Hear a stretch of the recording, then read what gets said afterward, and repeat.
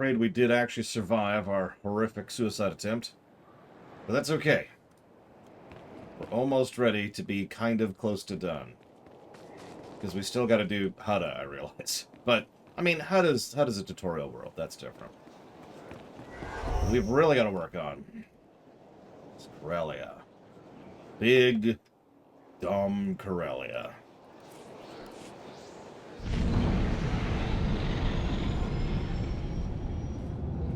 Will it be worse than the Republic side? Will it be better than the Republic side? Will it be exactly the same as the Republic side? Vote now. Donate $50 to vote for... No, God, please don't do that. I shouldn't even joke about that kind of thing.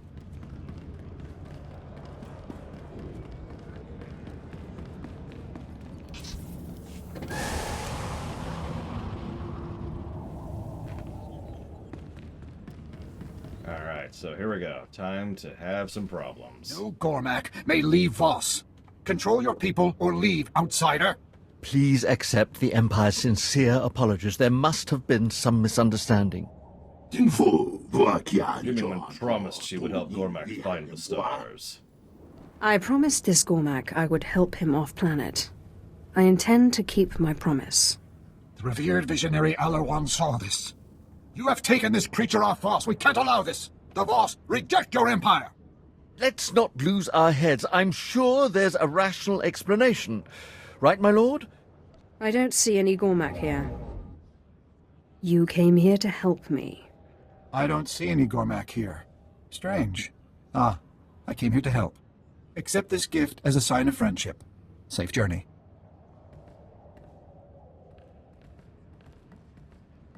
Unbelievable. How did you do that? It was nothing special. It was nothing special. Right, what was I thinking? Once again, it's been a pleasure. Good luck out there.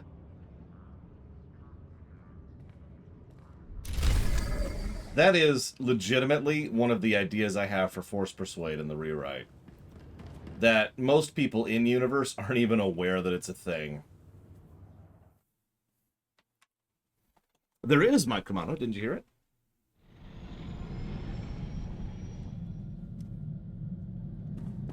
After all, it tends to kind of rewrite them a little bit. How much I enjoy serving you. I am a lucky droid, Master. My lord, your slaves are about to finish their final trial. You might want to be present for this. Thank you for telling me. You're welcome. This should be very interesting.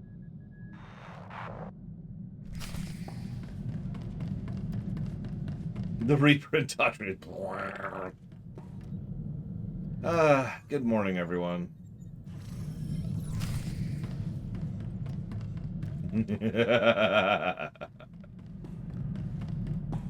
I mean, that was one of the bases of KOTOR 2, Mr. Red. Admittedly, depending a little bit on interpretation. Oh, I'm on the wrong playlist. Where are we going? We're going there.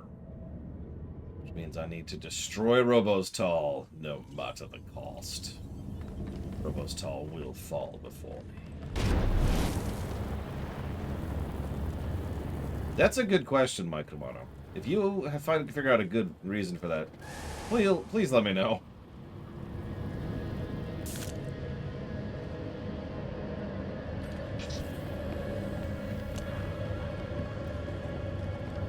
This, and the bow.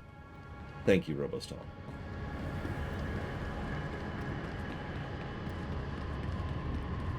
Always appreciate, and I will put that towards Valhalla. I feel like I was getting a donation, but whatever.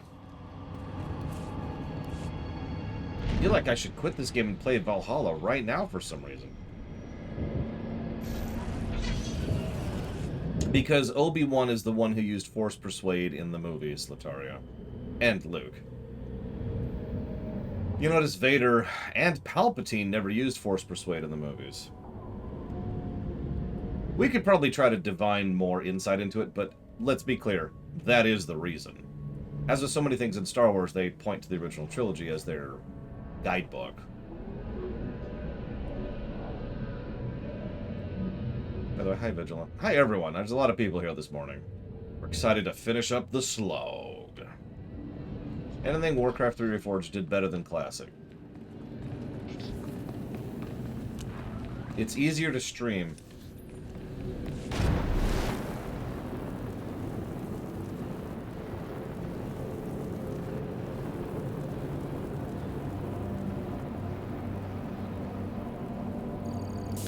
My lord, you are just in time. The acolytes should be returning shortly. There's something vaguely unsettling about Boneface. He's hardly said a word, but he's got a determined glint in his eye. Reminds me of you. Overseer, I returned with the carving as requested. Ah, there you are. My lord, it looks as if we were both wrong. May I present to you your apprentice? Another Twi'lek. Good day, friend. There was only one carving. I'm interested in what Boneface here hopes to prove. Zalek. Hmm?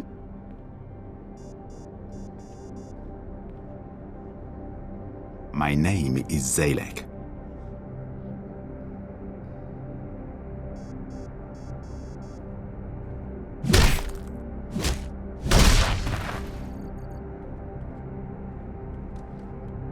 Your carving, my lord.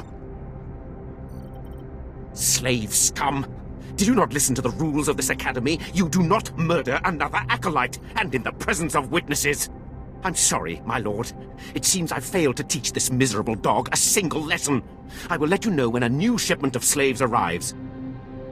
Yes, that would be an excellent choice. However, the game literally forces him into my party, despite the fact that I have 50 reasons to not want him in my party. Which is not the last time, not the first time, and not the last time I've complained about that. So... I need an apprentice now. No, I don't. I can't wait. I have an apprentice now. He murdered an acolyte in the academy walls, in the presence of an overseer and the Lord of the Sith. I agree with you. Top it off, he's a slave. Yep. Sith tradition demands he be executed. Then execute him.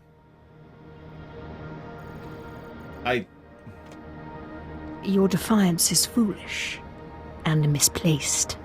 I'm only telling the truth. I put up with a lot around here, training low slaves into Sith lords. But if the rules of subterfuge and skill give way to blind murder, then the whole empire is doomed. He's right. I can't believe I'm saying this, but Harkin is absolutely right.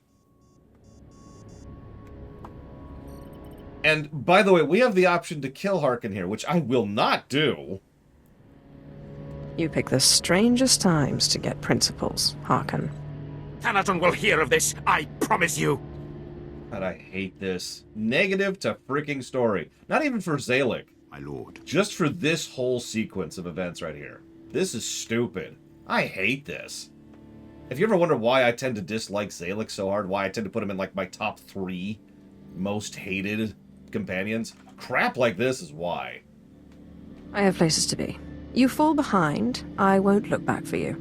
My eyes are on you, lord.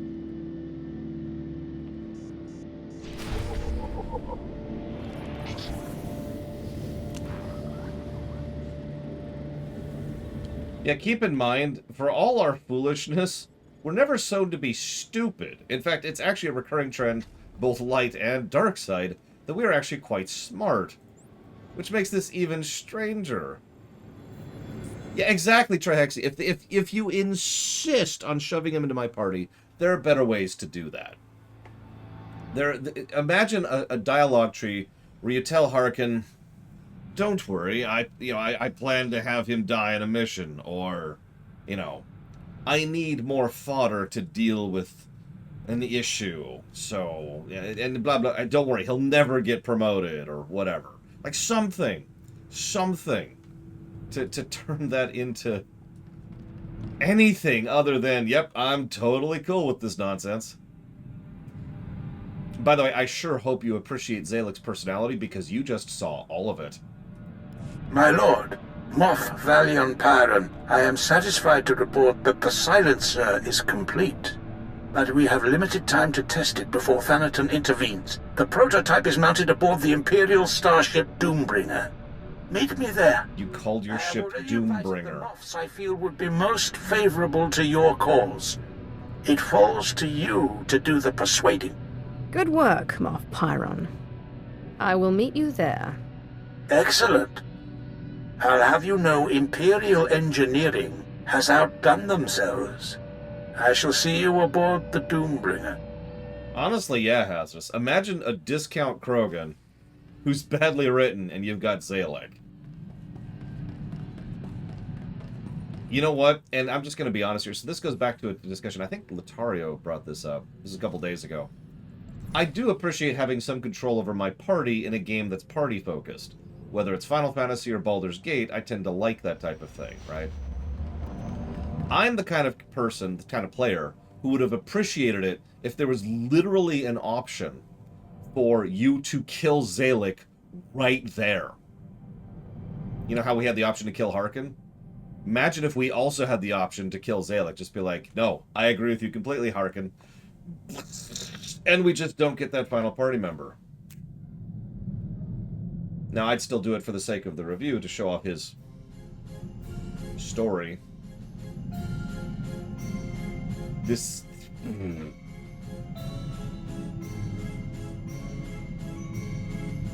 But you get my point. But instead we get nothing. Anyways. Hang on, we're not actually at that point yet. Let's go with this one.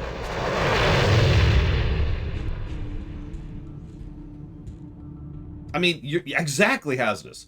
In Mass Effect and in Dragon Age Origins, there are party members you can miss out on getting and remove from your party. Both. The fact that they mandate party members... You know what? That's a good way to phrase that. MMO or no, the fact that they mandate all party members, I think I'm going to go ahead and give that a negative. Question. Do you think that's a gameplay or a story negative? Because it feels like gameplay.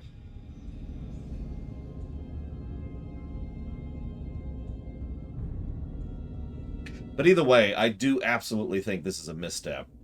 Which is even funnier since you used to be able to do this, and people whined. Now, people whined because of one very specific point. Which brings me to the other thing, like, obviously the ability to kick every party member would take a lot of work in a game like this. It did in Dragon Age Origins. So in the interest of compromise and acceptability, I would be okay with it if there were certain party members that you couldn't get rid of. Like, and I hate to say this, Quinn, for a huge amount of the Sith Warrior story arc. Because they're just too central to the story, right? That makes a degree of sense. Okay, sure. You can't get rid of Quinn. You can't get rid of Kira. Yeah, Mako. I agree. You can't get rid of Mako.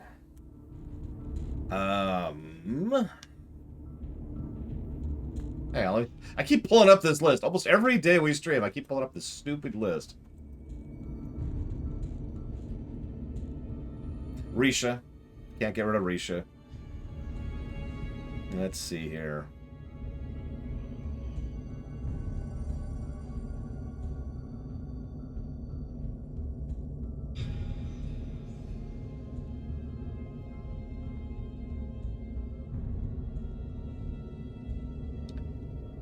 I hate myself for saying this, but you probably shouldn't be able to get rid of Camval, too.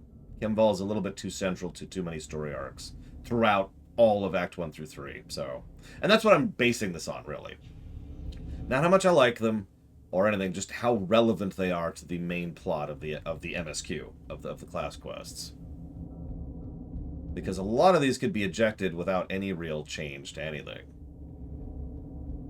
And like someone mentioned Jaisa Williams, Wilson, excuse me, but even Jaisa is someone that pretty much after you've finished getting her in your party, it doesn't really change much to then eject her from your party.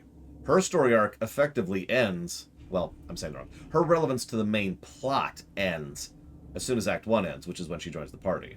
So she could be dropped too. You get my point, right? And yeah, I was going to say, some of these don't have anybody who's really mandatory for their main plot. Like Trooper or Agent, for example. Or Consular, while we're on the subject. So yeah, that's I think what I would do. Make there be a few specific companions you can't get rid of, And then other companions you can get rid of at a certain time. And then other companions you can never get. And, you know, in other words, it would be a choice as to whether you recruit them at all. Because why is Brunmark in the party? Why is Skadge in the party? Why is Zalek in the party? Now, if you want that option, that's fine. Go for it. But the option should be there to just be like, no, I'm good. So, yeah. So, hang on. A lot of people were saying both. I think I actually agree. Let's split this up, because I was thinking 2 negatives anyways. So, let's split this up.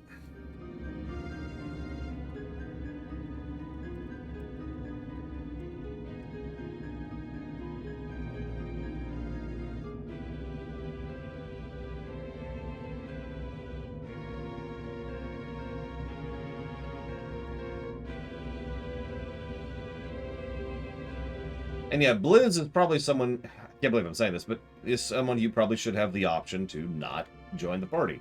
Now, I'd never do that because Blizz is awesome. But it should be an option. It should be something that is there.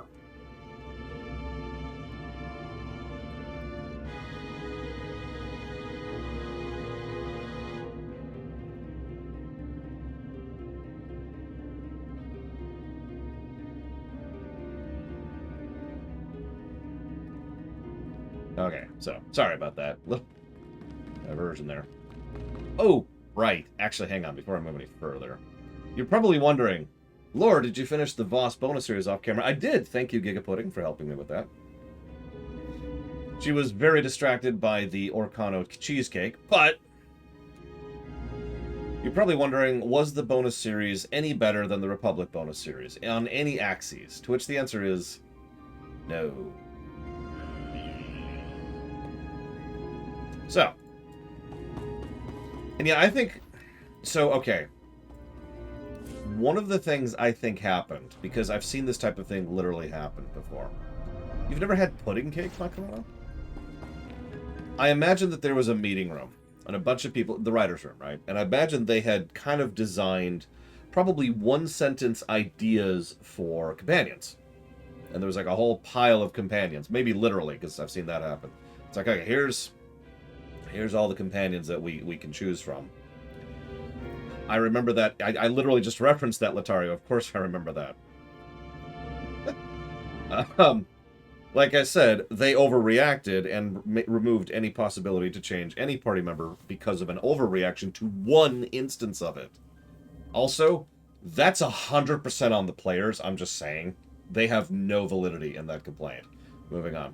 So, what was I saying? You've got all the possible companions, and I bet they were just kind of, like, piecing them out. And I bet you money, one of the things they were trying to do was try to get an even spread, because they wanted the 5 companions per, right? They wanted to try and make it so that every single person had the same, because again, they've got a very rigid formula for Tor. They wanted every class to fit into that formula. And so I very strongly feel, although I have no direct evidence of this, that they kind of just spread certain companions around just to give them more variety, even though it would make more sense if this person was over in this class. We've already talked about this. Kira should have been a consular companion, just to name one very obvious example. Never mind the fact that Kaizen fits substantially better with the frickin' bounty hunter.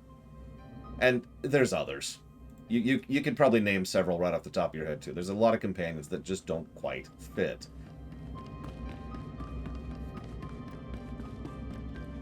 Actually, I'm going to say something that's probably going to get me a little bit weirded out here. I think it would have been better if the Inquisitor got vet.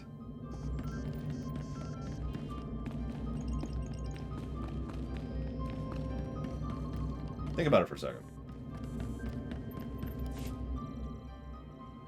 Ah, there she is. This, my fellows, is the future of the Sith Order, who will lead the Empire into a new moment. What is a no-name Sith Lord going to do against a Dark Council member? Thanaton will have our heads. Thanaton grows more insufferable every day. Our ancient and mystical Sith traditions will win wars, he says. Not generals with training. Don't worry. The next time I meet Thanaton, he will die. Then talk to me after he's dead. I won't stick my head out until I know it won't get cut off. Enough, Dolus. We are not here to listen to you bicker.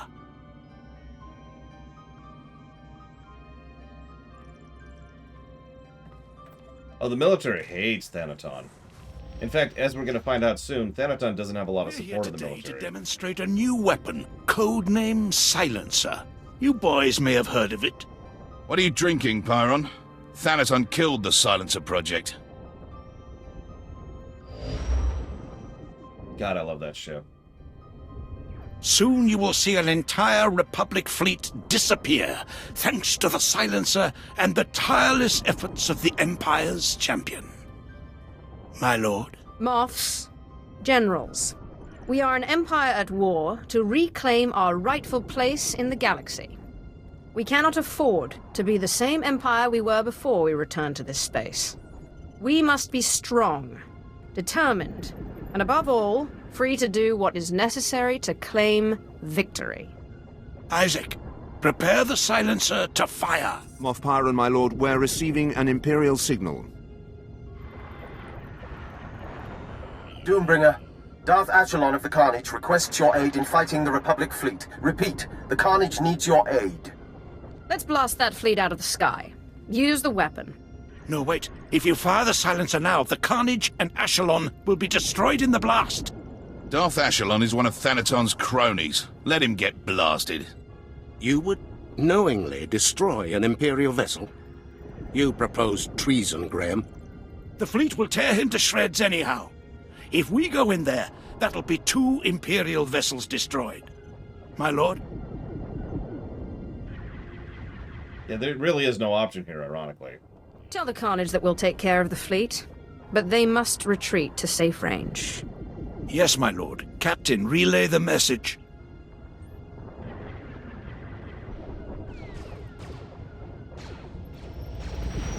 The Carnage is moving out of range, my lord. We have a clear shot at the enemy fleet.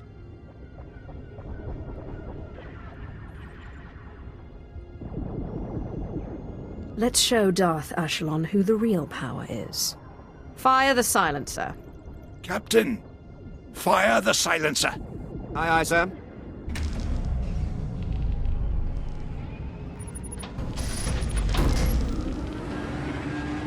Yeah, did you notice that was not the option I wanted to pick? I wanted to pick the let them get out too. Yeah, exactly, Dr. Winter.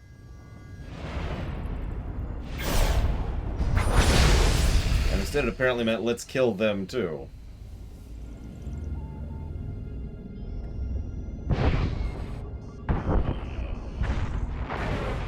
Doombringer, this is the Carnage. What just happened? That fleet would have torn you to pieces. Doombringer, this is Darth Achelon. Whose idea was it to fire that weapon on the Republic fleet? Ah, the little upstart Thanaton once dead. I should blast you out of space, but you saved my life and the lives of my crew. Goodbye. Wait, what? Unbelievable. Achelon's not usually one for backing down. I agree. You've made quite the impression, my lord. Consider us interested in an alliance of sorts. Did we let them get away and it was like a dialogue option that was wrong? I hope I will give you no cause to regret it. If Thanaton has anything that can outclass the Silencer on his side, well, I'm betting my life he doesn't. Come, gentlemen. We have much to discuss. Oh, whatever.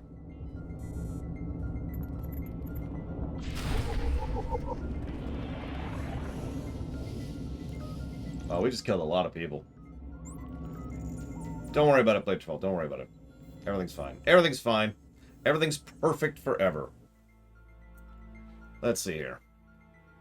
So, Jay Palmer asked yesterday, would I rather have that Gormak dude for the Sith Inquisitor line or over Kemval or Zalek? To which the answer is yes. I think that would have worked actually pretty well, but, you know, whatever. You have remarkable energy. Who knew the Silencer project could be such a resounding success? I wonder why you didn't kill Darth Achelon when you had the chance. If this is some philosophical trap, I won't be baited. Fair enough. This ends now. I declare a Kagath, a contest of mutual annihilation, pitting power base against power base. Whoever sheds the most blood wins. To the victor, eternal glory. To the loser, death and shame. We all just take a moment and acknowledge how extremely stupid this is. This is a ratified, legalized method by which power bases fight each other for the sake of the people who have those power bases. Now, I know what you're thinking. Isn't that how it usually works? But I want to stress that this is literally giving two sides carte blanche to gain points by destroying their own infrastructure.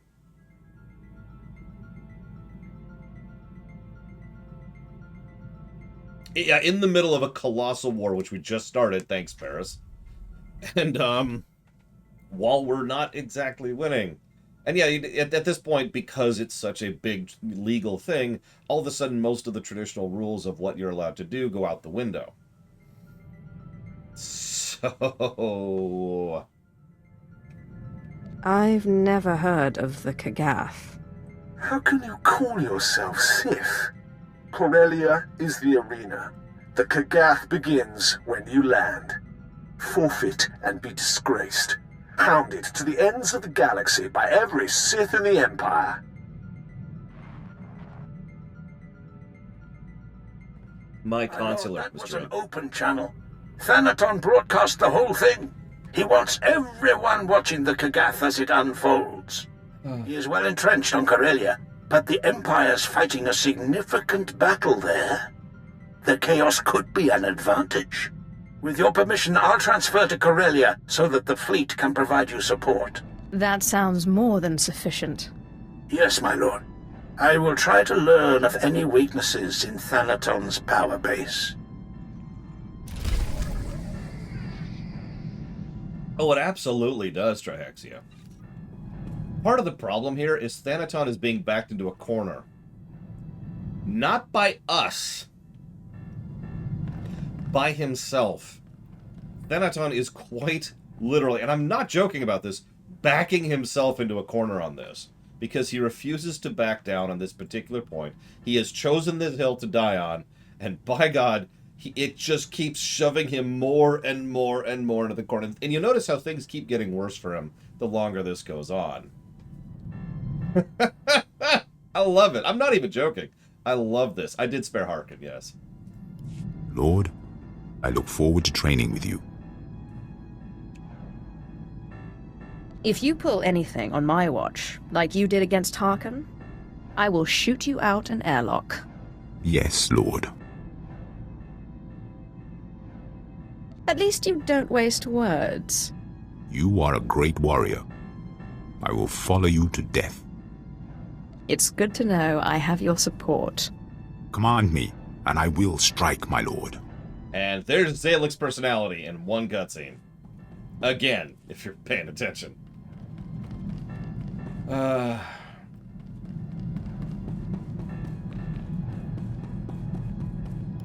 been thinking more about what Master Simon said, and I think he was wrong. That makes two of us. He believed we were wrong and that you were leading me astray, but he did nothing. Yep. The Jedi, ladies and gentlemen. Of course he didn't. He was weak. He knew he couldn't do anything. That's exactly what I mean. The Jedi's refusal to do what's necessary to fight. It makes them weak. The Jedi will never beat the Empire if they won't take the offensive. And they'll never win peace either if the Empire can't respect them. Peace is a noble goal, but it's not a means to an end. So you're saying peace is a lie? When it comes to making real change? Yes. I guess I am. A war rages and Master Simon meditates in his clearing. Personal peace is one thing, but apathy, inaction, these things are unacceptable. One thing I do like about Ashara's arc is they use her to indicate how both codes are pretty stupid. Because we talked about this. Both codes are pretty stupid, really. I have a question for you, but you must promise not to mock me. Okay. Go ahead. Ask. I've never actually played Sabacc, or Pezak, or any of those kinds of games. I was wondering if you'd teach me. It would be my pleasure. Thank you. That was a lot of fun. I can't believe I've never played those games before. I think that was supposed to be a romance moment, but we're female, and this game was developed in 2008, so... My lord, I have incredible news. A group of Jedi have split from the Jedi Order. This is the perfect opportunity for us to win allies. Divide and conquer.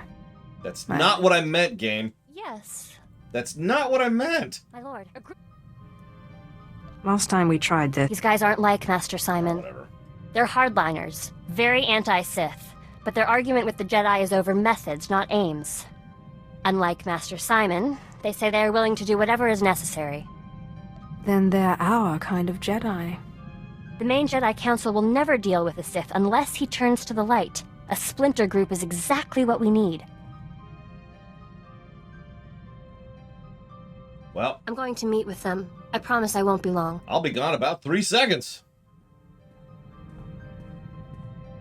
Oh, wow, 4? 5? That was 6 seconds. I don't think I've ever seen one longer. My lord, thank you. We have new allies in the Rogue Jedi, but I couldn't have done it without your training.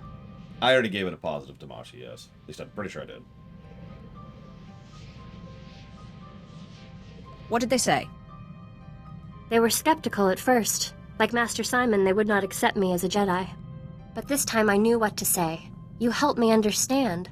Sith and Jedi is an arbitrary divide. I don't know what I am, and I don't care. I told them the Jedi need to be willing to do whatever it takes, even ally with the Sith to bring peace to the galaxy. You've learned a lot, apprentice. Not all the Jedi were won over, of course. Their leader, Master Quintus, said that he would be unwise to turn his back on such conviction and determination. Thank you for letting me meet with them, my lord.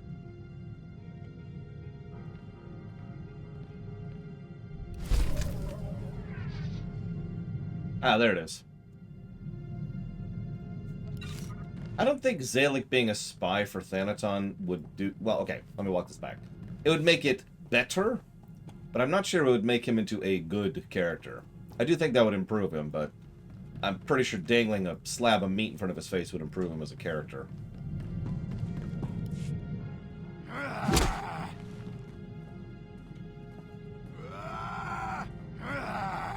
I've got him. Reich, the SIS agent who betrayed me. He's a dead man. My old girl Casey intercepted an encrypted message. He's moving on Trandosha, of all places, as we speak. I've got to fly or I'll lose him. Watch yourself. If the Republic's onto you, this could be a trap. They haven't caught me yet. This is the last bit of business tying me to my Republic days. This is the last time I'll run, I promise.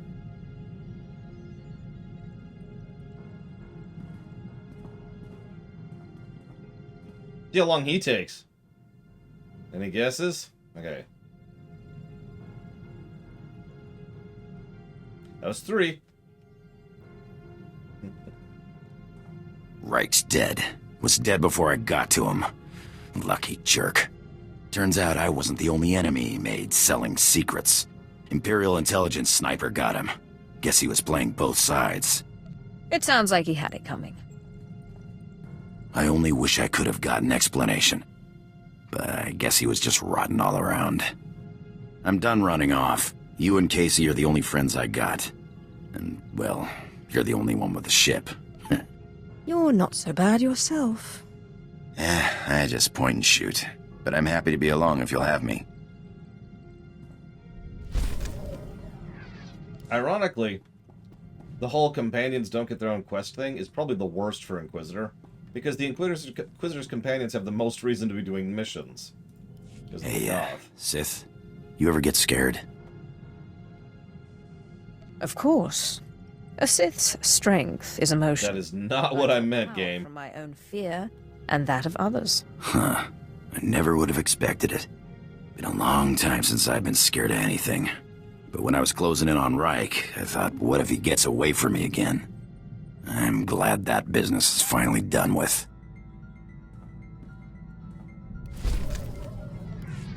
Now let's go talk to the best character.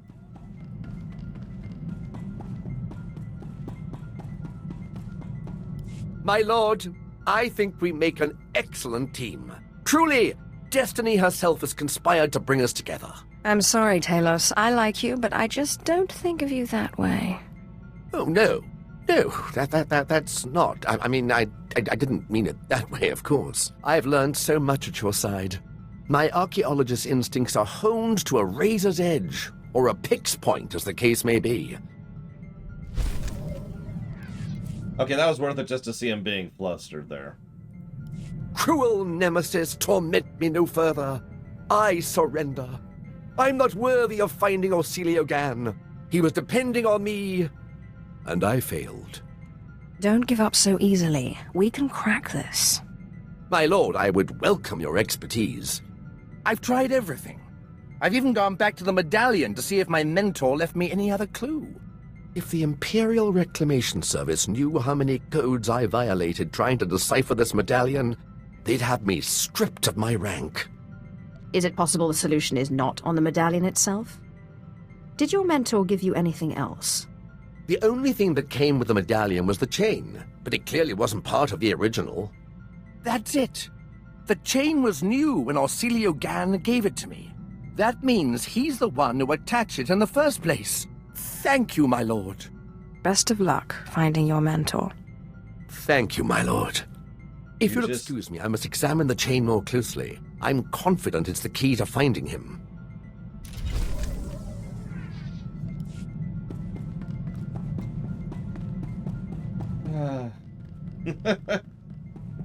Well, let's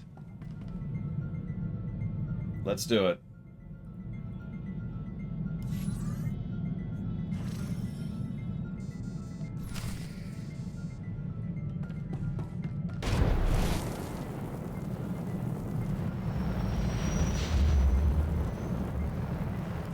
Thanaton has challenged me to an ancient duel called the Kagath on the surface of Corellia. I've accepted. Hold up. No, I didn't, Mike Kamano. Thank you, Mike Kamano. Didn't even see it. Thank you for bringing it to my attention.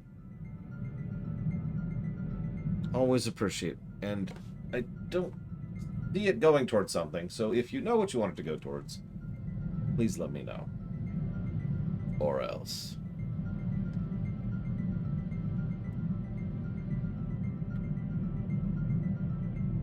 We are extremely evil, yes. What's funny is if you probably can't see those numbers. They're very tiny. But we have 5,668 light side points and 2,198 dark points. We are obviously leaning green. By green, I mean white.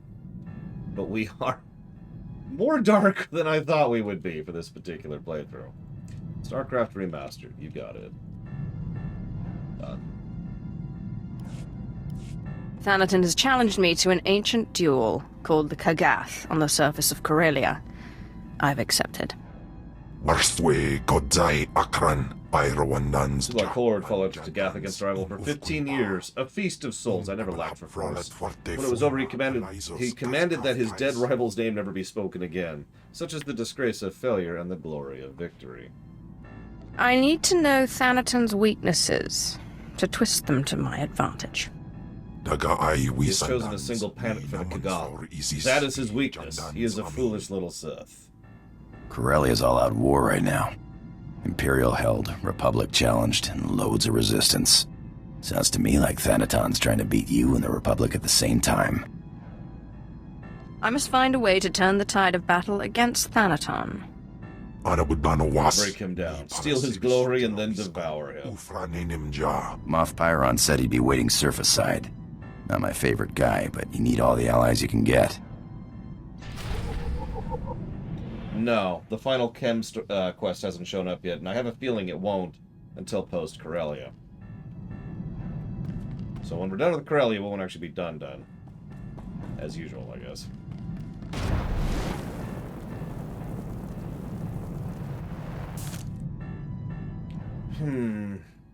Let's see here. Did I give a positive for Force Persuade moments? What I usually do is give those to individual characters, not just the game in general, J. Palmer. In Warcraft, undead survive in space. Yes. Would it have been better if Zalek just returned with the tablet? Yes. You think Zalek would better if he'd introduced earlier? Assuming nothing changes about his character, no.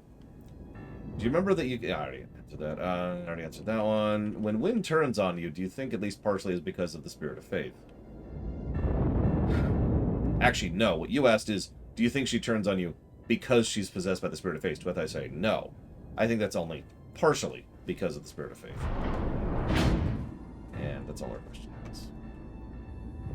We will be starting Bounty Hunter today. My lord, Thanaton has wasted no time. He's cut off transport from this sector and trapped you here. I don't understand. What is Thanaton's plan? I can only assume he intends to limit your resources and keep you contained. My fleet is on its way, but it's useless as long as we're trapped here. Okay, I've got something better. Help you with the transport problem, but we need to understand what we're up against if we're going to counter it.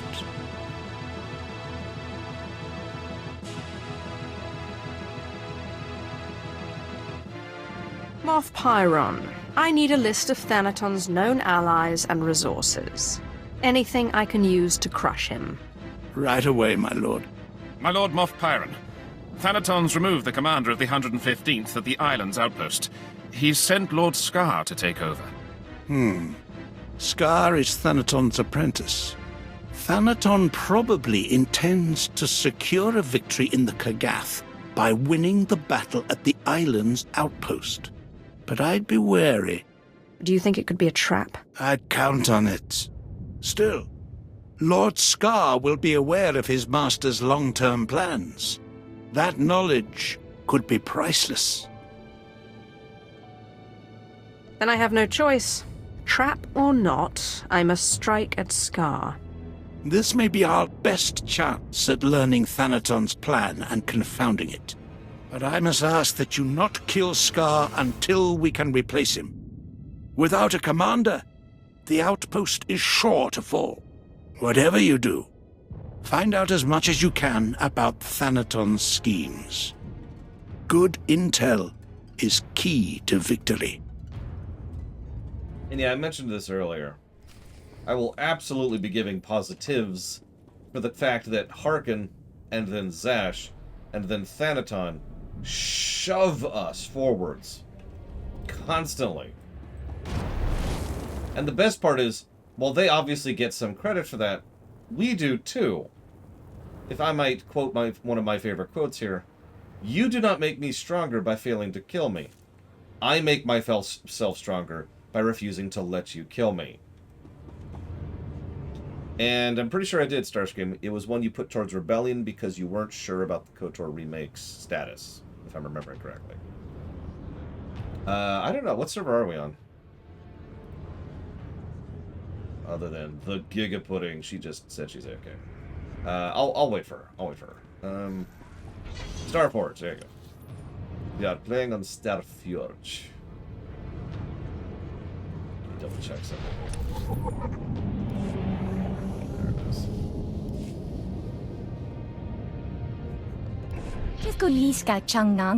Have a seat. Sorry, old habits die hard. I'm Aaron Caldo, Senior Executive President of Horizon Enterprises. Proud partner with the Empire since the Invasion. Is there anything wrong? I hate excuses, but yes, the company's distressed. Unfortunately, it's our workforce. Ungrateful little... They demand that we sever our Imperial ties. We refused and they revolted. This doesn't need to end in violence. I'm done talking with them. Board of Directors held a vote. We unanimously called for a workforce reduction. Eliminate a few, the others will realize their mistake.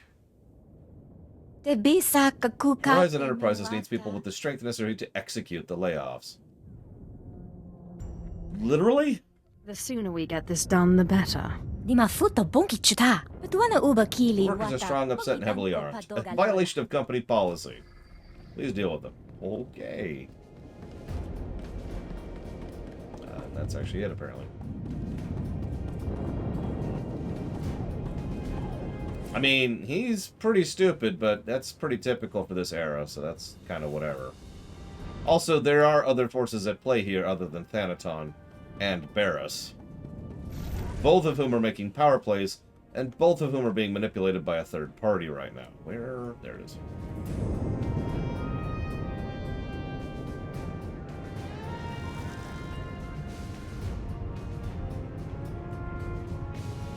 Nice to see customers. Can I get you anything? If you want to take a break, I don't mind, Mr. Red. Unlike some people, I understand that working someone non-stop to death is not actually good policy. Oh, there's Giga. Boop. You are expected, and I must say it's an honor. Welcome to Corellia. I am Lord Ferrus, here to make a request on behalf of my master. Darth Decimus of the Dark Council has taken interest in your actions and desires your assistance in the battle for Corellia.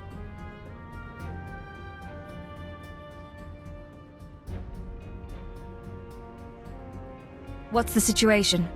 Our invasion of Corellia was executed to perfection, but the ensuing occupation has met difficulties.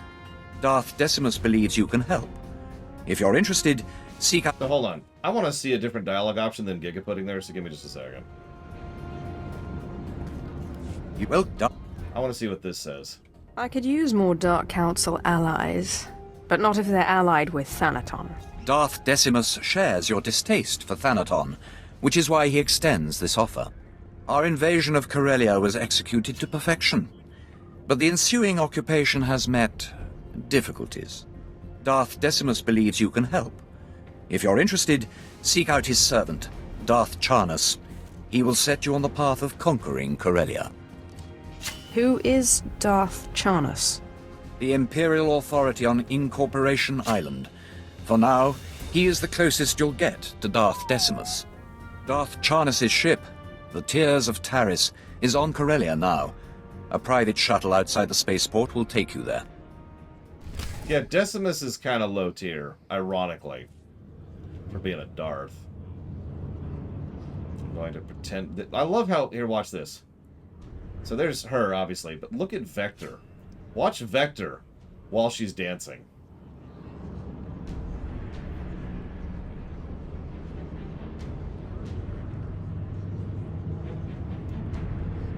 Anyways,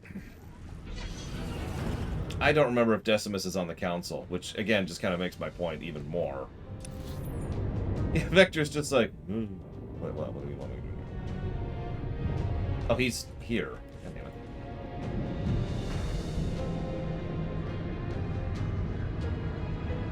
Yeah, admittedly, one thing I don't like about Tor is there's too many lords and there's too many Darths.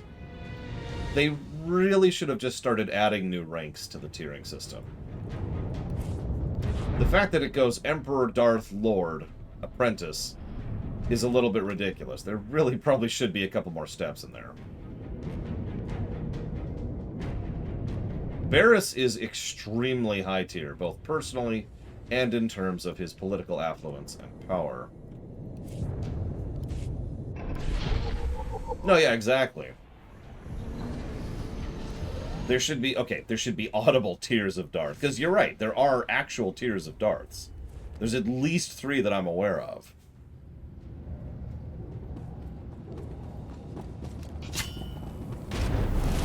But they're all just called Darth.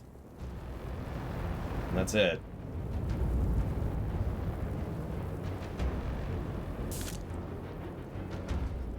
Like, Darth Charnus reports to Darth Decimus, neither like Darth Thanaton, and all 3 of those people are actually a different rank from each other. Coronet City, the jewel of Corellia, home to the finest trading and ship manufacturing in Republic space. Soon this will all belong to the Empire, and the rest of the galaxy will follow. Where are my manners? I am Darth Charnus, agent of the Dark Council. My master, Darth Decimus, requested your assistance. He says only the most powerful Sith can help us win Corellia. Defeating a planet requires a deft touch. I don't doubt your skills. We could have used them during our initial assault. The invasion Took me a minute to figure out who that was talking. Occupation flawless. Imperial forces filled Corellia's high-speed rocket trams. We began to cover Coronet City. Then rebellion erupted. Unruly Corellians knocked out the rocket trams. Now our soldiers are stranded. Send your troops against the rebels. Don't give them an inch. Our men are barely equipped to hold the spaceport. We need you to go after the insurgents behind the attacks. The guilty party is Corellian Engineering Corporation, the oldest ship manufacturer in Republic history. CEC exploited our one weakness. They turned our ion cannons on all outgoing trams, freezing our invasion, trapping us on the doorstep of the Empire's greatest battle.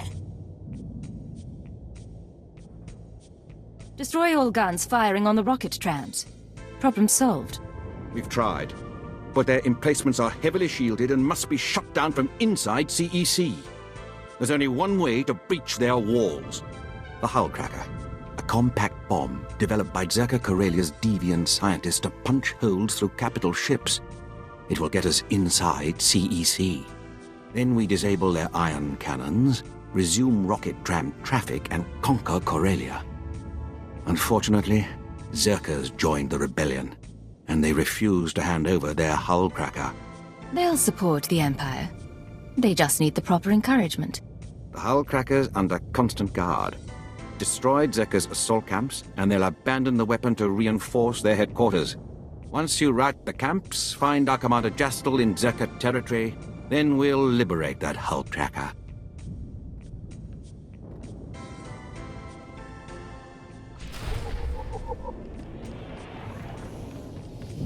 So, Paranoid Android asks, how long after Tor does Bane implement the Rule of Two? I don't actually know. No, I liked that outfit, Giga. It was a good outfit. Giga's gonna change back into the bikini. So if Bane was 1000 BBY, then Bane's about 2,500 years after this? Something like that? Yeah, Zerka has repeatedly caused some large-scale issues. No, Giga, no. No bikinis. Bikinis are verboten. I mean, that would be like running around with a pig mask on. That is unacceptable.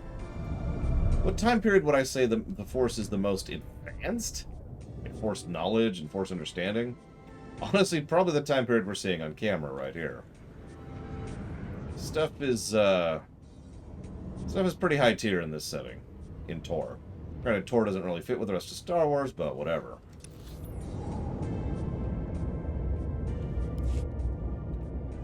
On Corellia. Let me get my Corellia playlist going here.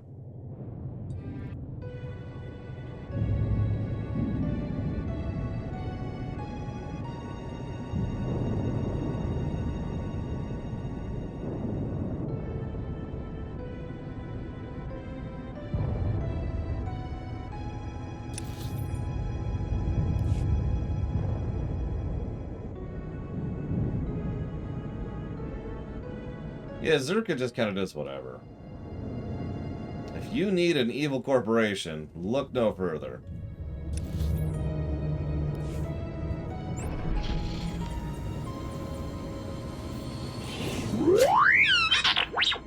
Good morning, Walker. My droid identifies you as friend. I serve the Empire from within the Resistance. I must report, time is short. Many cells now coordinate, a large strike in the making. The attack plans are being distributed by blind drop. They must be intercepted. This is your job, not mine. No, my purpose is to watch, learn, and listen, and tell you what I know. I must remain hidden to stay useful. I send you now to the location of the blind drops. Recover them before the agents of the enemy. Upload the plans to my droid. I'll make sure they get to the right people. Correct, Latario. Which is, you'll notice I deliberately didn't answer that earlier.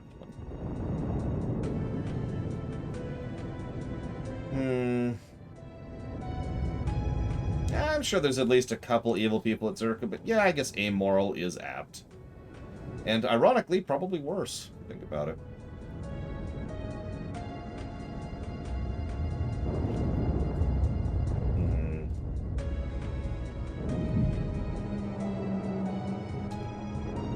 Given that Zash mentions having an apprentice is seen as a status symbol and helps give legitimacy to the Inquisitor, can there be negative consequences in the game for killing Zalek? Probably. But there's also kind of a byproduct option there, which is to just kind of, you know, formally claim Ashara as our apprentice, you know, on paper, so to speak.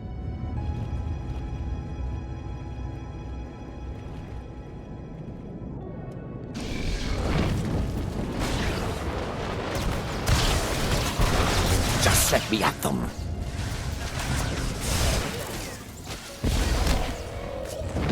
I mean, Umbrella's worse because they're extremely stupid. Got it. Let's weaponize a zombie plague. And that way we'll make money. I know. That wasn't their real purpose anyways. It's still pretty stupid that a lot of people went along with that, thinking that was what they were doing. Let's weaponize a zombie plague to become God is also pretty stupid if you think about it.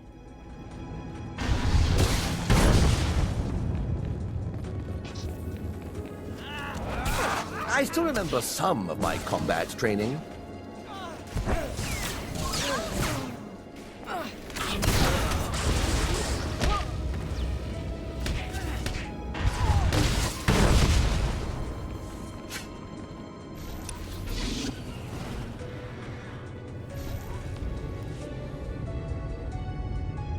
Weaponizing xenomorphs is pretty bad.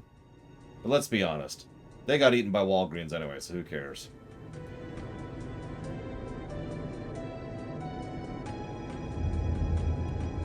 See, that's just the worst of all worlds at that point, psychotic. Wait, we're all stealthers? Excellent.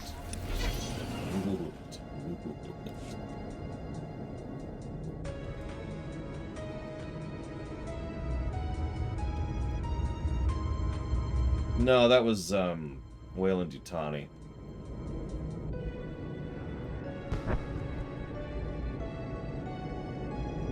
What was the name of, the Battle of Yonkers? That's it.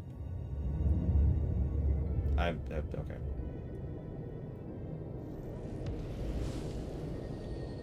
Yeah, for those of you who know, the Battle of Yonkers. In relation to what Paranoid Android just said. Take that! Honestly, they probably wouldn't allow Harkin to go up the ranks, especially since he is actually a pretty good drill master. But considering I tend to be against tradition, both in character and out, I think they should totally let us try for that. They wouldn't, of course, because it's a lot of extra work. But, you know.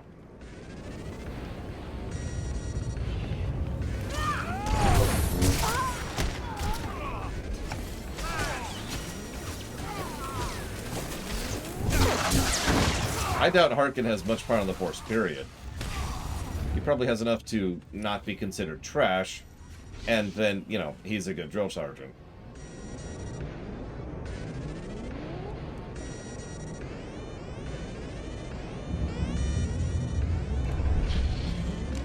Oh, I need to kill Zerkan forces too. I sort of automatically assumed that was a bonus series, or a bonus quest, excuse me, because every time it's like, also kill 15 things, it's a bonus thing, so I didn't... Anyways, listen, I'm not stupid. Wait, I am stupid. Shoot! Your face, Giga. Whew. Okay, nailed it.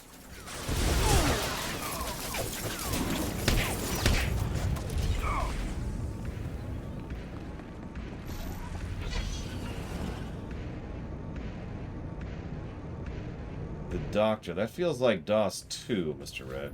Is that DOS 2?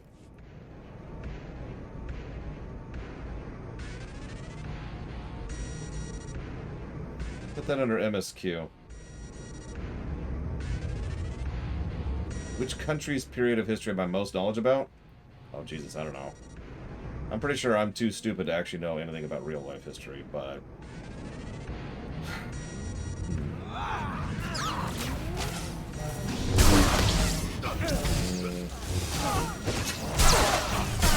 Desist! By order of the Imperial Reclamation. Yeah, no, I'm just gonna pass on that. I know every country equally little.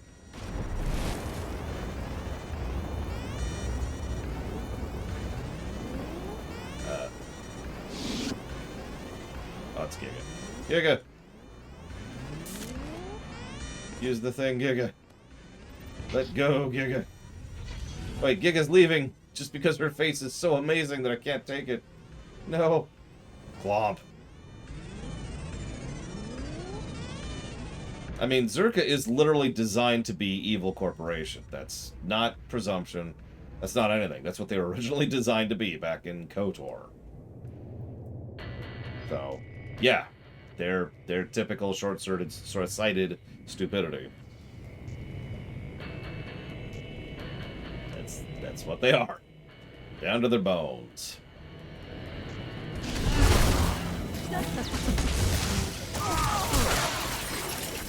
Take that! Zerka should join the Empire. After all, it's the winning side. Did Giga not? Oh my god. Okay. Hang on.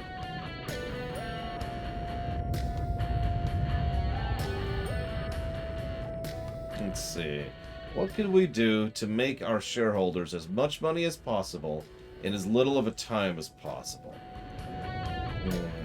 Someone in the back. We can make actual products that people want to buy. And then he's thrown out the window.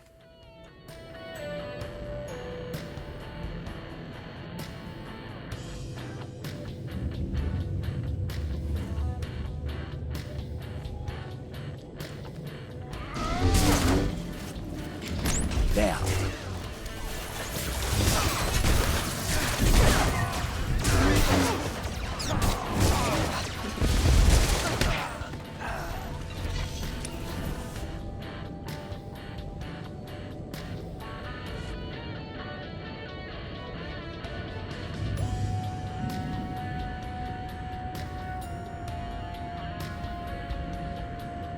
Look, it's not my fault that that's an amazing meme for many reasons, okay?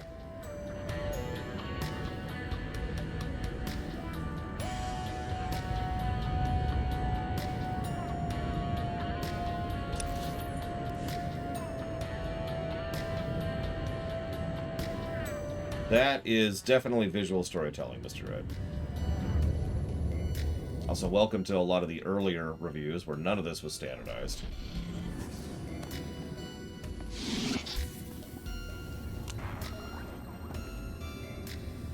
God.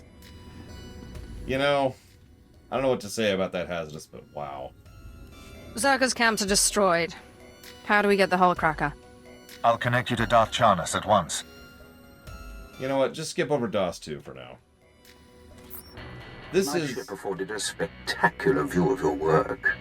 Zerka's forces swarm like confused insects. They've regrouped to defend the hive, leaving the Hullcracker storage facility vulnerable. We can't waste any more time.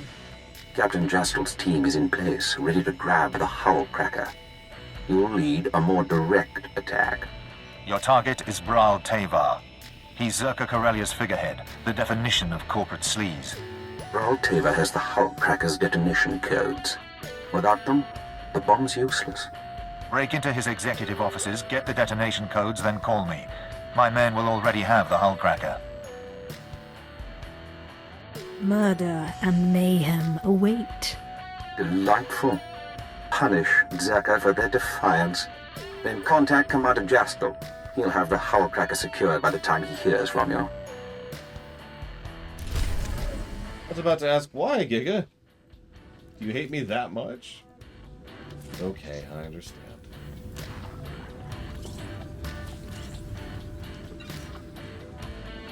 So why did the original creator of Resident Evil and Dino Crisis hate the PS2? Well, you see, thousands of years ago, there was this great time war between the PlayStation 2 and whoever that person is. And they were just staring at each other from across a cliff, knowing that they would never be able to directly conflict each other. Because at the time, no technology existed to be able to do something like go across a cliff. But then, the creator had a great idea.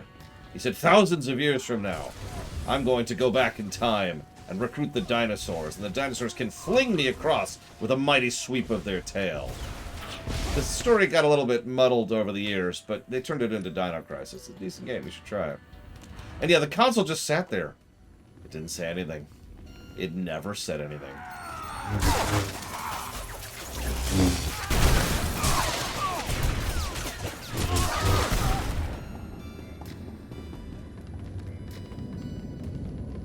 Yeah, I've actually been thinking about that, Damashi. There are several games. Of course, I can't mount here. There are several games where reviewing them in totality is effectively impossible. And I just have to accept that. That's just life, and there's no getting around it, right? I have played Scribblenauts, on camera even. You would be amazed how many things you can solve with a vampire.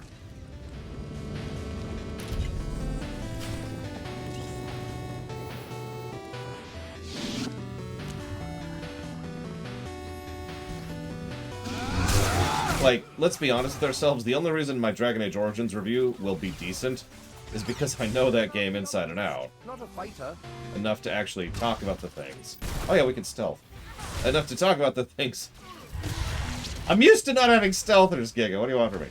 That we won't be showing on camera. Because even a game like Dragon Age Origins has a lot of different permutations. And showing all those off just isn't feasible.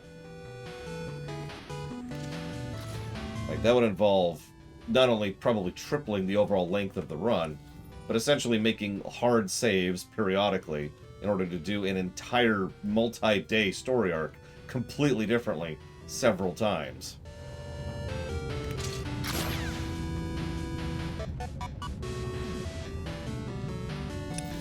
And that's just DAO.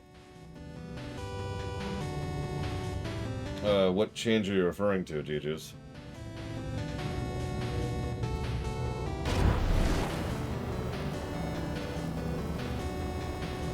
Yeah, let me stealth rocket boost here, because...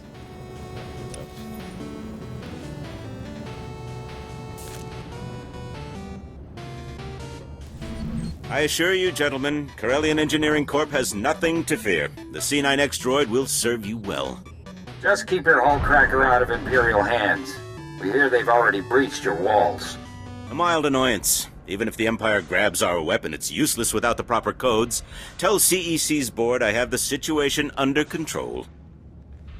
You haven't the slightest idea what you're talking about. Hold strong, Browl. Better to die free than live under the Empire's fist. Speak for yourself. Here, take the Hullcracker's detonation codes. Just, please, don't hurt me. I want to kill him, but no. You can have a long, healthy career serving the Empire.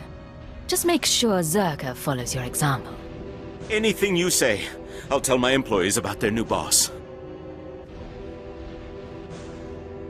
Idiot. Commander, Ral Teva surrendered. I've got the detonation codes. Good work. Thanks to your earlier assault, my men secured the Hullcracker and prepped it for the blast. We'll send an officer or two in to deal with Brawl and make sure his new loyalty stays firm. In the meantime, Darth Charnas wants to speak with you aboard the Tears of Taris. He's ready to assault CEC. Do we not have to go all the way back to... Oh my god. So, how high up is Dragon Age Origins on my top 30 list of all time? Well, unfortunately, I've never actually reviewed Dragon Age Origins under current circumstances, so technically the answer right now is not applicable. It's not on the top anything because it's not actually reviewed. And I'm not just saying that to, you know, be snarky. I don't know. I think we can Hearth? I think we can Hearth. Let's try Hearth. Hearth time! It is Crazy Norse. Which is a shame, because I would love to murder him. But anyways. The founding of Mr. Redberg, the rise of the despot, the Republic. Which game is this?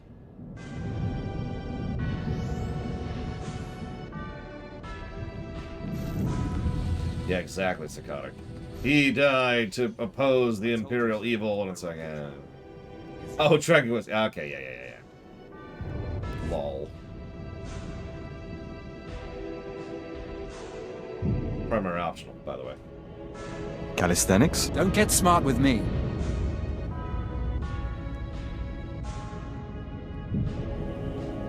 Yeah. I took care of your workers. Their revolt should quiet down. I'm not one for thank yous, but thank you. Celebrate, the board put something together. A token of our friendship with you and with the Empire. Please don't kill us. Yeah, I didn't kill the other guy. I ain't gonna kill you. Maybe. We never thought we'd visit the Republic core worlds. We certainly never thought we'd fight here. Come on, there we go. Good morning, Mega Skullmon Spockmon. Receiving the upload. Soon all the details will be revealed. We'll know what the enemy intended. Thank you for your assistance. Peace.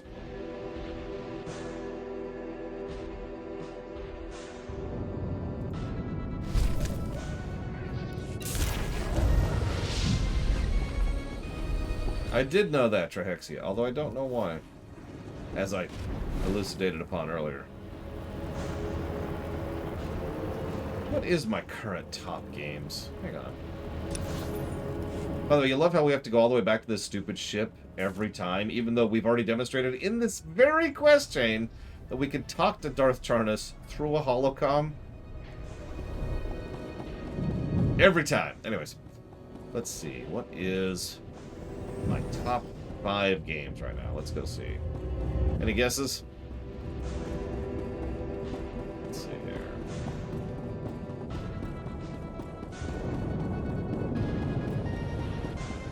here. Portal 2 is at the top by quite a margin, actually. Good God. Maybe Blade Taval, but that doesn't prevent this from being bad backtracking. Portal 2, Metroid Dread, Mega Man 11, God of War 3, Mortal Kombat 11 are the top 5. Very close behind Mortal Kombat 11 is Psychonauts 2, and then Divinity Original Sin 2. So we have to go down to 7 games down to get to an RPG, and honestly, that sounds about right. Portal 1? Oh, jeez, I don't know. What games have good backtracking? Metroids. You know what? That's actually a good point, Blade Jamal. They're not even trying to... We can TP here? Oh my god, we can.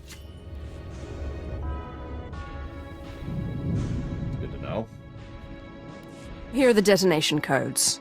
Bral Tevar was eager to hand them over. I'm sure he was. Thanks to you, the Zerka Corellia Hullcracker is ours. These codes will awaken its power.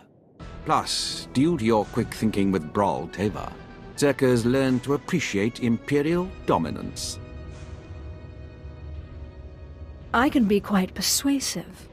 You may have lured Zerka in, but Corellian Engineering Corporation won't be so easily convinced.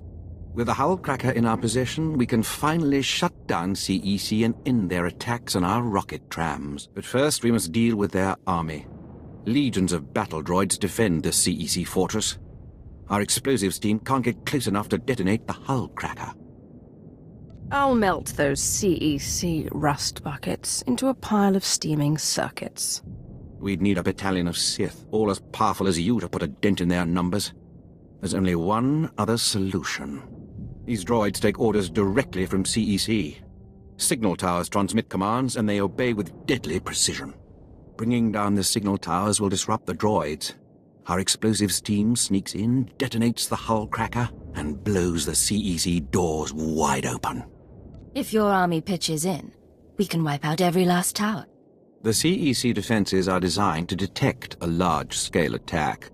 I can't sacrifice my men, yet. Once you remove the signal towers, contact Commander Kraid in CEC territory. He'll prepare you for our final assault.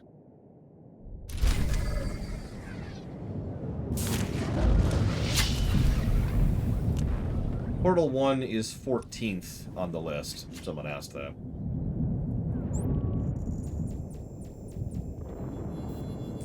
Correct, Blade Jabal. This is the guy we totally blamed the Revanite thing on. No real consequence of that, unfortunately. I mean, Portal's a damn good game. The rocket tram is useless if it can't run on schedule. Right. This way is the correct way to go. God damn this planet. Park days ago. What am I supposed to do? No, honestly, 14th is a really good score in general. I mean, 157 is nothing to sneeze at. Oops, nope. I want to go... Yep, this way.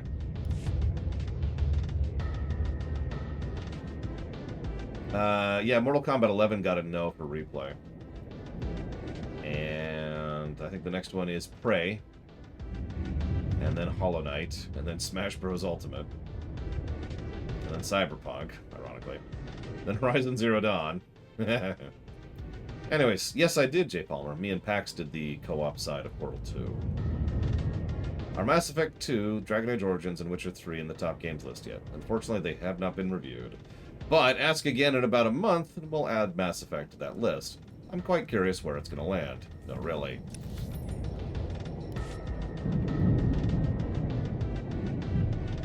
So a game with backtracking that is good, that isn't a Metroidvania. There's actually several RPGs that do decent stuff with that.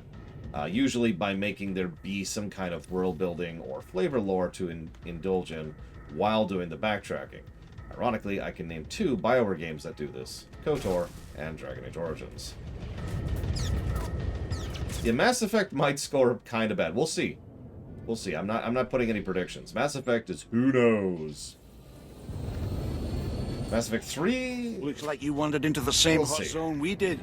We were running down a bunch of filthy drow when we hit one of their mines. Put most of my guys out of commission. Sorry, I said hi in my head, Tara, I swear. Hi. So, let me rewind a second. I'm curious what the surprises you have for me. Oh my god, it's a StarCraft thing!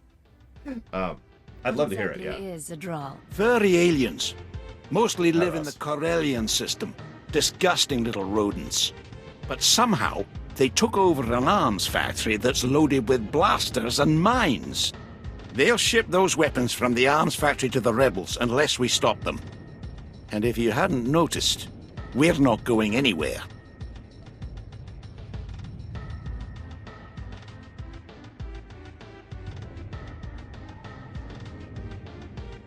This is a serious threat.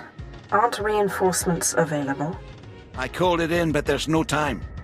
A comlink intercept says they're planning to hand over the weapons any time now. If all that firepower ends up in rebel hands, we are looking at a major threat to Imperial forces on Corellia. If you can't take that factory, I don't know who will. I will crush these vermin. Wish I could be there for that.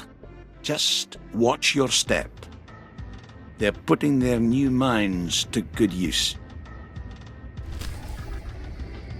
Hey, I think we're down for that other time mines actually matter in the entire game. Okay, Mega Man X7 is my 149th top game I've ever reviewed. For the people who are asking.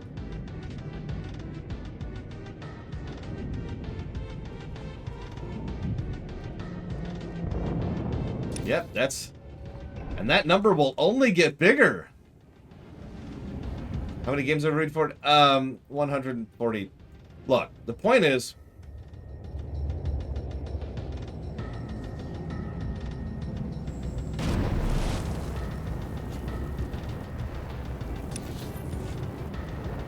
I had to actually figure that out. It was 175 minus 26, but yeah. But yeah, no, I have reviewed... For those of you not getting the joke, I have reviewed 149 games. Dragon Quest I isn't exactly a great game, but it's kind of inoffensive, in a similar way to Final Fantasy I, which I imagine would have the same situation. Not a very great score, but probably a yes on replay. I don't know. Actually, I'm pretty pleased with how much we've reviewed ever since we switched to the new system. Ever since the Oblivion line. Where are these towers?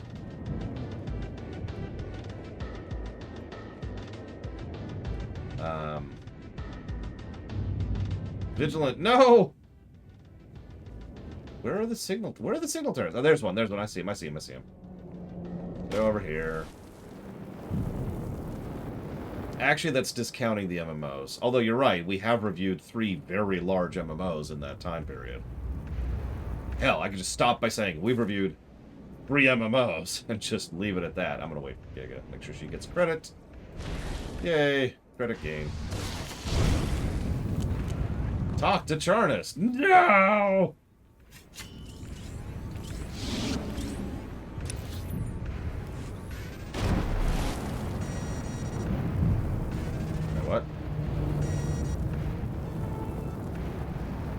Oh, because we never actually... There we go. I did, Mr. Red. It's pretty much the only reason I allowed Battle Network 1 to be added to the list for a review. For a review.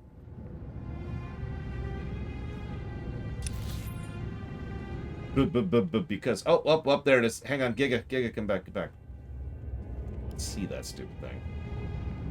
This game, I swear. Thank you, Ross. I do always appreciate.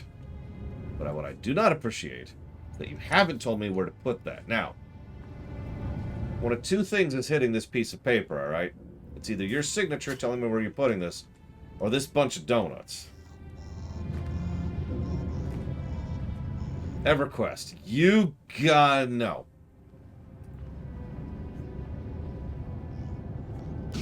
The CEC signal towers are down. The droids aren't getting coordinated orders. Very good. With their security confused, we can take the hull cracker right to CEC's doorstep. Everything is in place, Darth Jarnus. Finally. Once CEC falls, the rocket trams can spread our forces across Corellia. Then this planet will be ours. We must move quickly. Zerka's hull cracker is already in the field. Are you ready to shove it down CEC's throat? Double my fee. Or you can hit CEC yourself. Fortune over the Empire? Very well. Disable their ion cannons and I'll meet your demands. Commander, have your explosives team prime the hull cracker. Once you're in, sack the border directors and disable the ion cannons. When the rocket trams are back online, we'll ramp up our invasion. Okay, so you probably were watching the cutscene, and good on you. But for those of you paying attention to me, you may notice my jaw dropped a bit there. So I had the thought, hey what, why don't we review EverQuest right now? We'll look at every zone in the game, give it 3 negatives for zone design, and 3 negatives for encounter design, and just put 6 negatives to every zone in the game. That sounds fair, right? Then I pulled up a list of every zone in EverQuest. And this is me just scrolling. Still scrolling down. Scrolling. I am still scrolling. Right. Still going. Hang on. A little bit more. Give me a minute. And give me a minute. Almost. No, it's still going. It's there. Okay, we have finally hit the end of the list of zones that exist in EverQuest.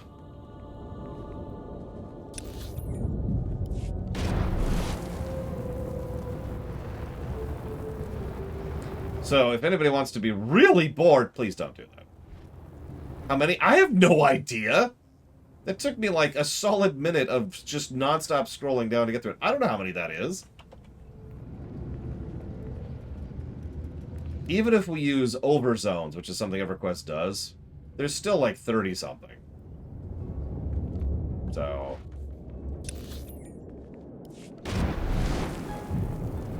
I mean, I can count that. Hang on. So we got Antonica, Otis, Fadeweir, the Plains. Yeah, all the Plains. The original stuff, Kunark, Velius, Luslan, Power, Ikadesha, LDON, Gates, Omens, Dragons of Norath, Depths of Dark Hollow, Accident Ring into Enemies, Prophecy of Ro, Serpent's Spine, Buried Sea, Secrets of Fadeweir, Seeds of Destruction, we're up to 20. Underfoot, House of Thule. Really? Go away.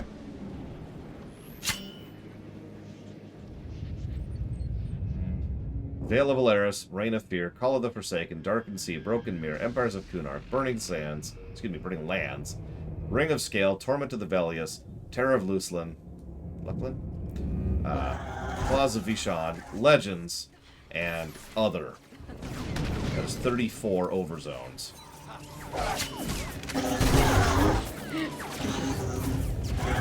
It's not quite the same thing, J. Palmer.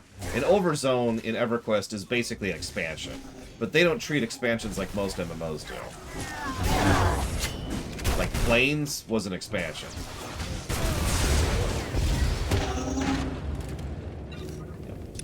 planes of knowledge for life. I'm just saying.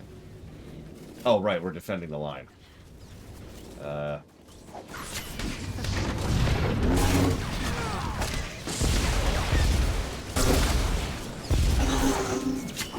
Okay, there you go.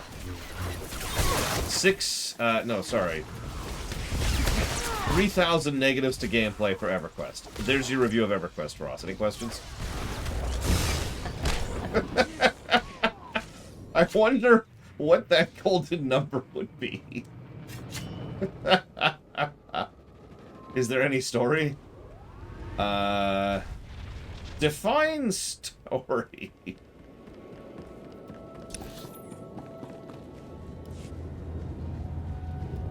Okay, so I need to leave because I didn't get credit for that. So I'll be right back.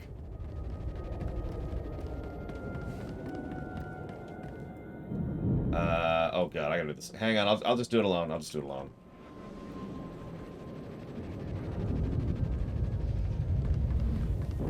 Those droids will be on our tails soon. Keep them off while we rig this hull cracker. Okay. You wanna update the quest for me there, buddy? Maybe. Those droids will be on our tails soon. Keep them off while we rig this hull cracker. Okay. Those droids will be on our tails soon. Keep them off while we rig this hull cracker. Those droids will be on our tails soon. Keep them off while we rig this hull cracker. Okay, hang on.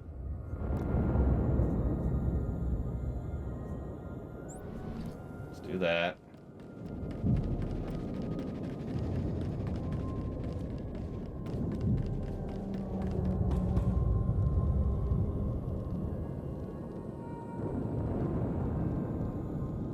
Those droids will be on our tails soon. Keep them off while we rig this hull cracker.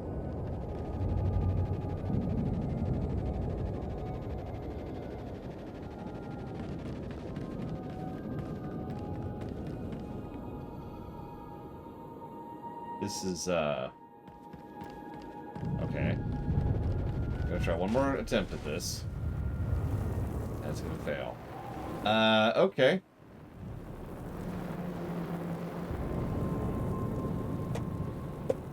Yeah, I think resetting is the only option here. This is gonna sound really sad. I hope this doesn't fix it. I really do. Those droids will be on our that tails fixed it. soon. Keep them off while we rig this hull cracker. I think. Maybe? Oh my god, maybe it did. There we go. Okay. That did fix it. Damn. Have to do the rest of Corellia.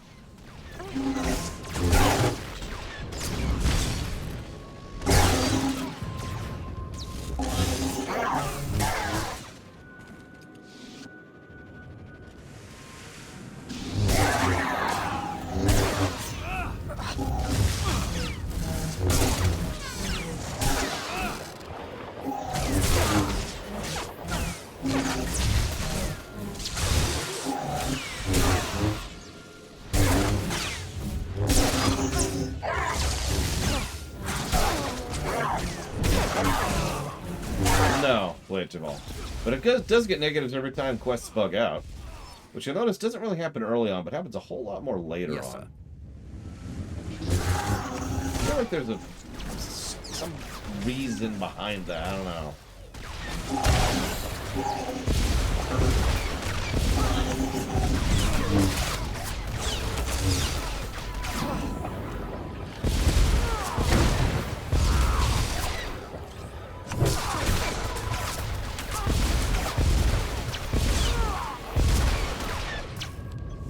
Oh yeah, by the way, this may or may not amuse anybody else as much as it does me, but going back to the video game reviews, my third best reviewed game of all time is a Mega Man game.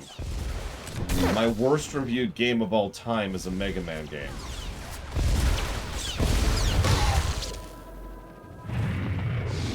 Everybody get back.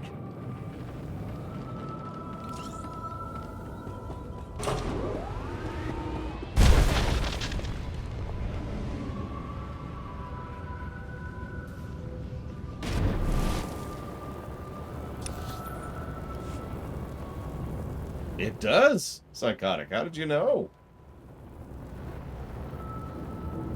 No, I'm not going to risk it, Giga. We'll wait till we're out of here. And by we, I mean I am out of here.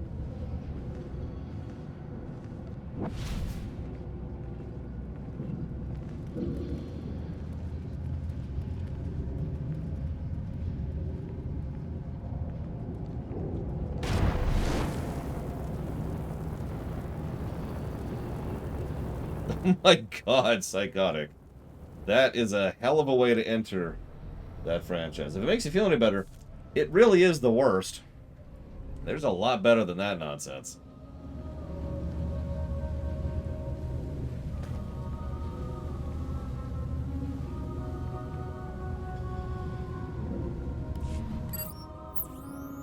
First you break into my company, then you barge in here without an appointment. Sorry, I actually do have an appointment.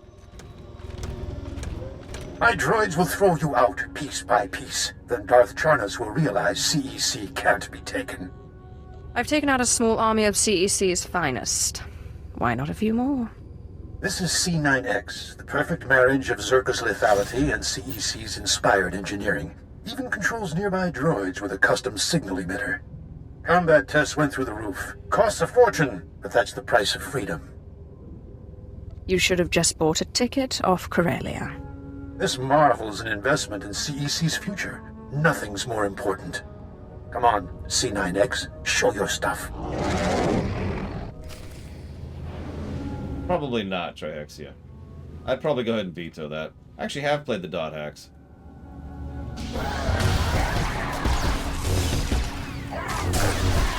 By the way, it's a SIG. It's not even an elite. I'm an archaeologist, not a fighter. No.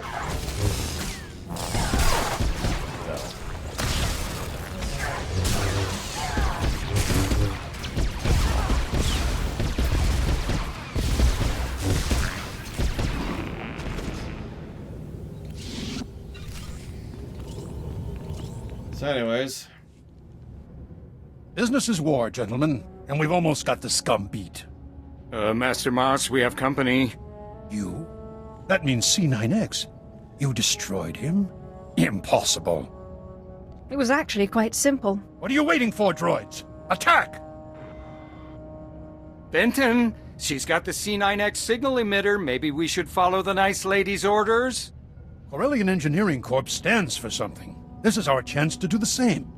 Go ahead, turn our droids on us. If you enslave CEC, it won't be with our help. No. Droids, take them to Commander Crate at the Imperial Outpost.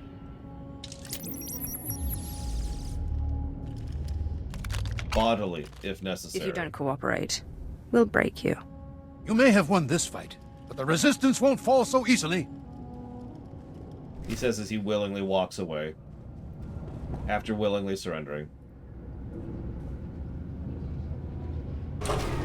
CEC ion cannons are offline. The rocket trams can run again. We must celebrate. Come to the tears of Taris at once. 876 zones. First of all, you're crazy, Ross. But second of all, ugh! Okay, so what's 876 times 6? Now, go ahead and invite me back at this point. Oops. Thank you. Where are we at? Uh-oh. She's wearing the most amazing outfit of all. The invisibility cloak.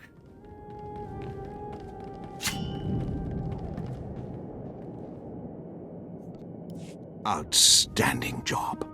The CEC surrender shook the rebellion. We'll mold their board into icons of Imperial loyalty. My master wishes to express his gratitude.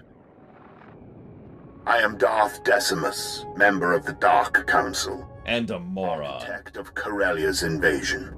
Power attracts power. How fortunate that you've all gathered here. At the moment of the Empire's greatest fight. Corellia is filled with wretched people. Crude, scheming animals. Begging to be conquered. We can help them by winning this battle. But I require your help. My duty is my life. Charity is for the weak and the lazy. The Empire is neither. You'll be well rewarded. Follow me and you'll swim in the spoils of war. But first, we destroy the rebellion. We must decorate Corellia with their dead. Take a rocket tram to the ruins of Labor Valley. Help Major Tradic burn the rebels out of hiding. Then we will speak again. Cool.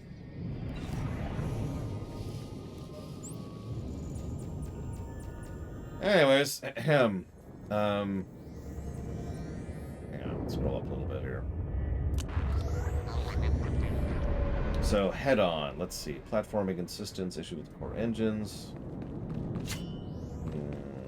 I told you, sir. The rocket tram is useless if it can't run on schedule. Sir, I've got a platoon of combat-starved grunts due in Axial Park days ago. What am I supposed to do? We'll accept controls. Continue reliance upon platforming, and the Hellcaster continues to be... Yeah, okay. Yeah, go ahead and put those under controls. Because ultimately, it's the fact that the game doesn't control well for platforming, which is the core issue. Oh, right, we gotta go do that, which is... over there. Yeah, and then suddenly, we finished this side quest. It's incredible. Oh, man, that was some side quest, but we sure did finish it. Man, whew. The tales we learned. Golden number for EverQuest. Well, how long do you think it took us to get through all those stages? All those zones in EverQuest? I don't think so. Have a safe and pleasant stay. Let me throw together a made-up etude here. 200 years. All right, what is that in hours? 1 year? What's that in hours? I need hours. I go by hours. So let's say 0 to story and negative... What was it? No. Negative 5,256. Oops.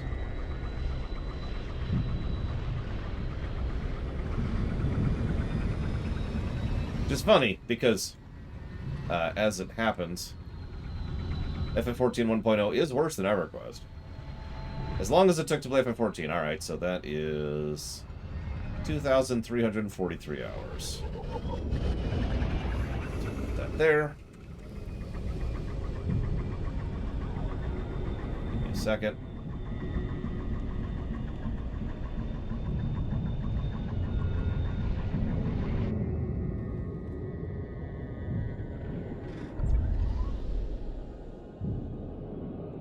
So for a bit of perspective, Mega Man X7, the worst game I've ever reviewed, is at a negative 44.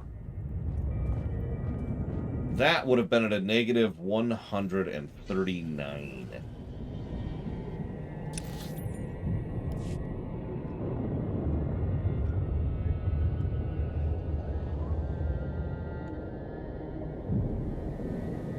That's directive sense.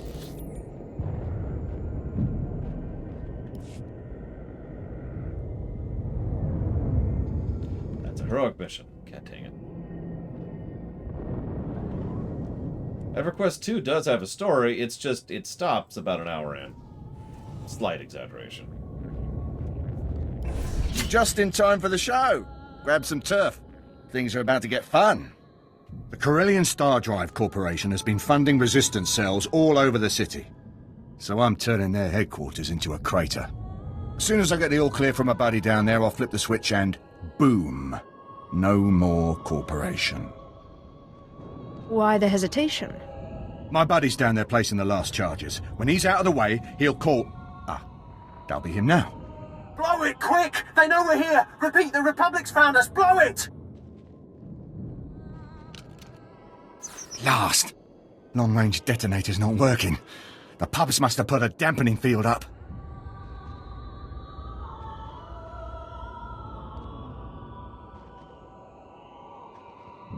Does he need help getting out of there? He'll get himself out. Right now, we got a bigger gundark to wrestle. A short-range detonator will still blow the charges, but you'd have to fight half the pub army while doing it. I wouldn't last 10 seconds. Respectfully, sir. You've got to help. I'll clean up your failure, but Central Command will hear about this. Report me. As long as you're willing to blow this plant to the outer rim. There's a delay on each bomb after it's triggered. That'll give you time to get out of the blast zones. Don't stick around after you set them off. The timer's not that long. And it's a big boom. Vigilant just wants to shoot people with his walker. And, I mean, honestly, can you blame him? Really?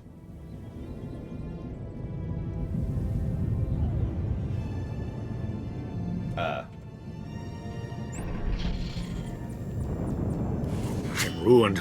Finished! Those Blastosalonians with their riots and their mangy hides. Too busy fighting the Empire to think about the working man. The entrepreneur. That's not a... okay. You just need to learn to deal. I just don't like those animals getting between me and my payday. Major Tradick's expecting me to deliver a shipment of military-grade ordnance, but the Furball Coalition won't even let a rumor get through. It's not just the Solonians, either. Wookiees, Strawl, just about every flea bag in the galaxy's stonewalling me. I'm sure you'll survive. I practically had to offer up my firstborn child to secure this contract. If I don't deliver... I'm sure you don't give a Cathar's hackles about me, but there's an entire regiment of Imperial troops waiting for this gear. If you clear out those mongrels, I should be able to deliver the merchandise. Heck, I'll cut you in on a slice of the profits. I'd say we've come to an agreement. So you'll do it? Maybe I'm not headed for financial ruin after all. The Wookiees and the Drawl are the ones I'm most concerned about. Thin their numbers a bit, and we'll be in business.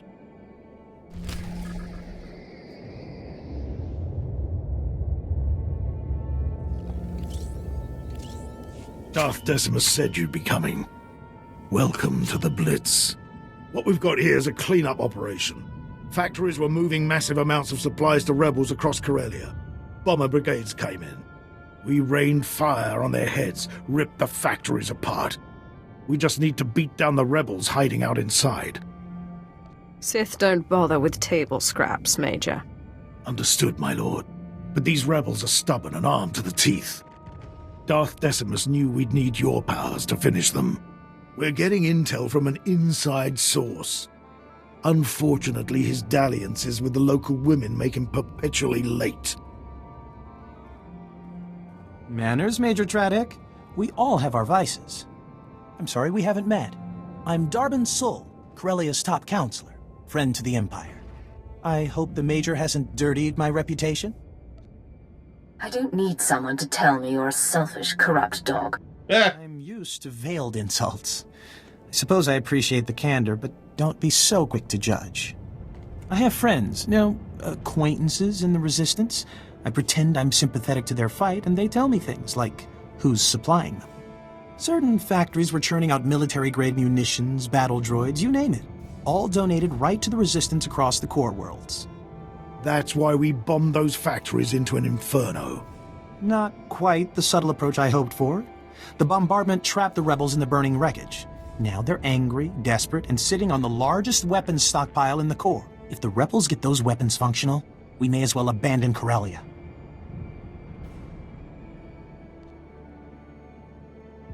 Get ready to see how intelligence handles things. Those Corellians fight dirty. Whatever munitions they've got have downed every squad sent their way. You'll do better. Just wipe out their weaponry. If I know my people, they'll bow to the Empire once their hope is crushed.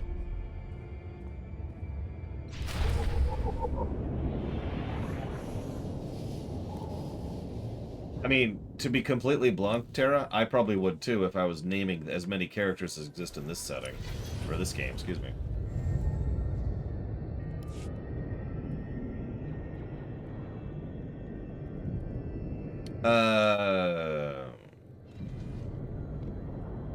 Is that still head-on?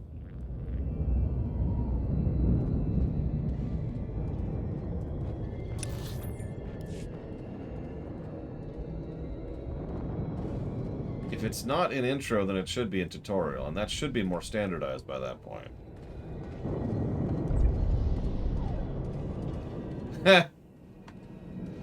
I actually did something similar when I was naming towns in Primus.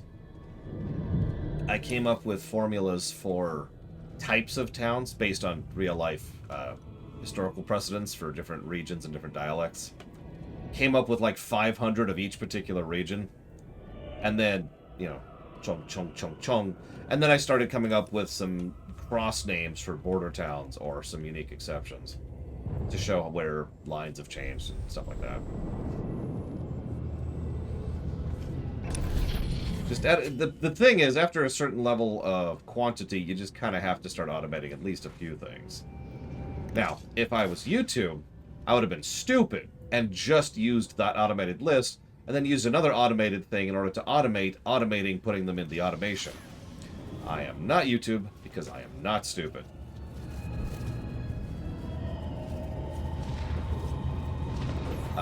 What's happening to Vigilant? Okay, hold on. Let me sneak over here. Don't mind me.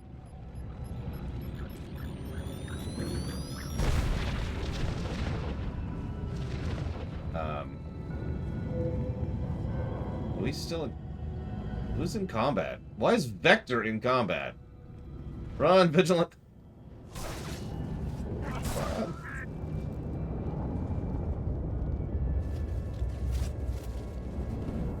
Why is Talos not out? Talos! Oh, we're maxed, that's why. Okay, take two. I was coming back to res Vigilant, but apparently he didn't need me.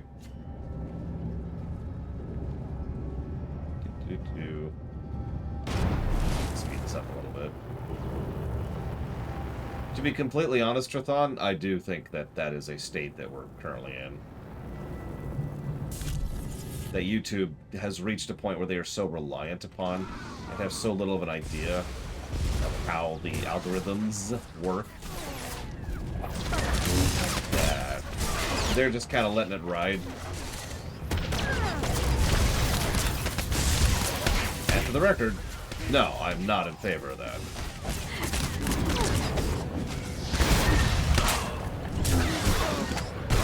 If I could use an analogy just to explain my point very, very briefly.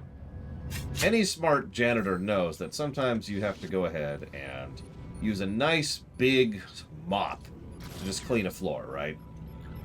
But what YouTube does is they use the mop and they just sweep, you know, they just go over the floor with the mop and then they say, yep, office is clean.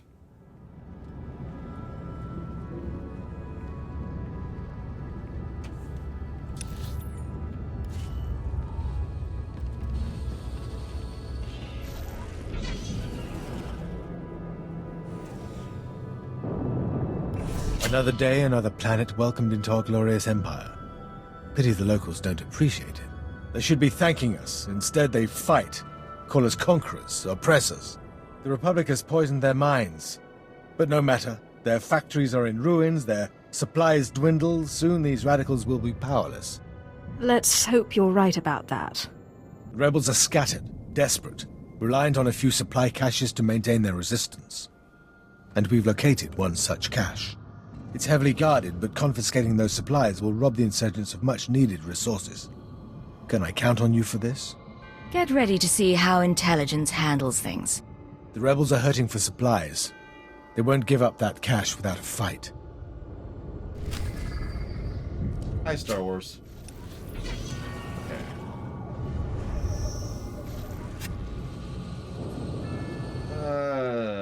Let's do this first. What happened if a Sith retired? Well, they'd retire happily, and they'd go home, and they'd find 5 assassins, and they'd fight to the death, and then they'd die. Toughest part of learning a language for you? Just the vocabulary. Learning the specifics of grammar and structure, and the fact that that is just... Okay, never mind. It's dangling from a brain. That probably shouldn't be in the air, but no, it's okay, it's okay. It actually should be in the air. But the vocabulary is the hard part for me.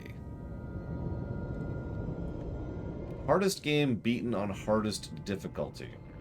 So, by definition, that question implies it has to be a game that has a difficulty setting. That actually, ironically, is going to make me have to think about that, because most of the really hard games I've been playing and have successfully beaten do not have a difficulty setting. They're just hard.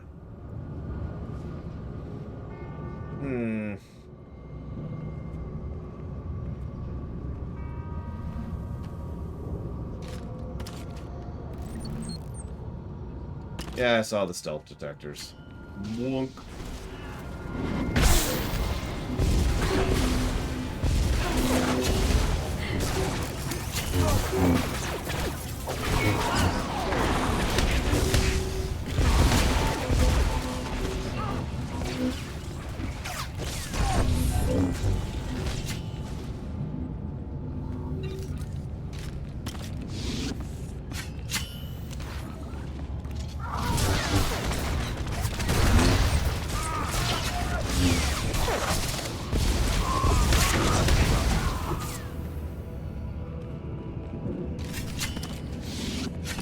You know, I can't think of an example, Latario. There are actually very few games that have difficulty settings that I crank the difficulty up on.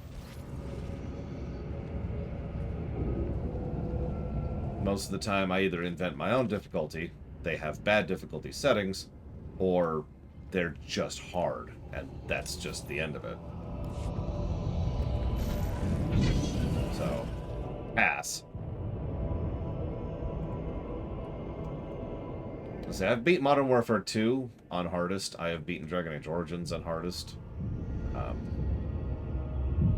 I've beaten Mass Effect 2 on hardest. I've beaten God of War 1 and 2 on hardest.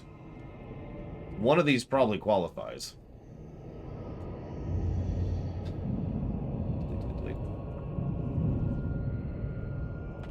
So if I have to work for one gaming company for the rest of my life and immediately commit suicide, but I can work at any position aside from the owner of the company, which one do I pick?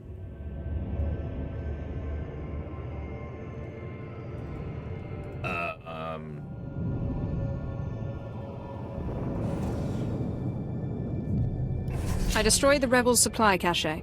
Then we're one step closer to ending this pointless uprising. You've done the Empire a great service today. We may yet see this planet fall in line. Yeah, that's totally level, Mr. Red.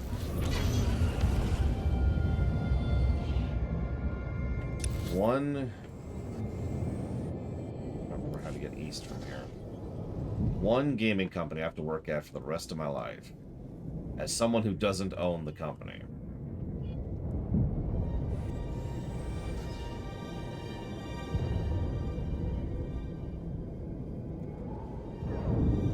You know, honestly, EA was my first thought. Really. EA has the best track record for taking care of their employees of any medium or major company out there right now.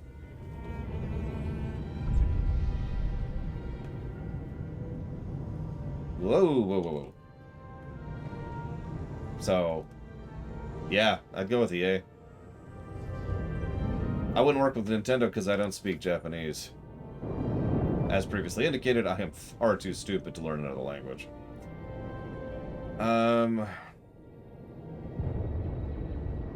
So, Mr. Red threatens to nuke the Queen, who is already dead, if lore doesn't review EverQuest fully and comprehensively. After Mr. Red gets arrested, how do I celebrate? I review RuneScape. Alright. I mean, yeah, I guess I could work for Nintendo of America.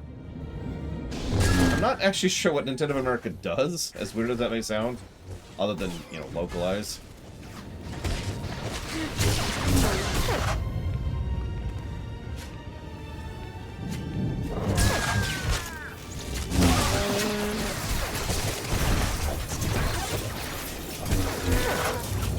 Way forward? No.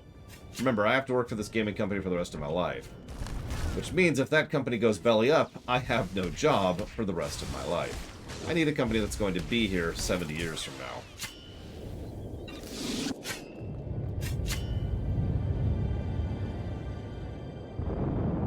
Well, thank you for the donation, Death Eagle, very, very much.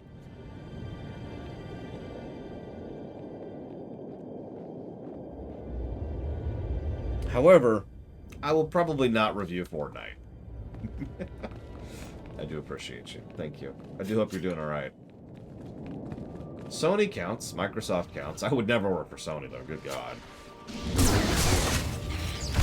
First of all, Japanese. Second of all, Sony. I would actually pick Microsoft over Sony. I'd pick Nintendo over Microsoft.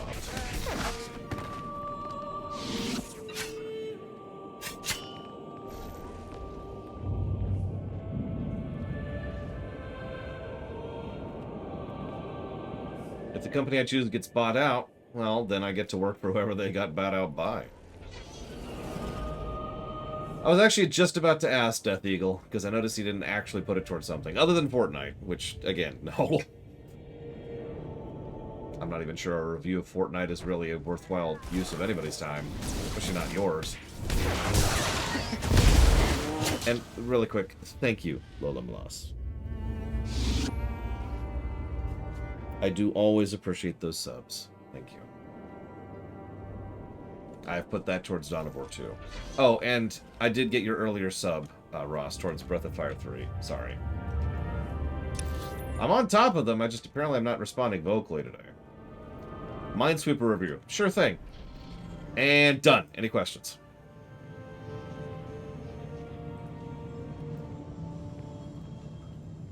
Oh, you want the score? 0. Why are we killing these people? Oh, we have to. Yeah, Sega of America is actually pretty consistently chill. I'll agree with that. What's the lore behind Solitaire? The great dark of the eternal conflict that rages mere feet below the very soil we stand upon. There is a great and terrible essence. Kings, queens, jacks, and every one of them vying constantly one amongst another. Traitors constantly turning upon fellows of their own color and their own kin in order to serve their fetid and feculent opponents. All of them wage this eternal war with the eternal goal of one day achieving supreme dominance of the underworld. And that's the lore of Solitaire.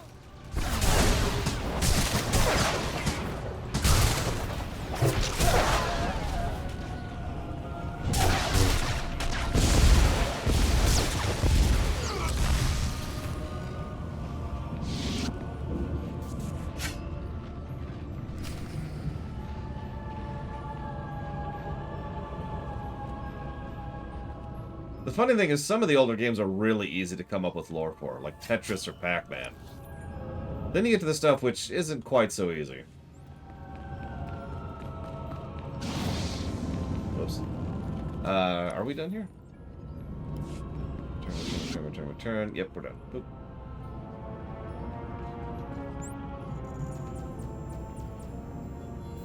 Which is a worse setting? One where there's no afterlife, or one where there's paradise, but humans have been declared unworthy of it? I think the latter one is probably worse, because I'll take nothing over hell.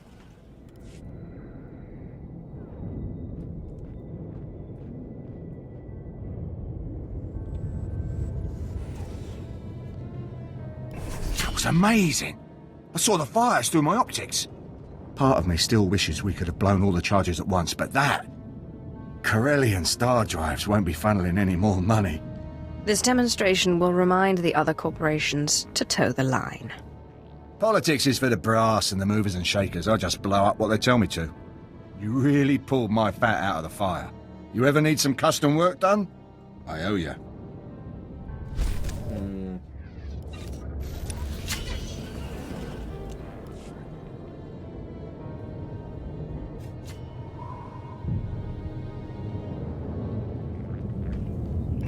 The rebel weapons shipments are stopped permanently.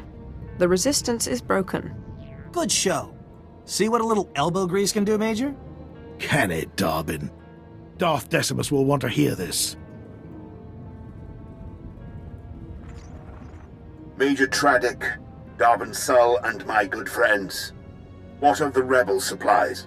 Destroyed, my lord. The resistance in Labor Valley is defeated. That's not entirely accurate. Their weapons are in flames, but the rebellion here is still kicking. I'm aware of their persistence, Counselor. Intelligence monitored the rebels' retreat. They slithered into the tunnels beneath Coronet City, like the worms they are. What tunnels? There's a network of underground pipelines. Rumor says they stretch kilometers beneath Coronet City. All of it, Solonian territory. If those furry aliens are part of the resistance, we'll blast them off Corellia. Patience, Major. The Solonians are fierce warriors. Those tunnels are their nest. Your men wouldn't survive 5 minutes. You don't know the half of it. I've seen holos of a gang that attacked the tunnels. Clawed to pieces. I don't have a weak stomach. That's why you're the hotshot and I'm the public servant. The rebels are down there collaborating with the Solonians. They're following the orders of Myrthil, a vicious warrior, and the Solonians' den mother. Her tunnels are the rebels' lifeline, moving troops and supplies beneath Coronet City. Take Myrthil's lair, and we'll fracture the rebellion. The Solonian tunnels will soon belong to the Empire. Storm the Solonian warren and deal with them. Once you're in, Imperial forces will cut off their escape. As for you, Darben, I require your unique perspective elsewhere. Take the first rocket tram to Axial Park. Await my orders. Right away, my lord. Corellia's Prime Minister-to-be is happy to serve. The Empire's grip on Corellia is tightening. Crush the Solonians, and our victory will be that much closer.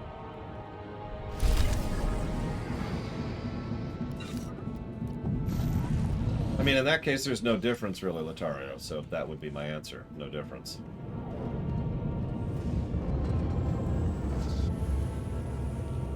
I cleared out all the Wookiees, Solonians, and Droll for you.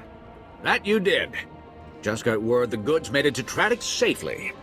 Here's your cut, as promised. You certainly got away with those mongrels. Should have asked you to snag a few pelts while you were out there. Uh-huh. So, Ronan asks, what? Oh, well, that gets to wait. Ronan asks, I've been streaming Tor for a few weeks. Am I going for the legendary achievement? Stupid question. What's the legendary achievement?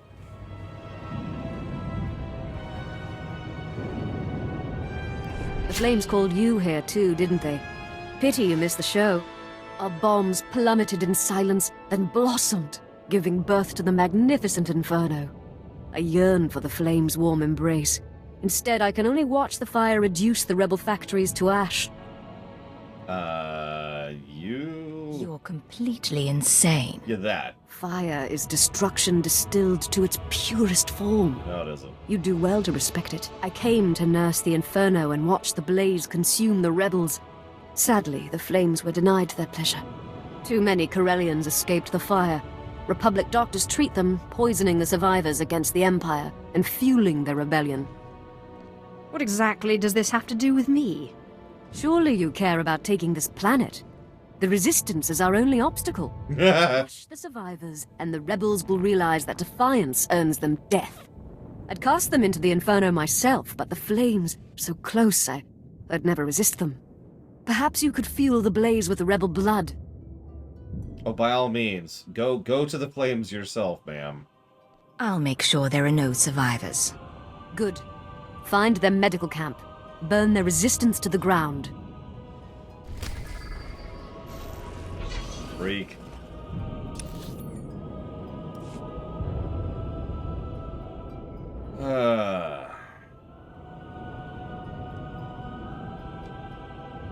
Yes, Mr. Red. But anyways, yeah, apparently I am going to get this legendary achievement. Not really on purpose, though. I should have had the legendary achievement years ago, but when they did 1 or 5 of the various server merges they've done, they lost a lot of progress from my account, so that was one of the casualties.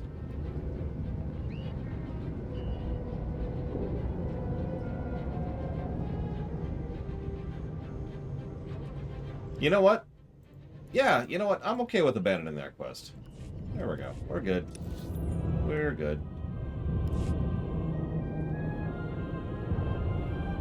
Best loading screens in video games. Bayonetta. Seriously. After that,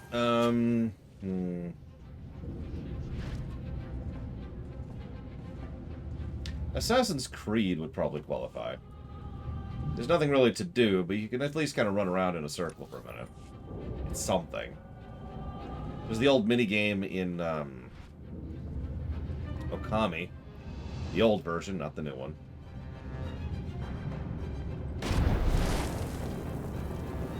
Can I rank my favorite Transformers continuities? So Beast Wars, which I know is actually part of G4, but whatever, is at the top. Then, you know, the classic, the one that everybody knows.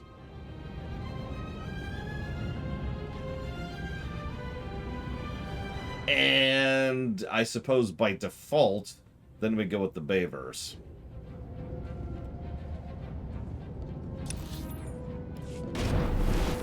Those are the only three I'm particularly familiar with. Listen, Metroid Dread needed to actually have dad jokes every loading screen. It would have been awesome.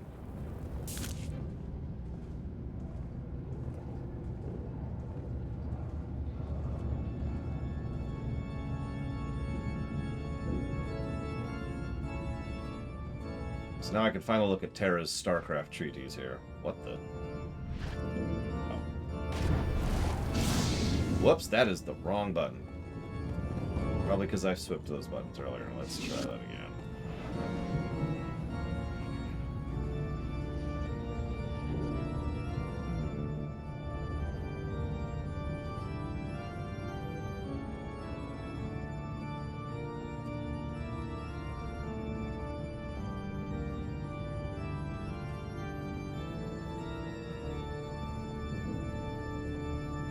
Interesting changes.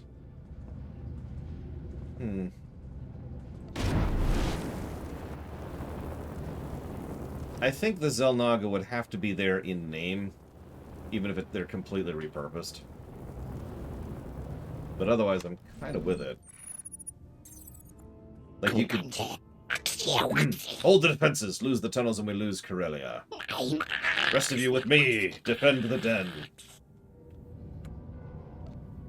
I've heard much of the Solonians' fearsome leader. What say? Everyone on Corellia knows the name of Mirthil. My den has defended it. Oh, man. Call off your attacks. Surrender your weapons.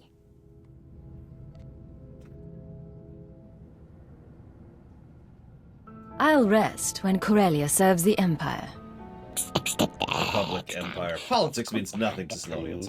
We fight because you invade our home. For the den. For Corellia.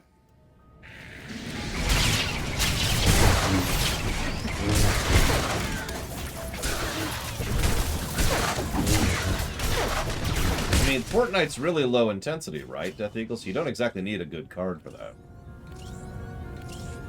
Corellia's our home. We've defended our home for generations, but that time is over. Corellia is under new management, Mirthil. This was the heart of the resistance in Labor Valley. Thanks to you, it stopped beating. I am General Heska, Imperial Guard. Darth Decimus sent us to assist. Nice shoulders. I expected troop backup, not someone of your rank.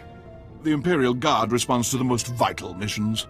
We flanked the den and caved in the tunnels behind us. The rebels' transportation network is crushed. As for the Solonians, Darth Decimus leaves their fate in your hands. Please, my sept deserves life. Show mercy, and we follow the Empire. Solonians will make good servants, but revolt again, and you're finished. Solonian's oath is stronger than fortified Durasteel. I promise you loyalty.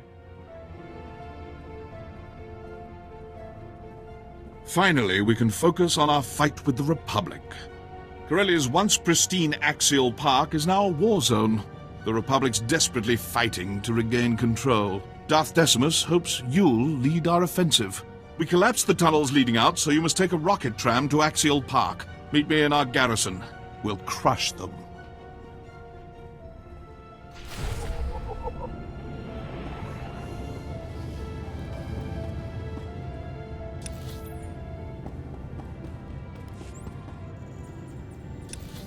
Be around, Vigilant, for a bit.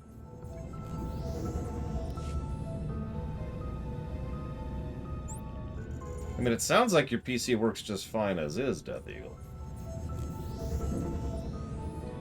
Did the question bot die? The question bot died.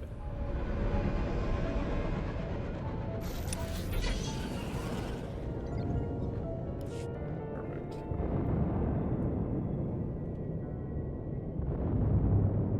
Yeah, honestly, just keep playing Fortnite, dude. Save the money. Have fun with it.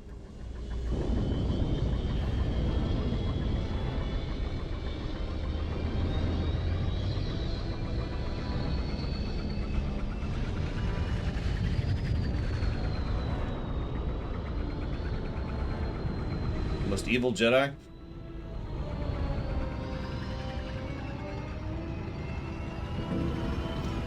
Do you mean the most evil Jedi who stopped being a Jedi, or the most evil Jedi who stayed a Jedi?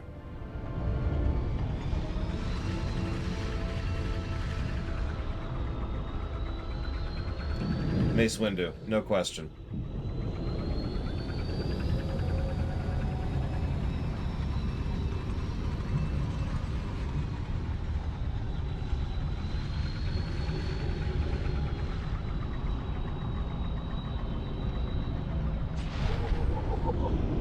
Rook's up there too, admittedly, and not just because he's an asshole. But really look at a lot of the things that Mace Windu did in his career. I admit I'm a little biased because of the way he treats droids, but even ignoring that, Mace Windu, he was a little bit too okay with a little bit too much. That being stated, ironically, the only reason Vrook is more evil than Windu is because of KOTOR 2. Otherwise, Vrook's just an ass. He's not actually evil. Yeah, the way Mace Windu treated Ahsoka is is a big deal on this. The way he treats droids is a big deal on this. The way he treats Anakin is a big deal on this. There are several iterations of Windu not really being a good Jedi. Or, excuse me, a good person. Are these both quests? These are both quests. God damn. Okay. My lord, it's terrifying to make your acquaintance. You can call me Zyman or you or alien scum. Don't worry, I'm used to it. The Empire needs things exploded, and no one makes stuff go boom like me, though it'd help if the Republic didn't fight back so hard. It sounds like you could use a hand. I'd be truly indebted. The Republic's using the rocket tram's green line to run fresh troops and supplies across Coronet City. The Empire wants that tram derailed. I got the bombs built, but no way of getting them to the tracks and setting them up. The Republic's got squads and snipers patrolling the entire line. Look no further. I'm your Sith. Thank you. Truly, I'm indebted to you. Here, take the bombs and let me know when the job's done.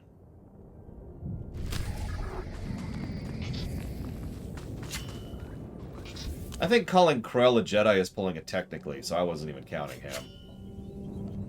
Hey you, come here. We need a favor. You Imperials, right? I work the Empire. My problem is your problem.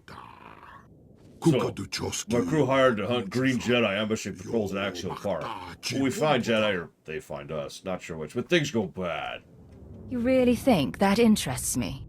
Green Jedi, you'll run at me. You should care. Maybe you care about credits. Green Jedi worth pile of credits. That's why we're here first place. I am bad shape. Half crew dead. Lightsaber and guts slow me down bad. Empire not like failure, especially when they pay in advance. I need a Jedi dead before Sith boss get angry and make lightsaber wound worse.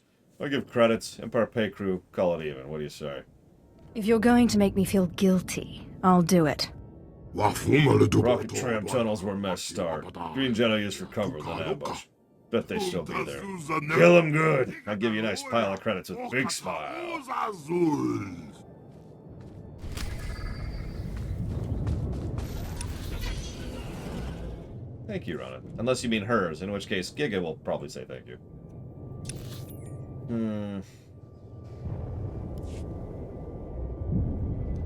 That depends on your definition of Jedi, Mr. Rudd. What is it that pushed Rook into evil territory?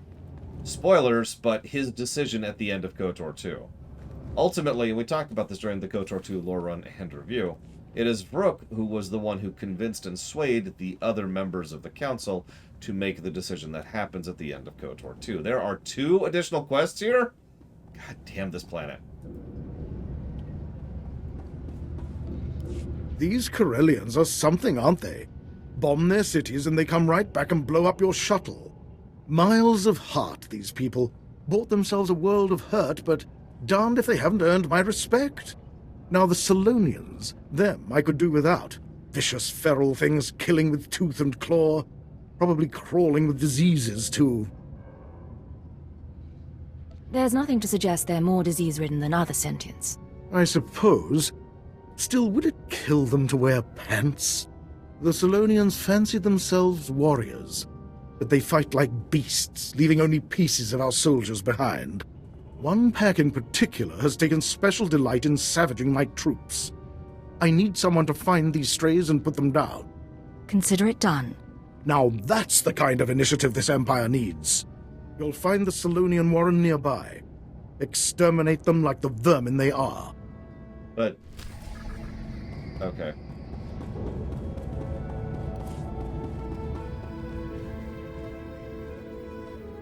You're a good little collaborator, so I heard you out. But you tell me how to do my job again, I'll bleed you. Please. I'm sorry, I'm only asking you not to hunt and kill these creatures. Well, just the kind of professionals I need. The Republic's turned loose a bunch of jagalors from the Coronet Zoo. They're getting torn to shreds trying to advance through the area. Sounds like there's some disagreement on how to handle things. Ignore him. He doesn't have a battalion of men getting torn apart. These jagalors. They're Corellian predators. Powerful, extremely aggressive. Last squad they attacked, we found pieces spread over 2 clicks. I need them put down. These are rare and graceful predators. The kings of Corellian wildlife. Yes, the Empire's advance must continue. But please, don't exterminate the jagalors. We haven't been introduced. He's a zoo administrator. He's been working with the occupation, so I said I'd hear him out. Doesn't know when to shut up. Please, the zoo has a pheromone compound for managing jagalor aggression. You can redirect their hostility at their Republic handlers. Same result, no killing. You kill them, you know they're neutralized. No surprises.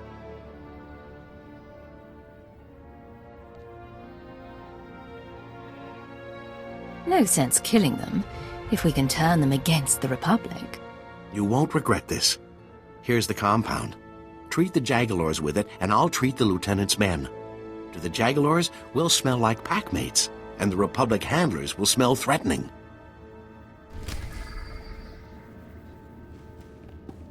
Sorry, I'm still reading through your stuff, Tara.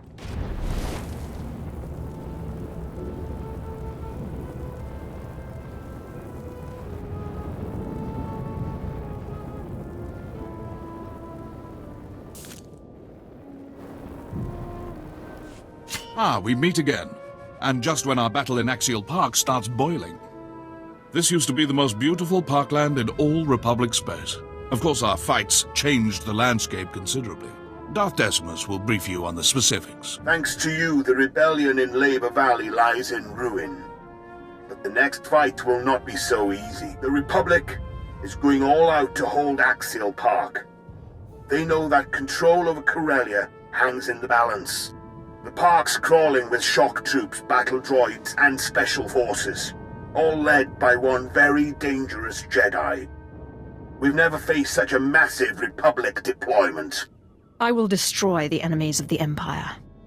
They deserve punishment, but you won't be the only one meting it out. We're hammering the Republic with blaster cannons, special ops, and walkers. Rocket trams deliver more reinforcements every minute. We must crush their army here. Break the Republic and take Axial Park. Then we're primed to strike at the rebellion's heart. I'll check out Axial Park, but no promises. While you're sightseeing, you'll have company. You remember the corrupt Corellian councillor Darbin Saul? Are these restraints really necessary? Darbin is now your prisoner. He will join your foray into Axial Park, and you will deliver him to the Republic. Hear that, Darbin? We're marching into battle. I hope you're ready. Just don't move too fast. These bindings are giving me blisters. As tempting as it is, don't kill him. We need Darbin to help us infiltrate the Republic. Take him into battle as your captive, then lose him. Darbin should remember the rest. Like my mother's face. I charm my way into the Republic. Once you win Axial Park, I help bring them down from the inside. Precisely. Unleash Darbin, conquer Axial Park, and you'll plant the seed for our final victory. Hold nothing back. Look at Darbin. The fresh face, cheerful spirit. Not damaged enough to be an Imperial prisoner. No, we're not gonna be a dick. He should save his strength for the battlefield. That's right. Besides, I don't need bruises to trick the Republic. You're lucky, Darbin, but not invincible. Don't forget that. You deliver this rodent, and I'll direct your strikes against the Republic army itself. In case you missed it. That was exhilarating. I've never fired one of these things before. Maybe I'll get some practice in on my way to the Republic. Keep your head down. Try not to blast your face off. Thanks for the concern. I won't stick around any longer than I have to. Farewell. I'll remember you all when I become Prime Minister. Uh-huh.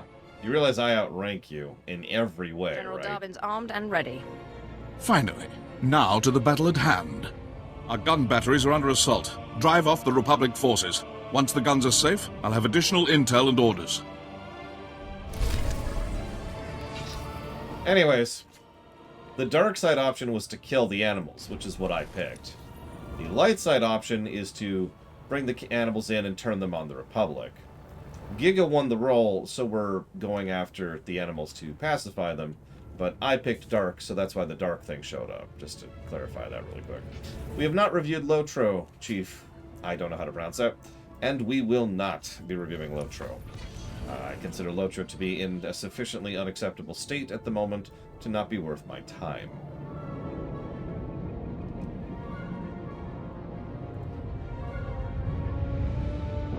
Yeah, it takes some getting used to. Once you start paying attention to the rolls on the left, which I know you guys can't really see as well, you start to be like, oh yeah, okay.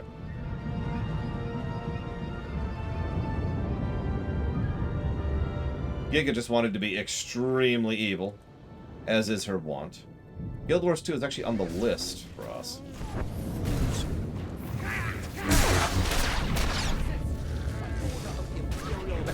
Service.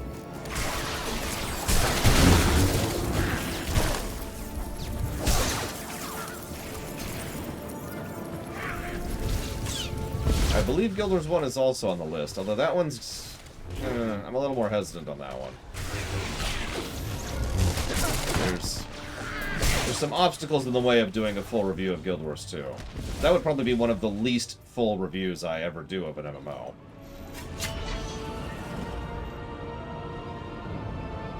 Yeah, Guild Wars 2 is definitely a wiki-itist MMO, which is funny because actually all of them are, if you think about it. I still remember some of my combat training.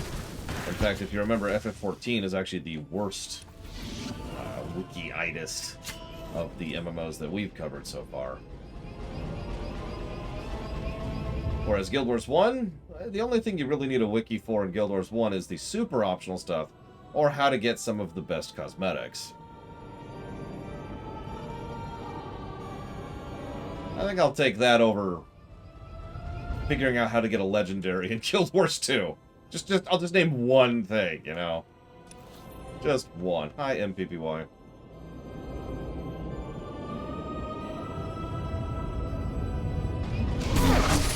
Take that!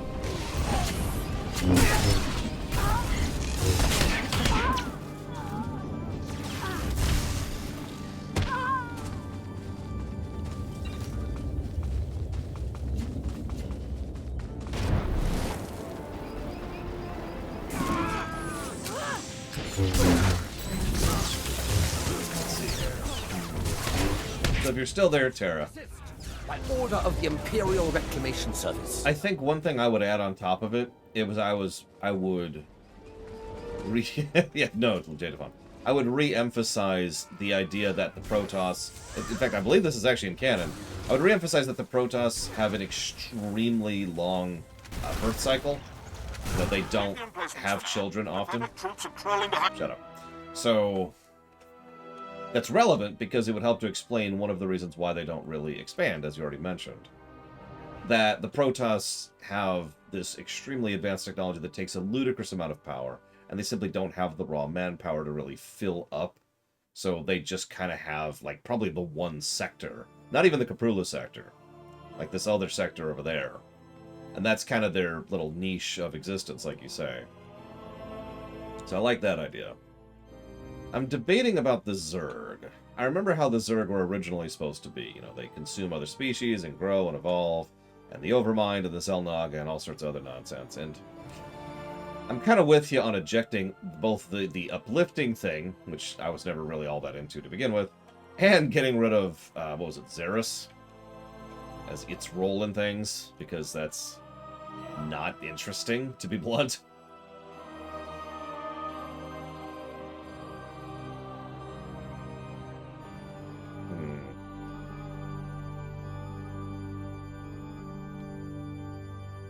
I love the idea of the Zerg divvying up, especially into broods. Oops.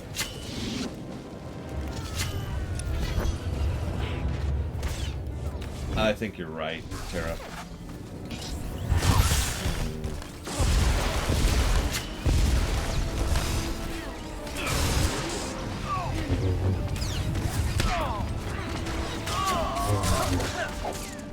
Time to hit back. Fight your way into Coronet 2.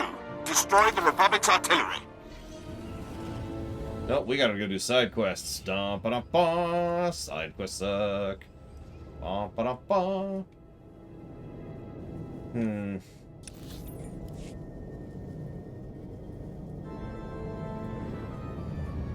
Very appropriate music for Corellia, I think.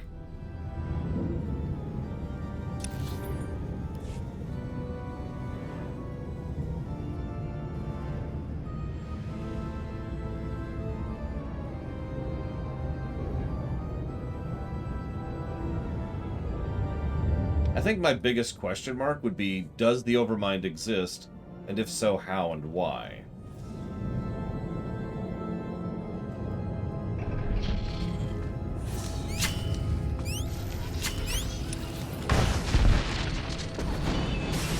Because I know you talk about the neural network thing, and I like the idea that multiple queens / floating farms are required in order to maintain a neural network for a brood. But that leaves the question mark of the Overmind. For I am the Overmind, the will of the Swarm. You have been created to serve me, Terra. Behold, I will set you amongst the greatest of my viewers, that you might benefit from their wisdom and experience. What am I doing here?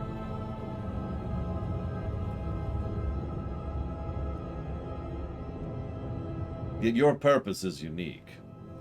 While they carry forth my will to the innumerable reviews, you have but one charge entrusted into your care. Where are these jackasses? Yeah, let's attack some random scouts, see if that spawns them. Hey, there we go. Oh my goodness. We won. Oh, Giga! Giga! Giga! Giga!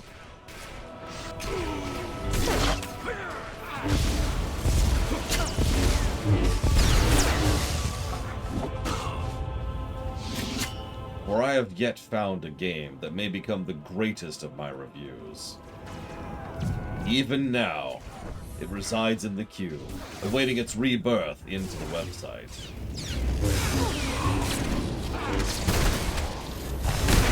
Sorry, I was trying to get Giga over here, Loner. I know the speech! I know the speech by heart, thank you very much.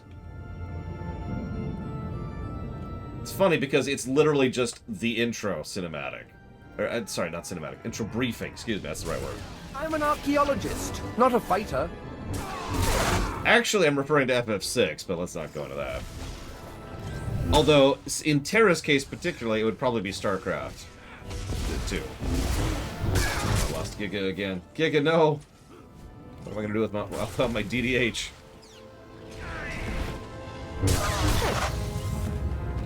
You know what we could do? We could have our cake and eat it too, Terra. Maybe make it so that the neural network thing is, let's call it natural Zerg, and then some kind of external force effectively inflicts the overmind upon the Zerg.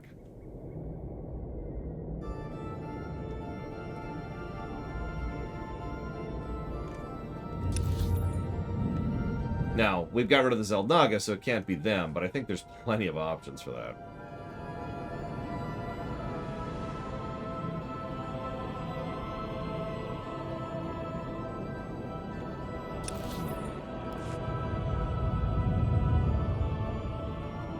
I hate this planet. I hate Corellia so much. We're almost there. We're almost there.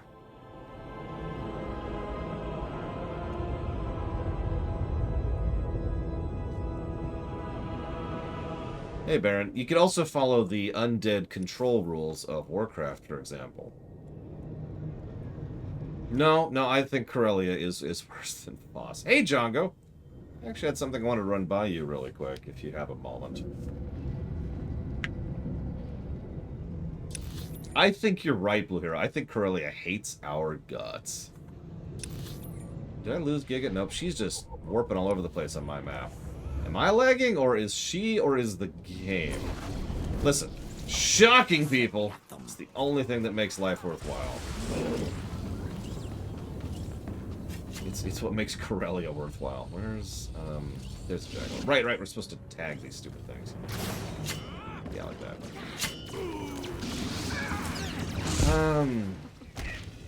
So, I was thinking about something you said. And as much as I don't want to agree with you, I think I actually agree with you on something, Django. All the way back in A New Hope, Obi-Wan very clearly says, you know, I was a young pupil named Darth Vader, because his name was Darth, who was seduced by the dark side of the Force. Very clear indicator of that. Now, it was an adjective, not a proper noun, but it's still qualified in the manner that you described. Dark side equal evil. Empire Strikes Back made that substantially more clear when they started to actually codify what the dark side is and how it operated. Is that all of them? That is all of them. So where's the batteries? Oh, they're right here.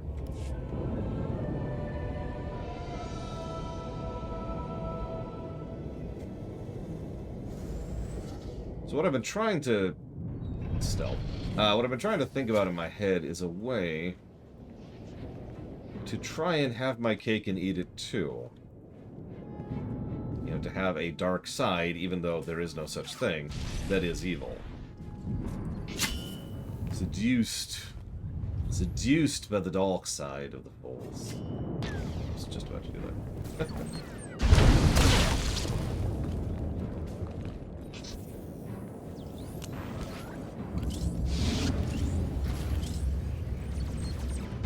The Republic's moving to flank us. Cut them down. I also really like the idea of the Sith papacy, and I'm probably going to go ahead and commit to that.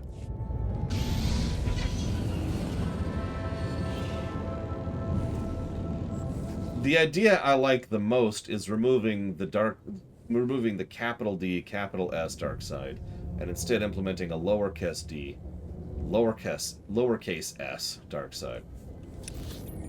No, we're going up here. Giga, it's okay. It's okay. We just... I don't know, Giga. Oh no, the Sith are totally going to be a religious order. I've actually already kind of been building a lot of that in my head. I love the idea of the Sith papacy. So the general idea is that the Sith were founded by the Sith purebloods. They were an organization originally designed to study and understand the Force, which drifted into religiously following the Force, which drifted into having its own little particular secular problems. One of those... Yeah, do you see this on my screen, Giga? By the way, you are fast. You're literally going sideways. In addition to the... So they had one particular section, one subsect of the Order, which very much believed in a certain form of passiveness and non-interaction, and trying to be an uninterrupted observer. Basically, trying to lead into the Zen concept of what the light side tends to, what the Jedi Order tends to venerate. And that became the Jedi Order. So the Jedi Order is literally an offshoot of the Sith papacy. Now, the Sith papacy would still be around by the time of the movies, but it would be a lot less in structure and control because of the fact that the Jedi Order took so much of the political weight and power from the papacy. That's weird, Giga. It might actually be on my end, I don't know. It's a little hard to see where you are sometimes, because in some cases, my thing literally doesn't update. Yeah, I think Protestants isn't a terrible way to put it. Kill the commandos leading it, then grab their emergency flares so they can't call in backup. Okay. No, I believe you, Giga. You know what? Hang on. Let me relog. Let me see if I can fix it on my end, just super quick. Do I think there's still religion on Earth in the TNG era? I'm going to defer to Babylon 5 on that one.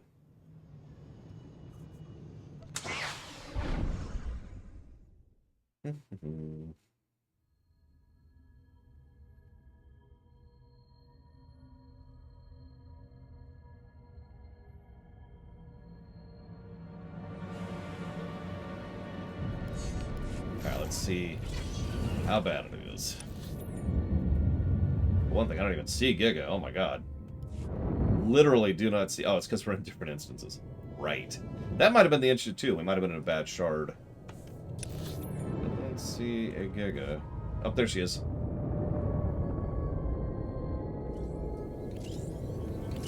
Hi. Alright. Yep, nope, still doing it. Whatever.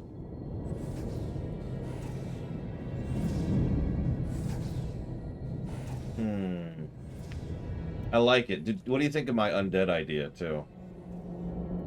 Which is honestly kind of how the Overmind works anyways. Yep, you are now the delightful jumping Hupin, the D8, the DJH. It's getting harder to say.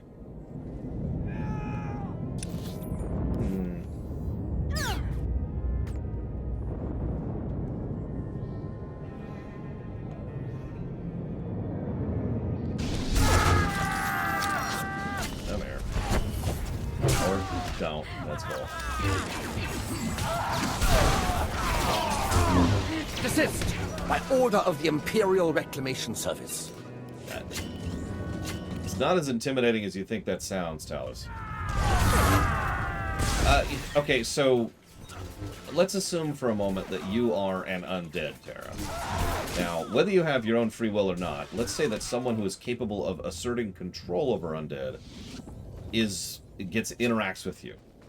Now, that's basically a contested will save, right? But the point is, they can only express that control over certain distances, and it takes effort to do so, right?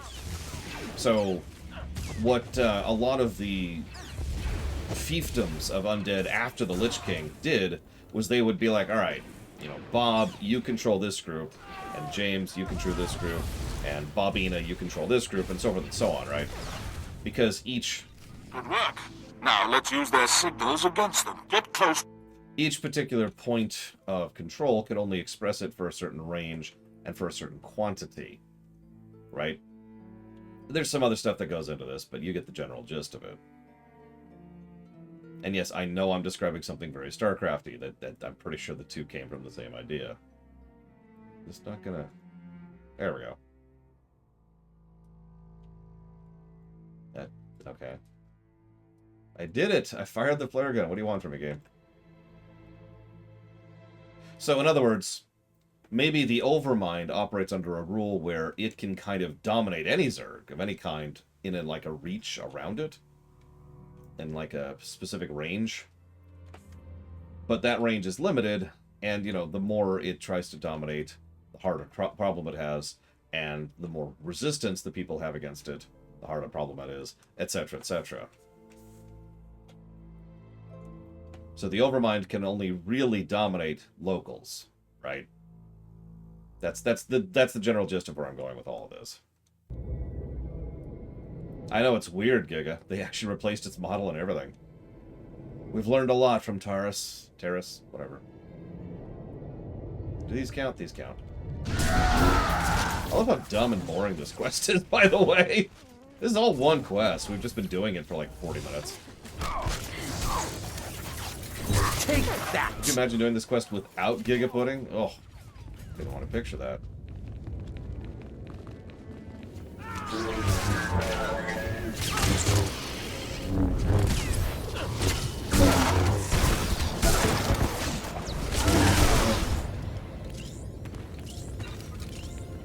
No, that's exactly right, Tara. If you're paying attention, I mentioned the willpower, you know, the resistance. So, like, a random Zergling, probably not going to be any real issue. But the moment you get something like an actual queen or a broodmother or whatever involved, much harder to control because they have a much higher chance of resisting. In our outpost. We'll coordinate your final assault from there. It's also probably not a binary thing. It's literally, you know, that they're resisting. So it might slip, or maybe they might only be able to resist for a certain amount of time, or whatever. You get the idea. I can't believe you made it. The Republic hit us. Most of my men are dead. I wasn't trained for this. Control your fear, Lieutenant, or I'll control it for you. Understood, my lord. General Hesker, he awaits an audience with you. Good work out there. Dobbins met his rebel contact. Axial Park's covered with Republic casualties, but they're not retreating yet. The rebels are massing at the Sith War Memorial Garden, a pit honoring Jedi scum who fell to our first invasion 300 years ago. Naturally, that's where the Republic base lies, guarded by battle droids, Jedi, and a battalion of their best shock troops. You name the weapon, they have aimed it our way.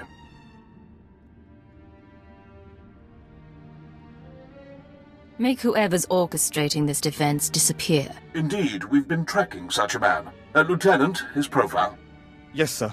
Master Corrin Tok, a Zabrak Jedi Knight, Republic war hero, and veteran of the sacking of Coruscant. One of the few survivors. Many Sith fell to his lightsaber that day. He earned himself a pretty little reputation. Survivors claimed he was invincible. Blaster bolts splashing off skin, lightsabers failing in his presence. I say it's that special armor under his robes. Since then, Master Corrin Tok has aged into a hardened warhorse. His myth has grown, and he stands between us and control of Axial Park. Corellia's future lies with the Empire. No Jedi will prevent that. We will attack at once. You'll have the full support of the Imperial military. Lieutenant, order your men to strike the Memorial Garden. Hit every monument. Erase all signs of the Republic's past victory. I need you to spearhead the attack. Storm the Republic base and bury the Jedi Master. We take Axial Park now!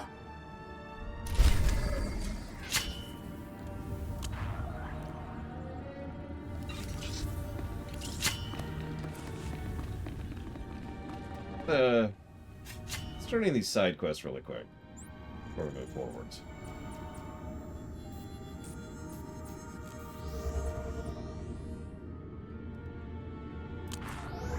Oh man, Django, this is... Okay, real talk. Corellia Imperial side is better than Corellia Republic side. I do still think that. And having gone through most of it, I do stand by that. We might even finish before the break.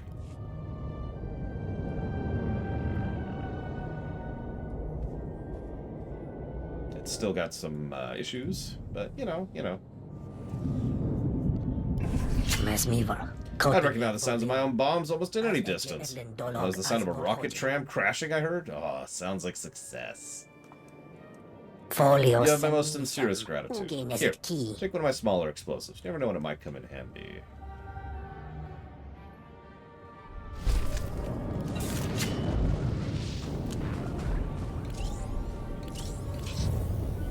I crushed my enemies underfoot. Good fast. You really hunt Green Jedi already? You try to cheat me if I don't know better. I'll swallow and say you work straight short of a Jedi. Hard to believe. Sith boss be happy, I be happy. Here your pay. Yeah, you know what? Honestly, Giga, let's watch this cutscene and then abandon the quest. Good. They said you were in the area. Hi, Frog50. Name's Ogden. Munitions recovery. Lord Carvus's unit. Well, it was. Lord Carvus is dead. Everyone is. We were recovering a load of advanced munitions from a downed weapons transport when we got ambushed. Seems the Republic wants those bombs, too. Tell me about the crash site. The impact zone's an upscale apartment block. We know the bombs survived because the area isn't one big smoking crater. The bombs are new generation high-yield incendiaries. Expanded blast radius, bigger than anything the Republic has on Corellia. In Republic hands, they do massive damage to our ground units. And we found out the hard way they've already got units in the area. I need to know what the opposition is. Special Republic recon units are on site. Snipers and spotters. I know this scum. They're the advanced team for the bomb unit. You'll have to take them out first. But they're good. It took them less than a minute to cut down Lord Carvus and the others. They are about to face a new kind of foe. One who does not fall so easily. Thank you, my lord. I'll tell my battalion commander you're going in. You got it. Definitely going in. Alright. We did it! We did it! We got the bombs. Whew, okay. Man, that was rough. Alright. How would I do the prequels and Clone Wars if I had to base it on the stuff in the EU? I mean, okay. We've actually talked about some of the ideas they're related to. You know, make the droids on the Republic side, make the clones on the Separatist side, and make the war as devastating as possible. Like, really make it this massive galactic-level hellfest, right? You know, another 100 Years' War or 30 Years' War. Why droids? Well, actually, because it makes a lot more sense to me. First of all, the clones never had any business being on the Republic side to begin with. They're literally shoved in there for absolutely no reason. No world-building reason, no thematic reason, no in-character reason, nothing. They just swapped them in order to try and, you know, shock people because everyone assumed the clones were on the bad guys' side. Second point, the Republic military, by many sources, is a falling-apart piece of junk by the time the Clone Wars start. And in fact, the Clone Wars actually starting to... being the instigating event for the military to revitalize itself, which then leads immediately and directly into the Galactic Empire's revitalized military, makes a lot of sense. So, what do you throw at the enemy at the beginning of a war when you have a pathetic military? You throw your junk at them, right? Your bare-bones skirmish troops, which would be droids.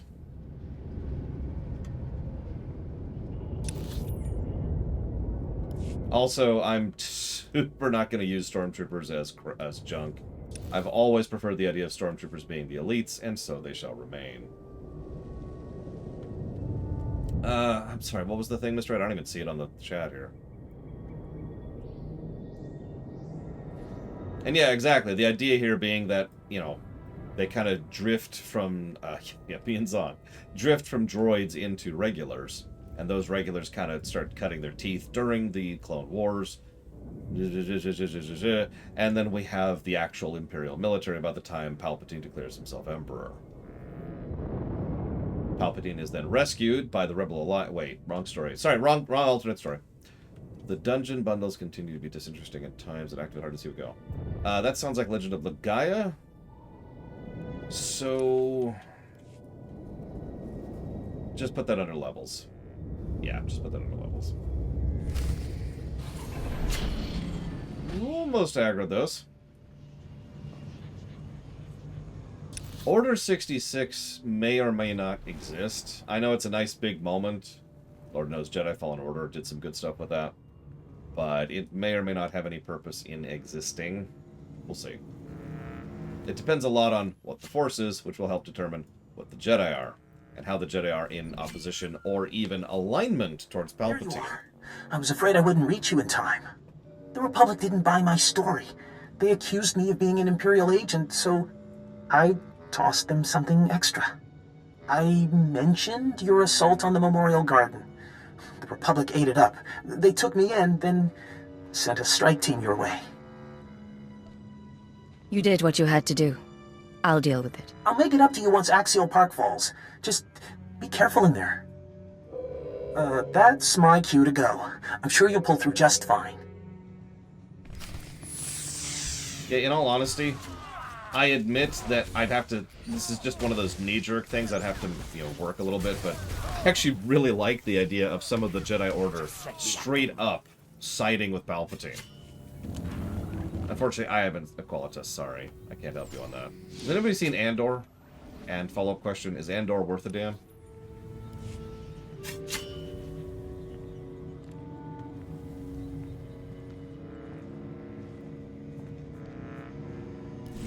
So, you're responsible for the Empire's sudden victories. I'm surprised you'd have the courage to face me. You know I can't be killed. Blasters, grenades, even lightsabers. No effect. I've defended the Republic for decades without a scratch. I've faced every manner of Sith, imps, galactic scum. Survived all of them. Words won't mask your fear. I can smell it, wafting out of every pore. Overconfident. Like Darth Malak, who the men and women here died to defeat. What? This garden honors champions of the Jedi Civil War. Heroes. Revan, Bastila Shan, and my ancestors. Zabrak, who fought to save the galaxy. Yeah. Forgot about that. I follow in their great tradition. When I strike you down, the Empire loses its only hope of taking Corellia. Draw your lightsaber. I don't need the Force to kill an immortal Jedi. Corellia! By the way, I love your outfit, Giga. It's honestly probably my favorite of yours. Honestly, I think that's a very direct Bao-Dur connection. Although, let me reread that for a second. Darth Malak, Revan, Bastila Shan, and that's it. Wow, so they name-dropped the KOTOR 1 characters and vaguely hint at the KOTOR 2 characters. That continues the trend of spitting on KOTOR 2. Funny. I'd almost forgotten what pain felt like. Surely I'm trophy enough for you today. The wounded here are barely clinging to life. Just go. Leave them in peace. Oh my god, I am not picking that option. I came here to win Axial Park, not torment the infirm. At least there's that. The medical droids will evacuate the patients. I can't protect them anymore. There's several reasons. Yeah, I'm actually with Django. I don't think that's a deliberate Bao-Dur reference. Because, again, Tor loves spitting on KOTOR 2. Half the time, it refuses to even acknowledge it exists. It's really petty. Let's see, where are we going? Oh, we're going all the way back. Okay. Whatever. Yeah, apparently there's some random Zabrak in KOTOR 1, which... were there Zabraks in KOTOR 1? Real question. I don't remember.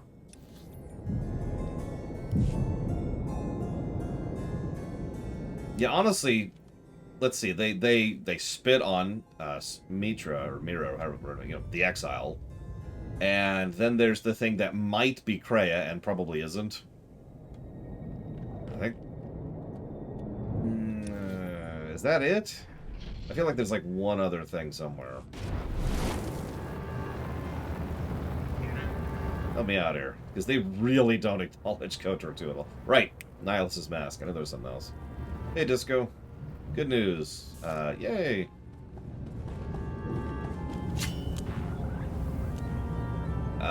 Damn it. If you don't have a joke, how am I going to get through the day, Disco?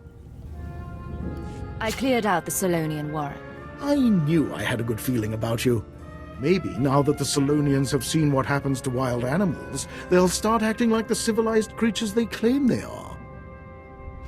Okay, so, fun fact. KOTOR 1 and KOTOR 2 were not reviewed under the current system. However, both games were reviewed side by side under the same system, which means that even though they can't be slotted into the overall review of all games, I can compare them to each other, and KOTOR 2 stomped KOTOR 1. I used the compound on the Jagalors. They're the Republic's problem now. I still think killing him would have been easier, but it'll be nice to see those Republic boys on the menu for a change. Thank you for not harming them. When this planet finds peace again, those creatures will be the pride of Corellia once more. Press on with your advance, Lieutenant. Victory awaits. Absolutely. We'll be sending out lead units within the hour. That sounds horrific psychotic. That's billions dead range, is what that sounds like to me. Like, if they successfully get out and cause some issues. Unleash that sucker over Coruscant, we got a problem.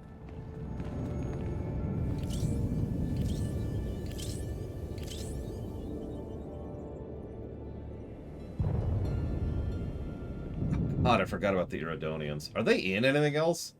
I've killed the unkillable Jedi. Axial Park belongs to the Empire. One absurd rumor of an invincible Jedi safely put to rest. Few match the Imperial Guard in lethality, but you've surpassed us. It's been an honor. I only wish all servants of the Emperor were so capable. Darth Decimus is personally overseeing our final battle on Corellia. He's requested an audience with you in person. A great honor. You'll find him in Capitol Square, the heart of Corellia's power structure.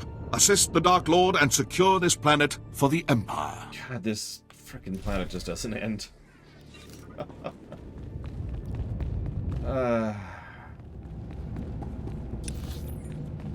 I do see quests. I don't care. I don't care. Care levels gone. Hang on. So I've been kind of holding off on doing something. I'm gonna do it now. I'll be back in like 30 minutes, Gig.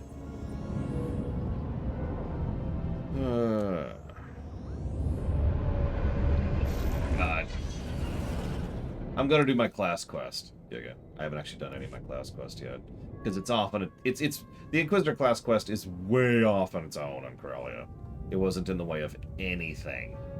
So I just kind of let it sit there.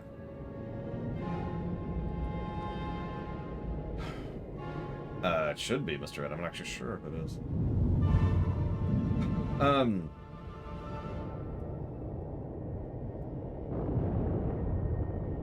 Words. I guess that's it. So Latario asks, when does a Jedi stop being a Jedi? Well, I'm pretty sure Krell was no longer a Jedi by the time he decided to be horrifically evil. But...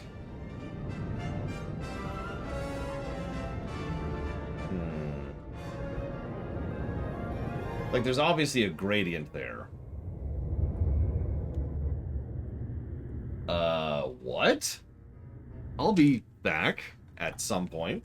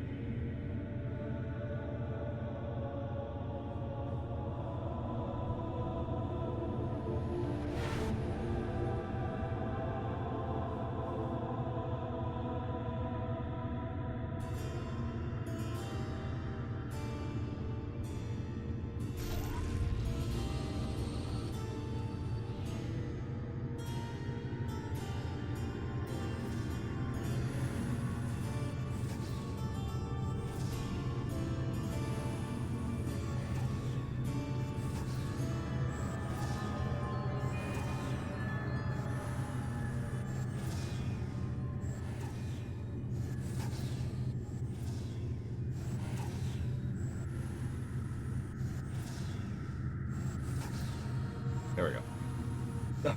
Really? Well, that was interesting.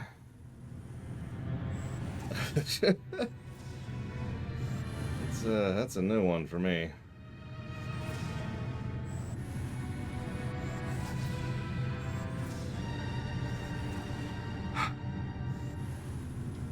Anyways, where the hell was I?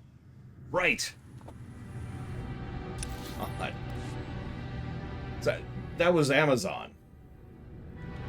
And I was confused by that because I get stuff delivered by Amazon all the time. I literally live literally across the street from a distribution hub. Here's the thing.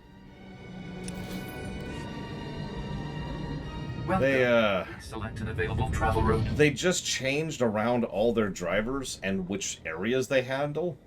So this person had never delivered anything anywhere remotely near here.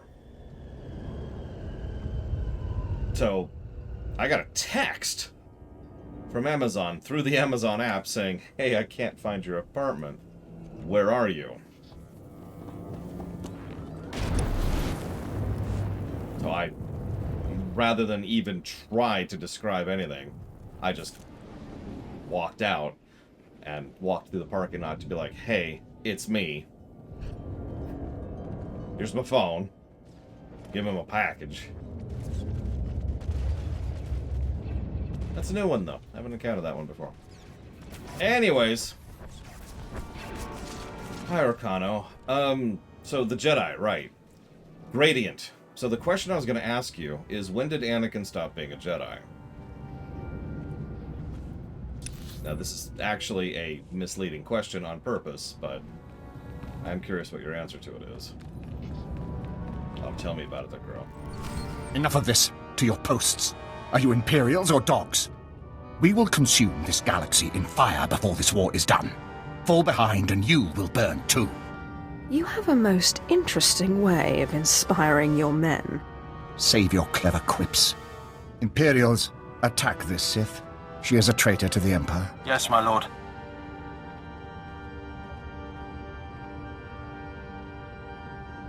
I have no wish to kill Imperial soldiers. This is between me and Scar's master. Don't listen to her! Attack! Forgive us, Lord. Oh, alright, die. I gave him an out. You saw me. I'm an archaeologist, not a fighter.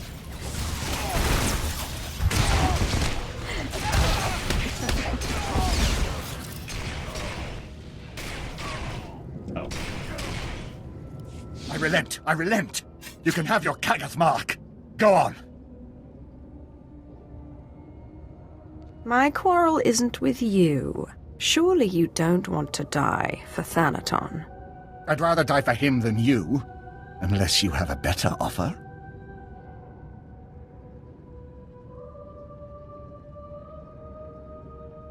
Lord Scar does technically outrank us, yes. You know what? I don't need your kind of Sith in my empire. Why should I offer anything to scum like you? Please, no more of that. Moff Pyron's fleet is your best asset. Thanaton plans to destroy the fuel refinery so the fleet can't refuel. Without fuel, your fleet is useless. The Empire needs those ships. Thanaton will be a traitor. Destroying a Republic fuel refinery is hardly treachery, even if it leaves an Imperial fleet stranded. The Solonian tunnels? He's using them to enter the refinery and plant the bombs to destroy it. Hurry. If you don't stop Thanaton, the fuel lines will be destroyed and your fleet will be stuck. I guess we don't have the option to kill him. Interesting. Thanaton plans to enter the fuel refinery through the Solonian tunnels and destroy it. I knew Thanaton was determined to stop you, but this... The fleet is scheduled to arrive at Corellia shortly, but we can't refuel without that refinery. If he is allowed to destroy the refinery, you might as well surrender the Kagath now. I protect my resources, Pyron. You can depend on that. Get to the Solonian tunnels, quickly!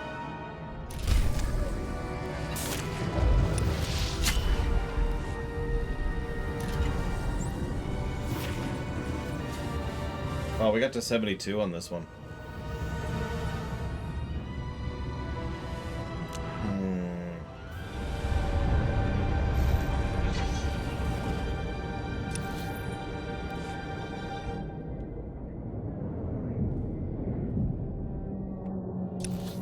I'm going the right way.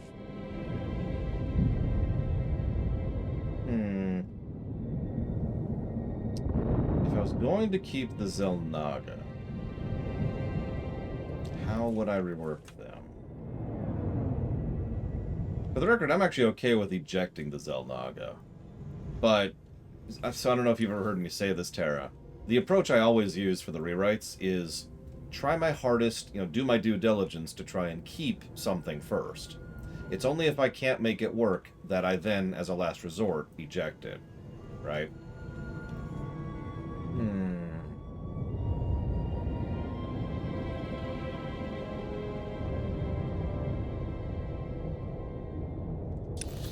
Admittedly, the Xel'Naga also fills several holes in the narrative, too.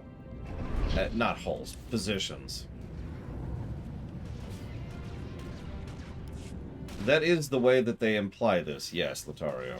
Not actually an uncommon strategy. It's semi-common for soldiers or fleets to try and take a spot in order to have the resources in order to function. That is a thing that happens. Whether it should or not is a much bigger question. Well, the question is whether the Xel'Naga exist at all or not, Baron. Then we could work on things like, whether or not they're dead or alive. We also have to address the greater question of Amon, because ejecting Amon is like ejecting Palpatine from Star Wars, How closely do I watch my finances? I am very careful about my finances. I know every expenditure and every income on a daily basis. But then again, I also literally have to do my own taxes. So that's probably part of that.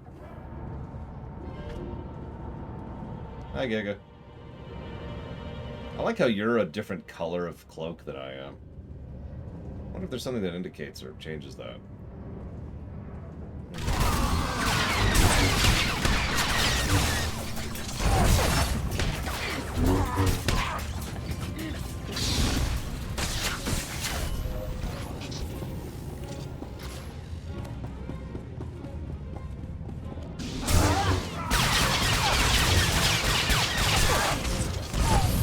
I still remember some of my combat training.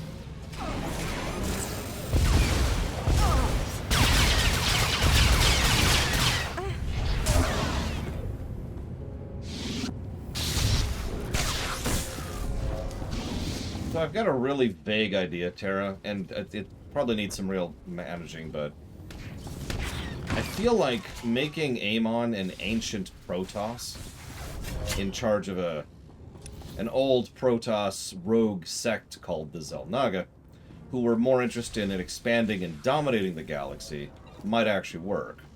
He was, of course, defeated along with his kin forever ago, and they were actually cast out. They were cast out of the Protoss lands. They drifted away for a really long time and stumbled into this other planet where they actually found another sentient sapient species. Earth. Now, they didn't have the kind of power or resources necessary to just walk in and declare themselves gods, but they could very quietly manipulate things in a few specific ways, kind of encourage Earth's growth along certain lines, as long as they were cautious about it. Of course, why would they do all this? Well, they need something to help them go back and deal with the Protoss. Probably don't even know the Zerg exist at this point. I mean, why would they? And, like I said, that's all I got. It's a really vague idea. Oh, I'm going... No, this is the right way. This is the right way.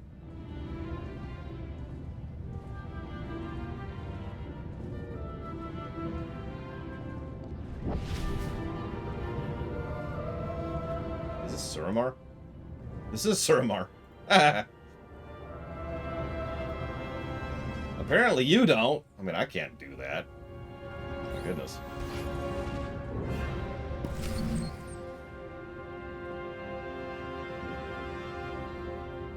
Not bad, but not enough. Now everyone sees your weakness. I feel like I already answered it, Latario. What part of your question did I not answer to your satisfaction? You've saved your fleet, but you've let the enemy slip from your grasp.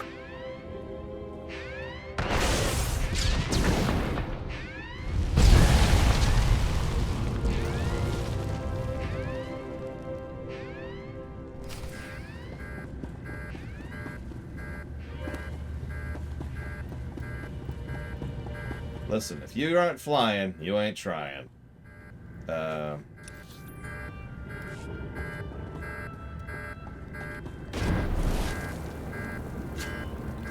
Light's down here. Got it.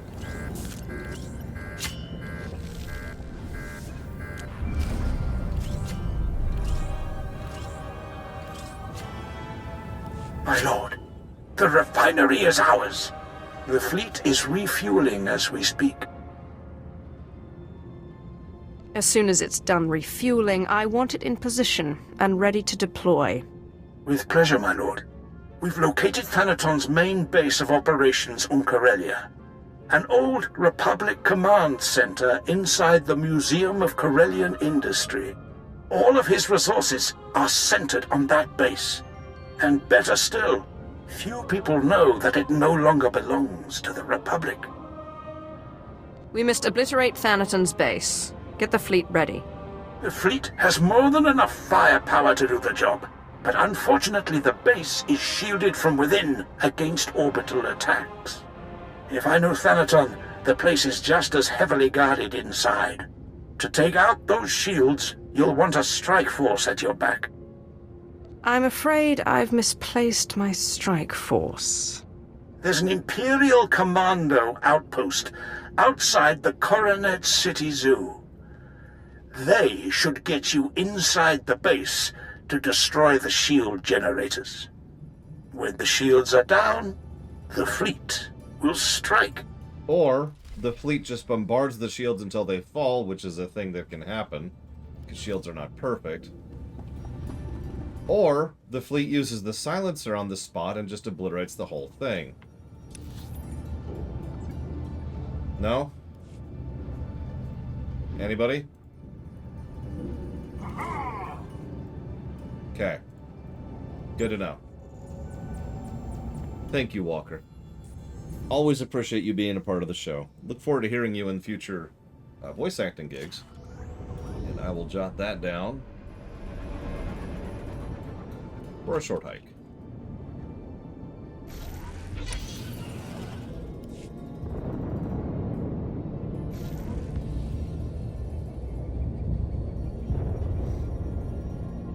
No, not at all, Latario. That's why I asked the Anakin question. When did Anakin stop being a Jedi? The whole point I was trying to make is that it's such a gradient thing that I think the question is invalid. What should be asked is, when does a Jedi start to no longer be a Jedi, and when does a Jedi finish no longer being a Jedi? Let's use Anakin as the example. We could argue a lot of start points, but let's presume for a moment that the Clone Wars series doesn't exist, just to simplify this a little bit. So if we do that, then the beginning of Anakin no longer becoming a Jedi was when he executed Dooku. Okay, that's the start point. Then we have a gradual shift until he executes Mace Windu. So there you go. There's the gradient of no longer being a Jedi. You'll notice that that doesn't start with betraying the Order. It arguably doesn't end with it either, but that's getting into debatable territory, so whatever.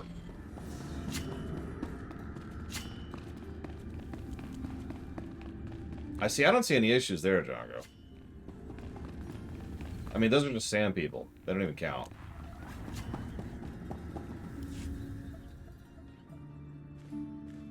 My lord, unbelievable. I never expected to see you again. I'm sure you don't remember me.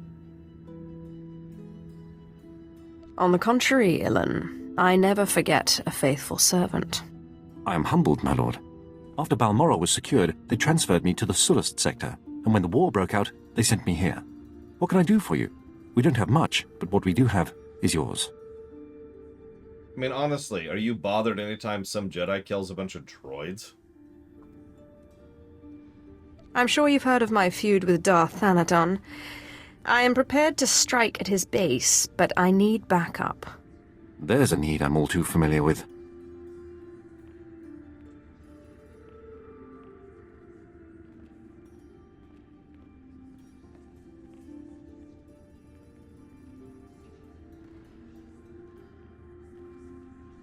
We've been getting clobbered, but we're expecting reinforcements. When they arrive, I should be able to form an assault squad for you. Major Illen, Republic soldiers incoming. Hi. I mean, look, I'm kind of kidding, but let me be very clear. I'm not actually joking at all. I'm an archaeologist. I really don't think the Sand People massacre counts, because it doesn't. The Sand People are, in the movies, universally portrayed as acceptable targets.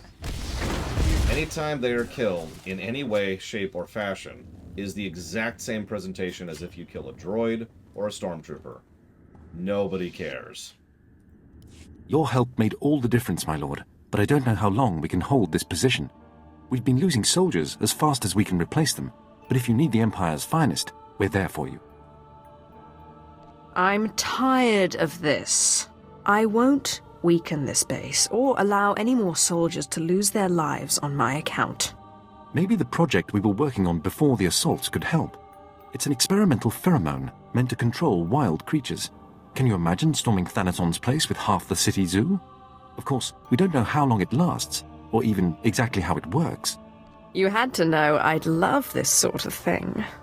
My lord, next time I invent something, you'll be the first to know. Take this, it's on a time release, into the zoo, and expose the beasts to the chemical. Then lure them towards Thanaton's base. Good luck, my lord. To be very clear, The Crow, you're absolutely right. I just don't care, because the other thing that Episode 2 is very clear about presenting as a big deal is just how much in love Anakin and Padme are. Also, I'm with Blade Terval. This is a great idea. We're just going to attack a base with a zoo. Oh, I remember this step. Blurg.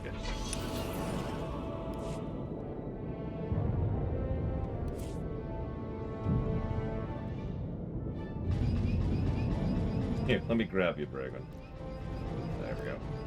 Yeah, it's also humiliating to Thanaton. This continues to suck on the gameplay axis, but man, this is awesome with the story axis.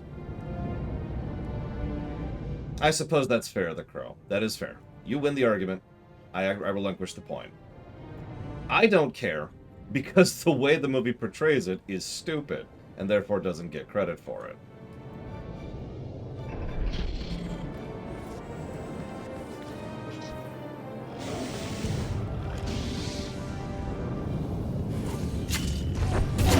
Like, we were talking about this the other day, the writer quotient. I'm going to start calling it that. I'm going to start making that regular terminology and make it into a new lorium, because it just keeps coming up. When the writing is sufficiently bad, I reserve the right to no longer consider it in qualifications.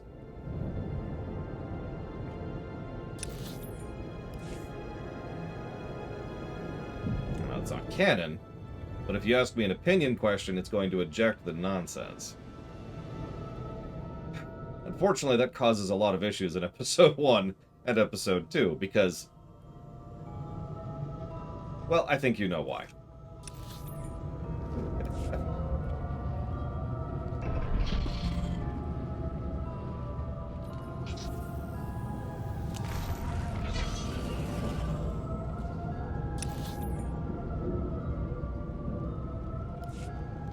But did he have to fight the whole zoo? Because that'd be much more impressive, Zactout. So what is it called in a story where the henchmen's faces are never shown to dehumanize them? I actually just said it out loud. That's acceptable targets. Zombies, raiders, marauders, bandits, stormtroopers, darkspawn. It's an extremely common thing. Now, I know, you're actually asking about a subset of that. Nazis. It's part of that whole concept. The reason it's called the acceptable target is because no one is intended to care about what happens to them. It's a way to do whatever you want. It's a way to allow the heroes to kill people, because that's what it is, without anybody questioning whether or not they're heroes, because they're killing acceptable targets. Nobody cares if an acceptable target gets killed. That's why they're an acceptable target.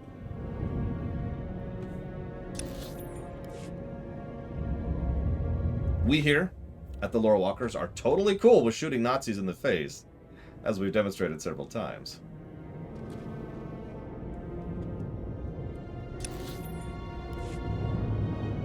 Some works actually play with the concept a little bit. I was going to say, yeah, Episode 7 tried to drift into making stormtroopers people and failed miserably, which is a damn shame because I like the concept. And while I'm on the subject, Finn is awesome. I love Finn. Easily one of my favorite characters in the sequel trilogy. No question.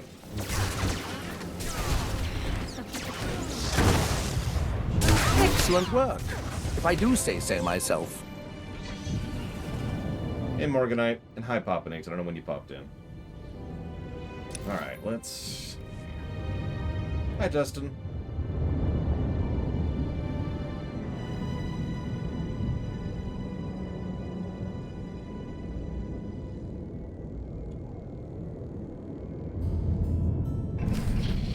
That should be... Yeah, Finn... Okay, I know very few people agree with me on this, but Finn should have been the main character instead of Rey for the sequel trilogy. Think about it. Former stormtrooper, very personal insight into the terrorist cell that is the First Order.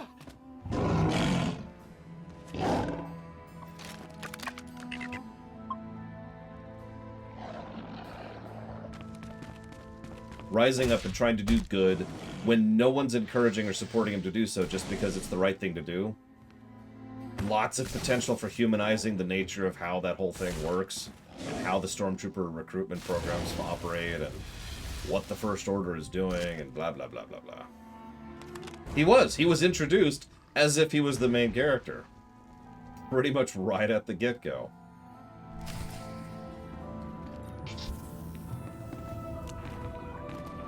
Well, that was funny. Real quick, thank you, Rama. I do appreciate those bits, as I always do. If you want to put those towards something, please let me know.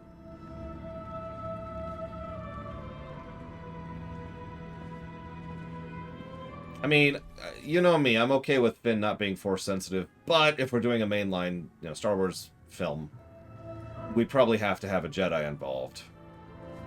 Although Finn being Force sensitive actually appeals to me quite a bit, admittedly. No, really, think about it. Just some random dude who has no big history and no big, lineage and no big anything is kind of exactly what I wanted from Rey, if you'll remember. And then got and then didn't get.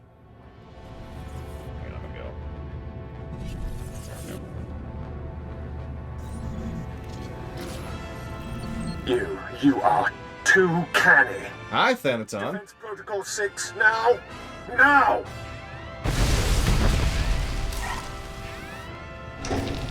I wouldn't have Finn become a... Well, no, he would have to be a Jedi. Just let me at them. He would have to. We have to have a Jedi, because it's a Star Wars film. You gotta have a Star Wars film having a Jedi. It's a rule. It's not even a rule I agree with, but it is still a rule.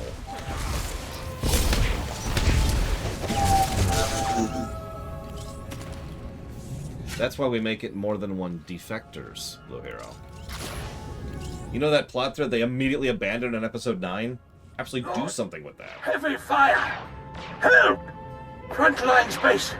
Republic forces. Defenses weakened. Reckless disregard. Unimperial behavior. You're under attack. Hold tight, I'll be right there. Republic surprise attack! Need help! Hurry! Yeah, we could make Finn an actually smart Jedi. Okay, so that's in the next zone. That's what I thought. So now we move on to the final microzone. I should probably mention, I don't dislike Rey as much as most people do, but I still think they massively misused her in the narrative. Then again, I could say the same about everyone in the sequel trilogy. Please select an available travel route. No, seriously, let's think about this for a moment. We've got Phasma, we've got Kylo Ren, we've got Rey, we've got Finn, we've got Poe Dameron, we've got Londo, we've got Palpatine, we've got Leia, we've got Snoke. How many characters are not properly utilized in the sequel trilogy? I actually like most of those characters on paper. Really. In fact, I think a lot of those films are salvaged by the acting talents of the actors in question. Let me remind you of a specific scene. And I'm going to say this way because screw it. You remember the scene where Rey killed Chewbacca?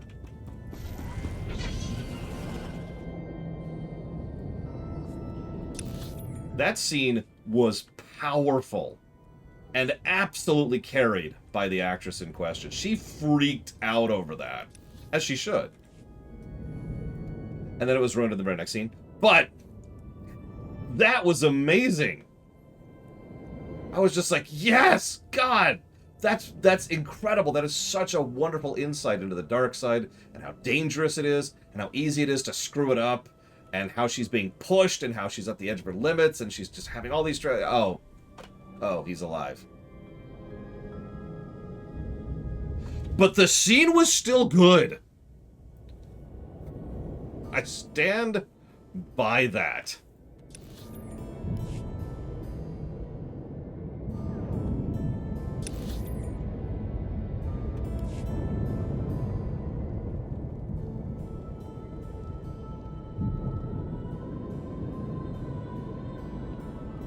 Yeah, exactly, Damashi.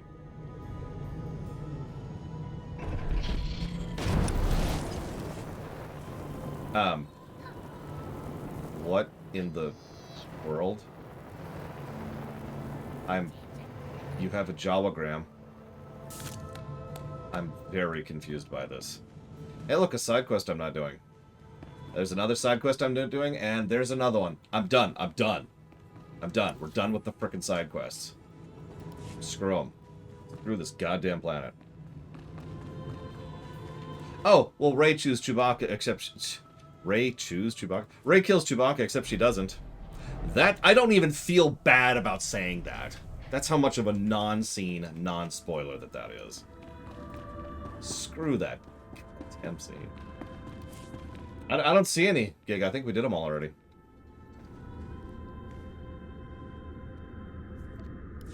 Few have had the pleasure of my company.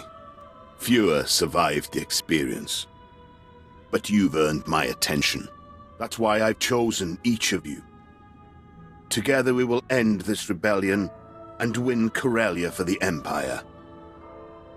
Don't worry, we kill them on the Republic side. The Pretty much rebels immediately after these events, it's funny. I look forward to making them squirm. I'm grateful for the help. Win this final battle, and I will fully support your ascension to the Dark Council. Thanks to you, Axial Park is ours, and Darbin Sul is embedded with the Republic. All the pieces are falling into place. Now our only competitors for this planet are the Green Jedi, Corellia's sworn protectors. The rebellion will fester as long as their council stands. Why are these Green Jedi so vital to Corellia's defense? They've defiled this planet for generations, perfecting Corellia's defense, researching the Force, all from within their impenetrable enclave. That's why you aided Darbin Sul's escape in Axial Park. The Corellian Councillor has weaseled his way inside the Green Jedi's enclave. Now he awaits my word. Darth Decimus, what a pleasant surprise. It's time, Councillor. If you wish to become Corellia's Prime Minister, prove your worth. Let us into the Enclave. About that, the Green Jedi kinda increased security. I can barely breathe in here. You need 2 access codes to get in. I lifted one from a Green Jedi counselor. I had to hug the guy to get close. It was awkward. You said we need 2 access codes. How do we get the other one? If I try to grab another coat, I'll blow my cover. I'm afraid you'll need to do some legwork.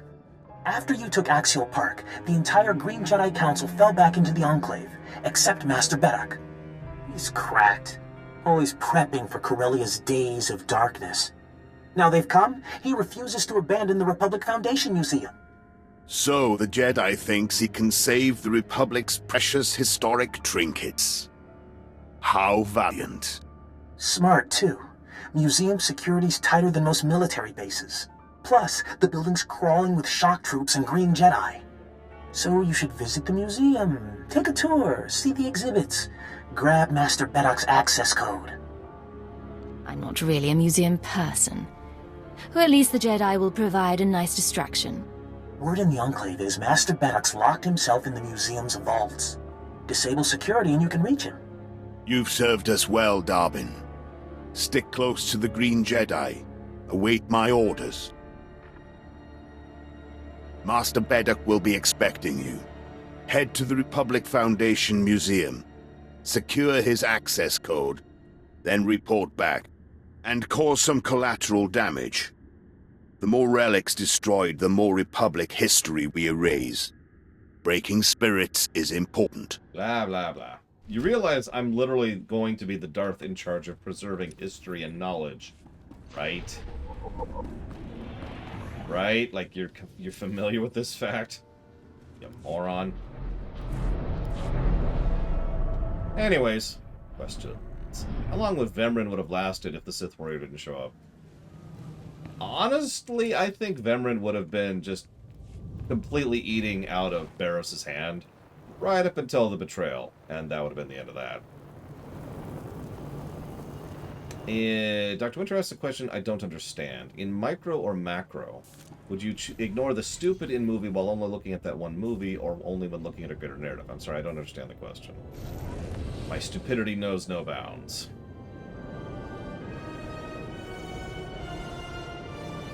We've opened the dark portal. Apparently. It's actually a good question, Blade Javal. Possibly not. Oh, right. No. Scalpel. When I see bad writing, you know, the writer quotient or whatever, I need to come up with a codified term for that. Scalpel out the stupid and just eject that. Mostly because, in my experience, very, very few works are just stupid, right? Even badly written works tend to have good written parts, specific moments or characters or scenes or whatever. What do we got? So it's much easier to just kind of slice out the bad and just eject that from consideration.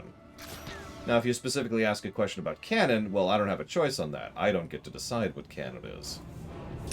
But if you ask me, who is the strongest Jedi, in your opinion, there's going to be some scalpeling going on, because the Jedi Knight is not the strongest Jedi. That's stupid. How can a Dark Council member just disappear? What do you mean he's disappeared? He's just gone.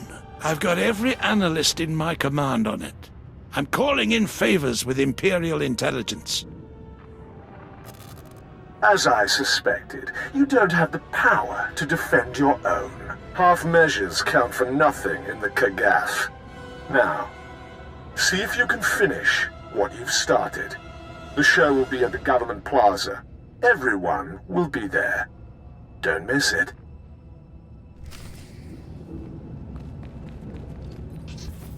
I was going to say, Imperial Intelligence was actually disbanded prior to this point, canonically.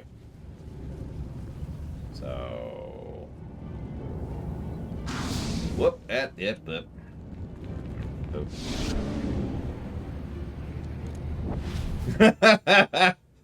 I'm going to share that one out loud. Dr. Winter says, I'm sorry, Thanaton, I can't hear you over the voice... The sound of animals eating your own troops. Alright, northward.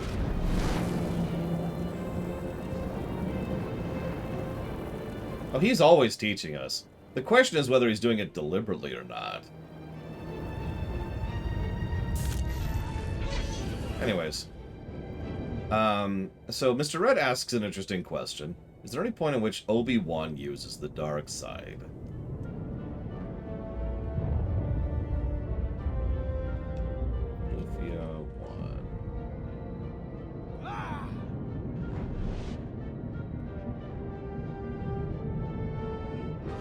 Gameplay.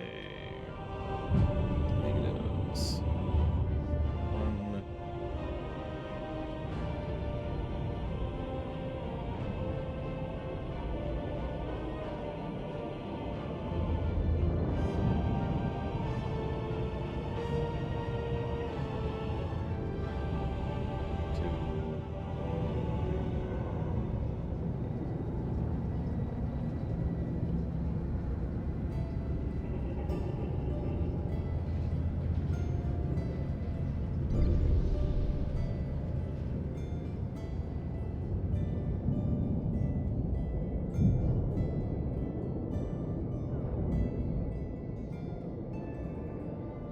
Yeah, I can only find 3 as well, Mr. Red. Although, granted, that's at a glance over like 20 seconds, but still.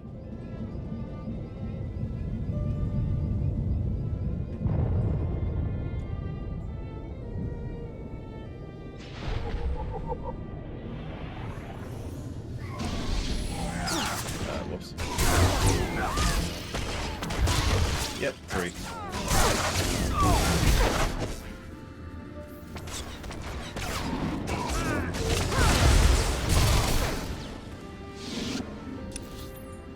Probably get some dinner though, Mr. Red. What is this music and why is this in this playlist?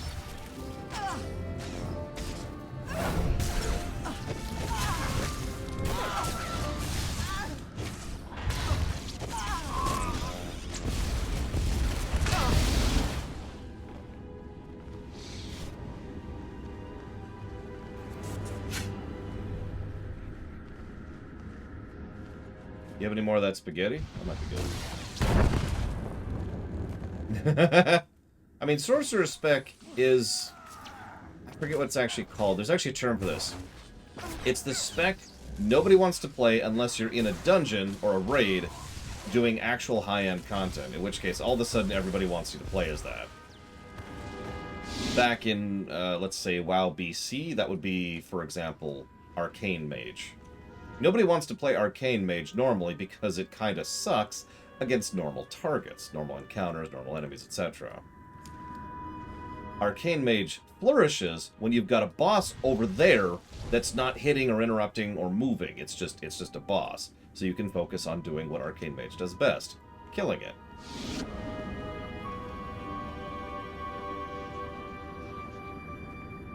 Now, that being said, I actually don't think Sorcerer is that bad.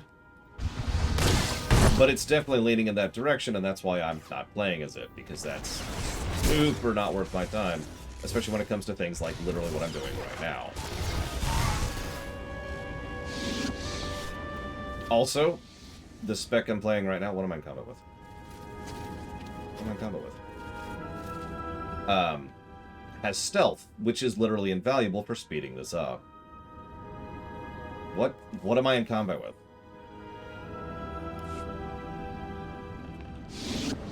Okay, whatever.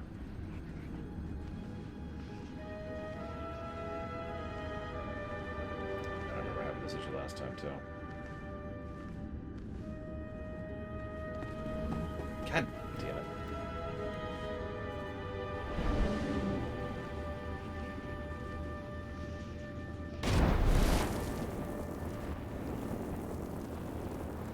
Anything interesting happened today? I suppose that depends on your definition.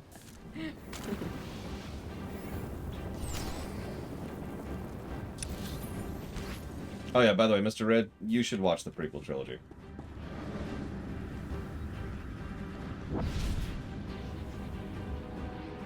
Yeah, what Dr. Winter says is kind of related to what I'm talking about.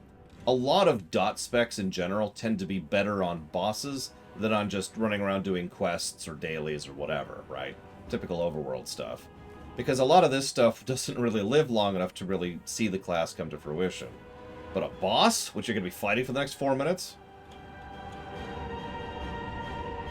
You can do a ton of damage to that. I actually enjoy playing Madness, for record. But it's just not useful for this run. That's why we switched off of it. I did give it a positive, I think. Probably double check that. Yep, I did.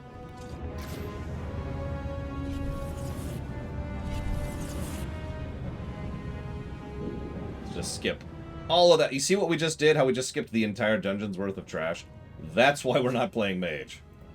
Yeah, I didn't like Nuke. Nuke didn't work for me. This day would come. I don't know. Our planet's too important to escape the Empire's gaze forever. And here you are, fouling us with your presence.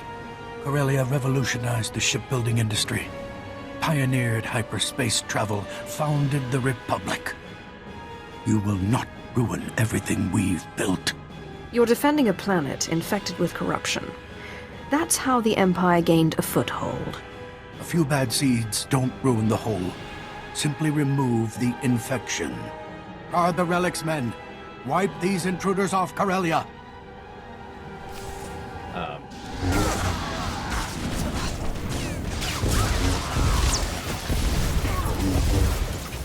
Also, in the overwhelming majority of MMOs, playing as a tank spec is just the best bet for soloing. Just because of the nature of being a tank. There's not really any avoiding that, that's just how it is. It may not be the most fun, but it's certainly one of the most reliable.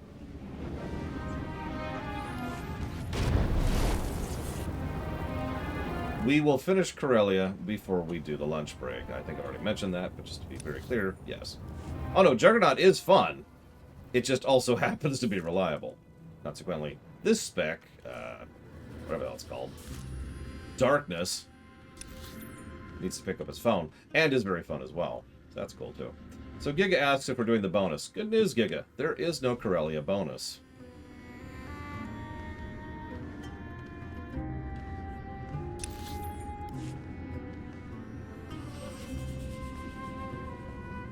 Uh...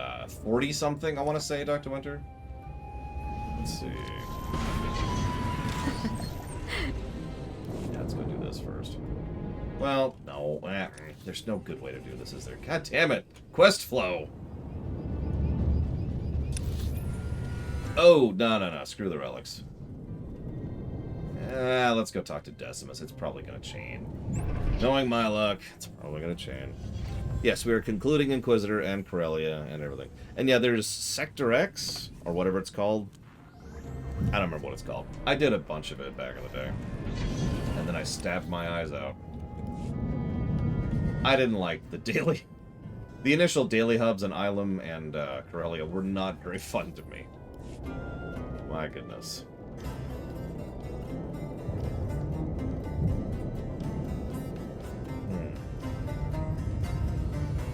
You know what, I know this is the boss playlist, but screw it, we're going to switch down to the boss playlist. Worse than Tanan Jungle? Yes.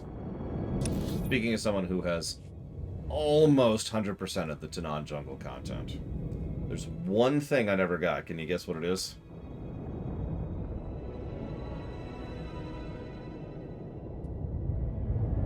Yeah, exactly, Kika.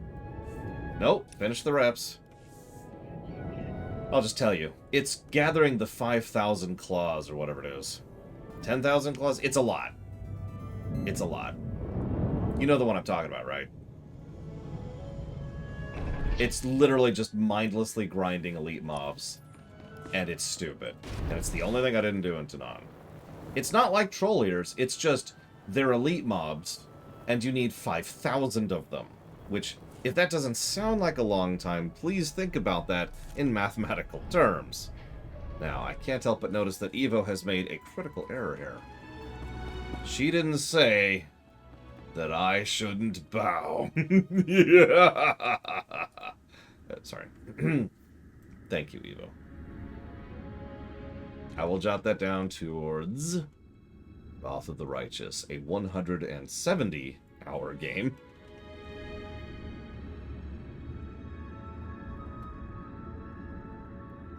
Which we'll get to someday. Oh, that's on me. Sorry. Bedix dead. I have his access code. Finally. Nothing will stop us from striking the Green Jedi's enclave. This is it. The final battle for Corellia. What's our status, General? Imperial forces are converging on Capital Square. Then we attack. You've proven your worth in battle. Now lead our army against the Jedi Enclave. What do I do with the Green Jedi Council when I find them? Kill every last Green Jedi Council member, especially their leader. Master Arfan Ramos, commander of the Green Jedi. The rebels call him Corellia's savior. He hides within a shell of virtue, but there's anger within him. We sent extermination squads after Master Ramos. He killed them all, then retreated to his enclave. Now he's single-handedly keeping the rebellion alive. The more challenging, the better. Respect Master Ramos. Provoke his fury and you'll break him. But first the Enclave. Darban Sul will help you breach the Council chambers. Now go. Today we decide Corellia's future. Right. No, there were none that were cheap sufficient pancakes. I was about to say, remember that the Jedi Knight is, canonically, the supreme commander of all the Republic forces here at this point in time. Because of course they are.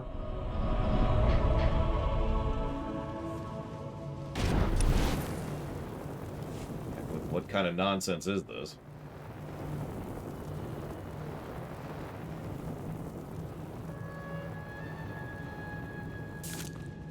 Yeah, King... who's also the sister of the Kufa. Okay, so... I think we can get there from this way, I think. Watch me be wrong. Well, I don't... what are you talking about, Caspian? I didn't see anything. Zactaf asks, they did this in the Star Wars comics, which Kylo Ren, he killed the Xylo Beast by jumping into the thing's mouth and hacking it away from the inside. Is that stupid compared to how Jedi deal with the Beast back in the Clone War? No, that's actually really smart if he's able to skip the teeth. It pretty much ensures that he's going to win that, as long as he manages to, again, bypass the teeth, which, honestly, I think a Jedi could pull that off. The Crow asks a very commonly asked question. Do you think the sequel trilogy would be better received if they had a single director for the entire thing? Yes, but I don't think that's the magic fix-all. I think it would have probably been better, because it would have been more consistent. But that isn't going to magically make the sequel trilogy good. Or, let me use my own terminology here. I think that the sequel trilogy's lack of any kind of consistency with itself is a negative. But I don't think removing that would do anything other than remove a negative. Make sense? Because the sequel trilogy does not make sense at all with regards to itself. It just kind of slams into itself over and over and over.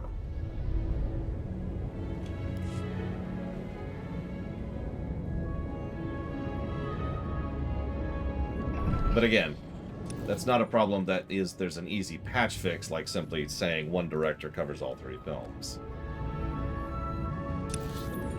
I do have enough faith in the mainliner process to think that a proper mainliner could have actually kept that stuff and kept it good, but, you know.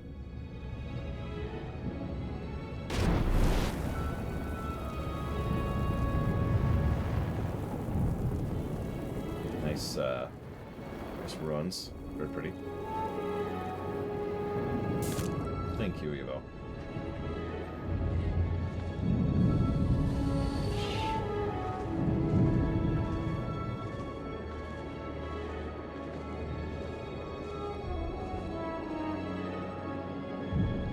Give her a hug for me, exclamation mark.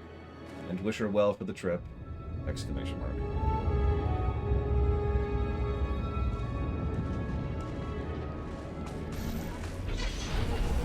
See, Jay Palmer says something interesting. I hate to disagree with Jay Palmer, because Jay Palmer's secretly my true master of the Sith. But, J.J. Abrams has a really common tendency in his storytelling design to come up with mysteries that he deliberately doesn't know the answers to. I've been expecting you. In fact, I'm not sure he's ever not done that. To our enclave. You've caused quite the disruption on our planet. What are you wearing? Your bloody campaign ends here. The Green Jedi only want Corellia's freedom. Tell Darth Decimus the rebellion can't be killed. Then leave this planet forever.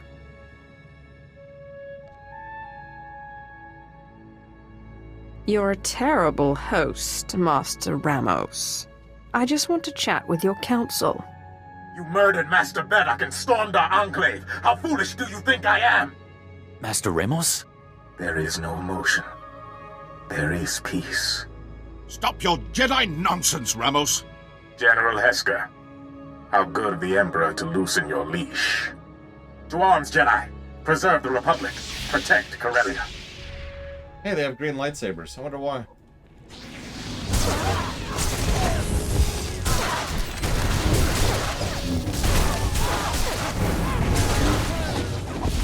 Oh, I have no idea either, Dr. Winter. I'm just mentioning it because, well, again, J.J. Abrams does have a tendency to write a story without knowing where it's going. And it tends to hurt his works as a consequence. The Green Jedi will fear you now, as will Master Ramos. Impressive work. I'm here on strict orders. We're to secure the courtyards and guard your rear. Good to know the Imperial Guard's watching my back. Wish we could see you further. Give Master Ramos my regards. Back to it, men. Leave no Jedi alive.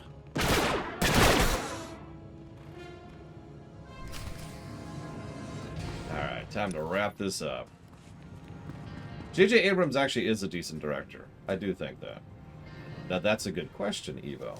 Is that... What? Why are we in combat? Ah! No! Is that necessarily a bad thing? So let's phrase this as neutrally as we can. Is it a bad thing without anything to support it? Yes. Is it a bad thing if you have the talent and skill to properly follow through on it? No. If you know what you're doing and you can actually write a sufficient follow-up, effectively adapt to your own writing, then there's nothing wrong with that. I knew you'd make it. You should have seen Master Ramos after you stomped his ambush. His face went bright red, then he smashed the comm station. A combat leader's useless if he breaks under pressure. I'm sorry to say Master Ramos calmed down. Now he's more determined than ever to hold the Enclave. He's got a small army of Green Jedi waiting for you on the other side of that door. I could stir up a distraction. I'd blow my cover, but I'll do it if you really want me to. No. The longer you go undetected, the better. I'll dispatch these Jedi myself. Good. But I was willing. That's what counts, right? Now, let's get these doors open. Just enter the 2 access codes, and there. Good luck. I'll see you in no time. Okay, music. And we're not going to fight any of these. Bye. Let me put this in very simplistic terms, Evo. Do I think that Discovery writing is bad? No. I don't care for it, admittedly. But bad writing is bad. The Discovery writing is not the problem. The Council's concerned. All due respect, Counselor, but now is not the time. Ah, come in. I'd introduce you around, but I think we're past small talk. Sup? I don't know how you slipped past security. We'll repair the flaw after you're dispatched. Let's not be hasty, Ramos. We've had a good run. Surrender sounds good right about now. Have faith, Counselor. Corellia's citizens look to the Green Jedi for guidance. We won't abandon them now. I won't say it twice. Lay down your lightsabers and bow to your new rulers. You've insulted our dedication for the last time. Don't try anything, Ramos. I've seen this bunch tear through an entire army without breaking a sweat. Calm down, Counselor. No one can face the entire Green Jedi Council and live. Well, I tried. That's actually funny. Well, you see, green is really cool, Bladerville. You gotta understand.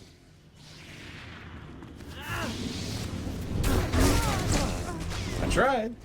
That was amusing.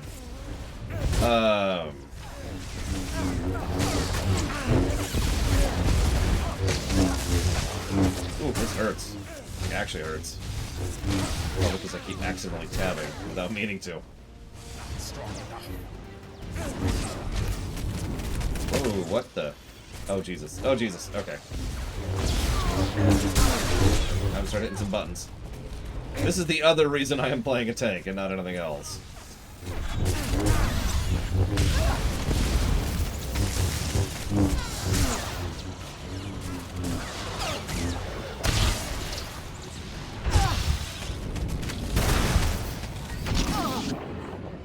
Where's Sprigwin? Sprigwin.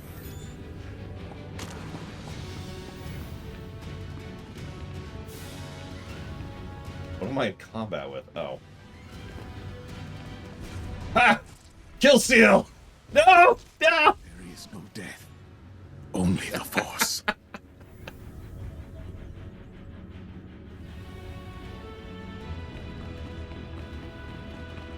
Of course he's...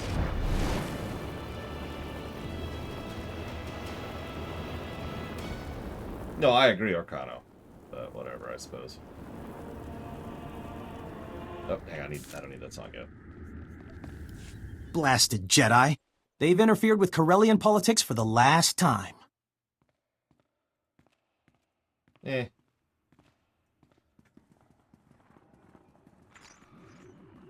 It's done, Darth Decimus. The Green Jedi Council's finished. Excellent.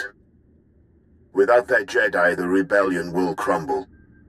Nothing will stop this miserable planet from joining the Empire. And we have you to thank. I really am the best. Clearly. And the best deserve worthy recognition. Don't forget me, Darth Decimus. I played a big role. Big enough for Corellia's new Prime Minister. That was our agreement, wasn't it? I can see it now. Corellia rebuilding under the glorious leadership of Darbin Sul.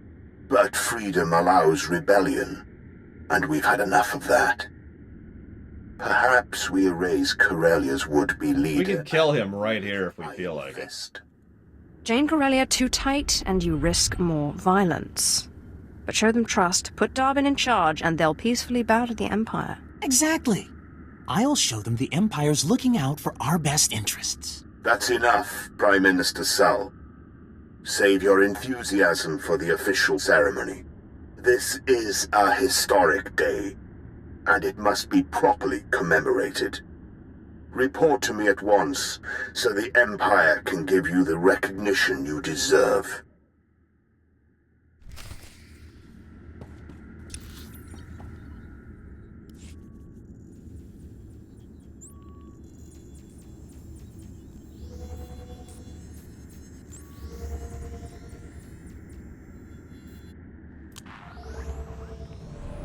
And yeah, you know I have respect for you, Evo, but you're never going to convince me that J.J. Abrams is a good writer. Or that his writing is valid. Because again, bad writing. Oh. You sure? Because that's a lot what it sounds like, Evo. People of Corellia, citizens of the Empire, today marks a new beginning. The Green Jedi have repented. The battle for Corellia is over. Reminder, immediately after this, the Republic forces storm in and kill this guy. They deserve our tribute. No existing award fits your triumph. So I bestow you, for the first time in galactic history, our newest and highest honor, the Medal of Imperial Glory. Thank you, Darth Decimus. I'm proud to have freed Corellia from the Republic's tyranny. As you should be. Your actions have altered the course of the galaxy, and you deserve recognition. Until the Republic shows up and undoes all this. In this story, right after this. Corellia's most esteemed counselor, For fighting to broker peace, I officially name Darben Sul Prime Minister of Corellia.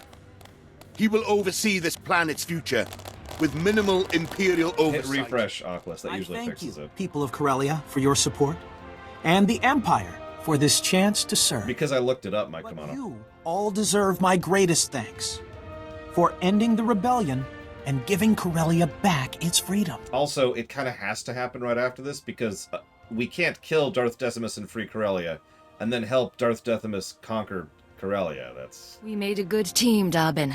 Doesn't work. No one's better suited to lead this planet. Thank you, but I must repay the respect. Join me, Councilman. Let's show our gratitude.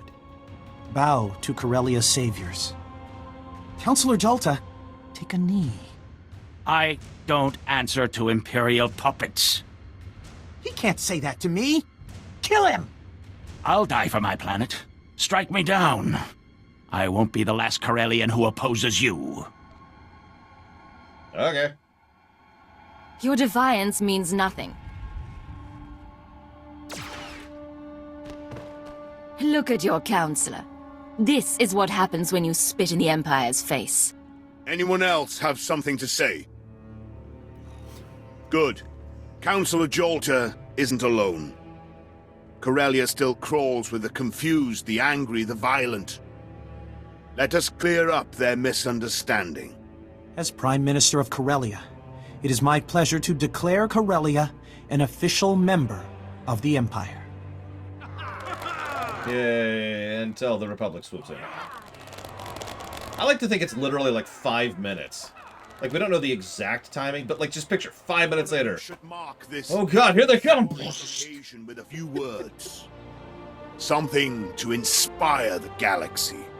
There are two ways to serve the Empire. I know them both. Prove your worth, and make the galaxy take note of your power.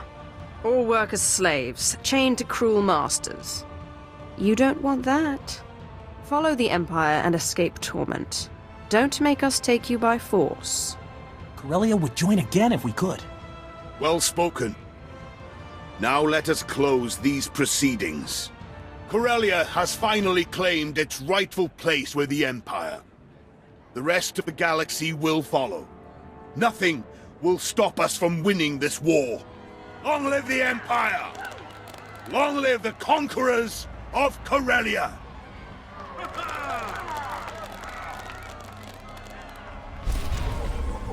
Oh god, don't even get me started about Episode 9's script. That's one of the dumbest scripts I've ever seen, and I've analyzed dumb scripts. Hey, we're Light 3 now.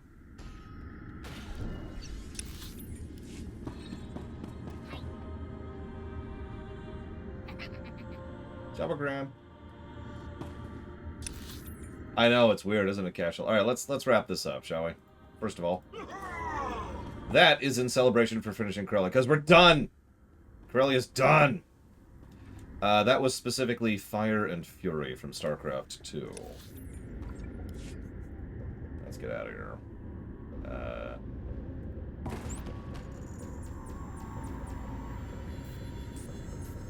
Nope, but Corellia's done. That's the important part. Now, let's get some Mega Man music going. No, I'm joking. We'll just leave this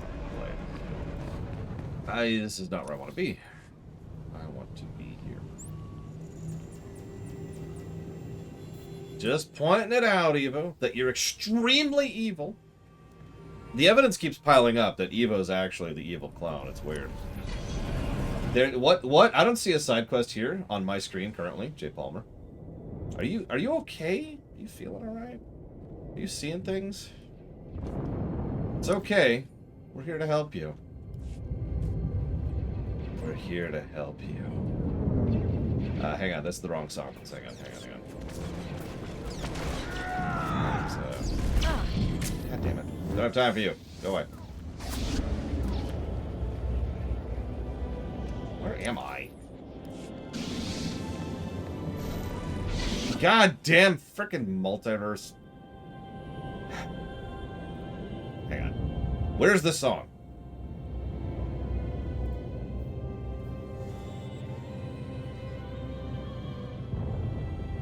There it is. Ahem. Listen, Jay Palmer. Listen. Relax. It's all right now. You're with all your friends, all your family. Everything is perfectly peaceful. There are no side quests. There will never again be any side quests! Until we get to the expansions. At which point, there will once again be side quests. But hopefully they'll be better, because they won't be freaking vanilla. But my point is, you're seeing things. So, I recommend 15 donuts be injected into J. Palmer's mouth immediately.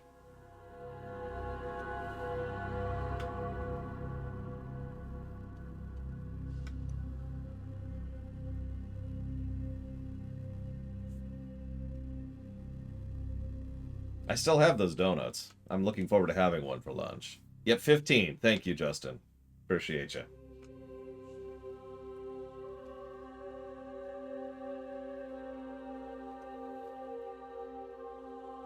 Uh-oh. Eva, that's too many donuts. No!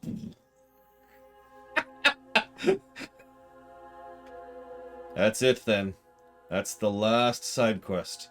No, there is another.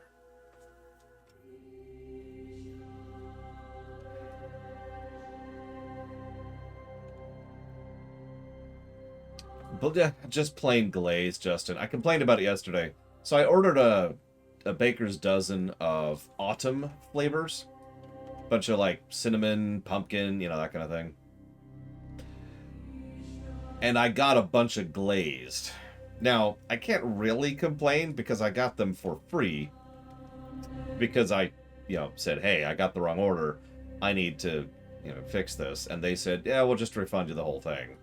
But I still would rather have gotten the product that I actually purchased. What if the 4 Imperial antagonists had stayed on... Wow. Protagonists had stayed on Corellia long enough to encounter the 4 Republic protagonists? Dance party. I don't know, honestly. I like to think that the two sides would have enough reasonability to decide not to try and kill each other. But who knows, and so much of that is determinative, based on the players, so who knows. Is Corellia better off under the Republic or the Empire? The Republic.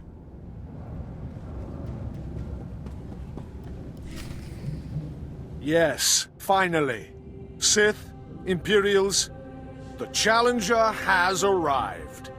The Kagath ends here. Actually, I've really gathered you here to watch me wipe this degenerate from the face of the Empire. She calls herself Sith, but she is slave to a corrupt master. Zash is now dead, and all who served her must die as well. I'm ready, Thanaton. Let's do it! No. Nobody's gonna get this. I just wanted to have the joke really quick. Ahem. Are you free people, or are you slaves? If you are slaves, by all means let Thanaton and his kind intimidate you into mindless obedience. But if you believe we are born to be masters of this galaxy, shout to deafen Thanaton and his kind. I will Look at serve. Look where that attitude has gotten you. You've done well keeping your allies, but I have friends of my own. Darth Ashalon. Kill her. No. What? This one saved my life. I will not repay her with bloodshed. Fine. Your principles are noble, if misplaced. As for you, meet my personal guards, each one of them a powerful cyborg. Okay. Nice lightsabers. Well, okay.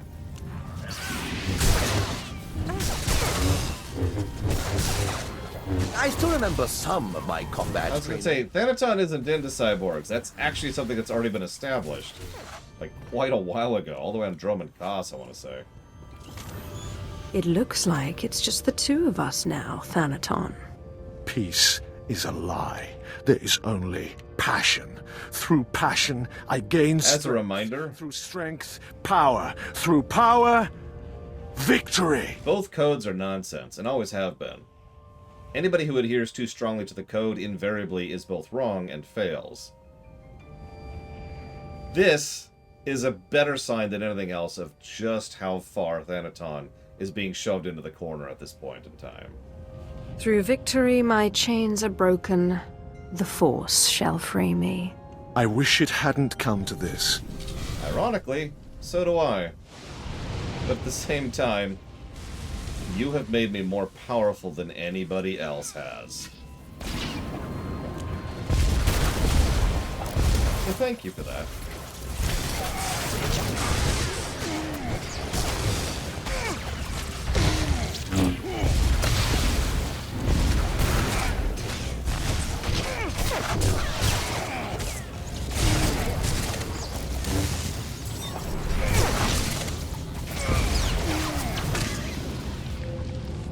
Enough of this. I am a Dark Council member. You do not have the strength or the authority to defeat me.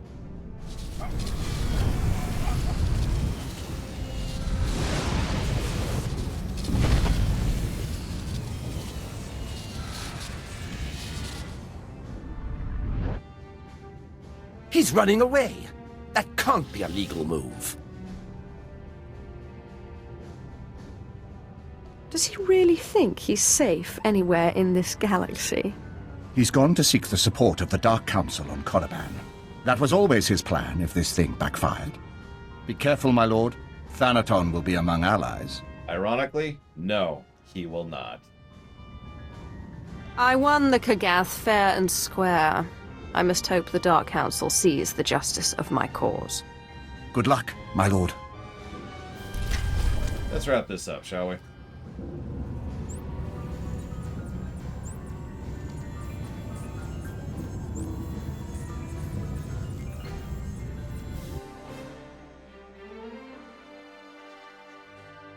Yeah, also, just think about that sentence in a complete vacuum.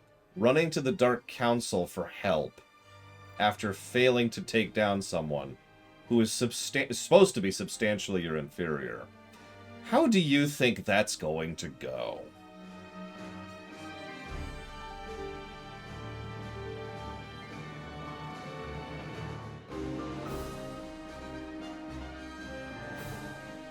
Probably Latario, yes. Sorry, Latario asks... I think I just crashed. I'll give it a few more seconds. Latario asks, considering that Darbin Sul isn't seen in the Republic storyline at all, and they certainly do like their cross-connections, even though he's the legal ruler of the planet, doesn't that imply canonically the Imperial character chose the dark side option and killed him? Yeah, absolutely. Yep, nope, that's already too much. Boop. Let's finish this. And Tor's like, oh, you think you can finish this? Well, then.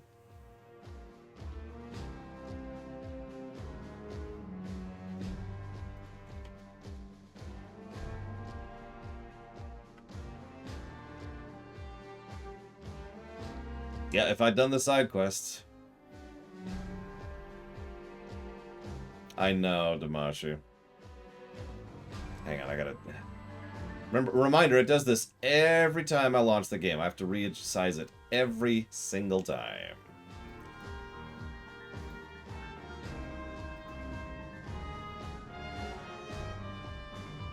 Yes, actually, Jay Palmer. Go figure. Where's it actually going to drop us? This is going to be interesting. Oh, hey, we're on our ship. Yay. Hail to the Emperor!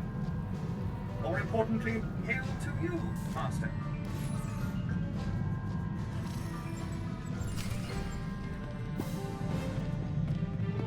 Experience and practice, Alex. The reason I know that Tor causes me this kind of issues is because I have uploaded Tor streams before. Some of my old Tor videos are literally blocked globally because of having Tor music in them.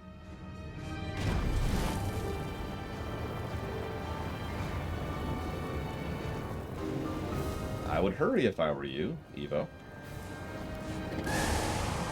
Songs with lyrics have a much higher percentage chance of being copywronged, but otherwise, no. That being said, I guess I'm lying about that. The other thing you can always tell is if it's something that's big enough that you know there's an album out there somewhere that someone owns the licensing rights to. Because it's all about the labels, right? Yeah, it was ridiculous, Avacom. One of those was for Tor. But, like, for example, the reason Tor's music tends to cause us issues is because it is Star Wars' music. Star Wars' music is distributed by, I forget their name, who do it on behalf of Fox or Disney nowadays. So, the point is that I could have known walking into it that Star Wars music would be copywronged because that's how that works. It's Star Wars music. It's the exact same problem with Star Trek music.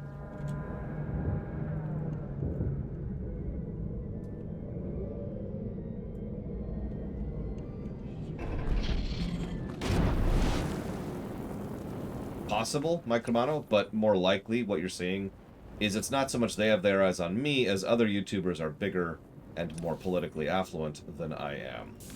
They probably also have access to a network who can actually go to bat legally for them, which of course I do not.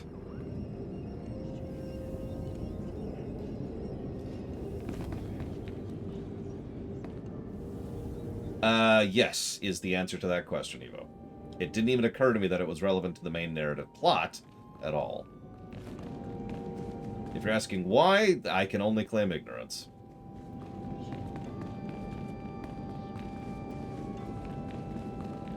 Ironically, being too small is no longer a defense. Surrender your weapons. I'll wait for this to... There we go. I have an ancient Sith duel to complete. I will do no such thing. Thanaton is making his statement before the Dark Council. You will not interfere, or I and my apprentices will have something to say about it. Thanaton is dead. I am the future of the Sith. Serve me, and I'll forgive this impertinence. Serve you? Do you think I'm an apprentice? I am Thanaton's ally, not his follower. There is a whole strata of politics you have no exposure to. Did you think Thanaton was alone in his beliefs? Gentlemen, if you would, kill her. You heard him. You're not even an elite, buddy. Goodbye. My lords, her master was corrupt. She is corrupt. Without Sith tradition, we are nothing. Hi, Mar. First time we've seen Mar, by the way. We do about it. You know what the situation requires. Order must be preserved. Punishment meted out. If we are to conquer our enemies, Zash's former apprentice must die. We people of principles need to stick together. Principles? What principles are those? Flagrant murder of a master? Destruction of imperial property? Mockery of tradition? If you had lived as long as I have, Thanaton, you would not revere the past so unquestioningly. The Kagath is a playground game. Murder has no rules. The Kagath is an honored tradition of the Sith. Tulak Horde competed. Marka Ragnos. Ludo Crash. The question stands. Why has this apprentice, this child, proved impossible for you to kill? It's simple. I beat him at his own game. Don't mock me. I swear, if you don't silence Thanaton, I will. I will not be betrayed. I will not die. And when I've killed this slave, you will all answer for it.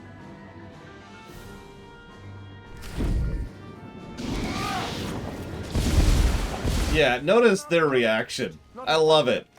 None of them are on his side. None of them are even willing to entertain him on this. As a fresh reminder, he is very recently ascended to the council. Yeah, they just do not care. This is literally a waste of their time.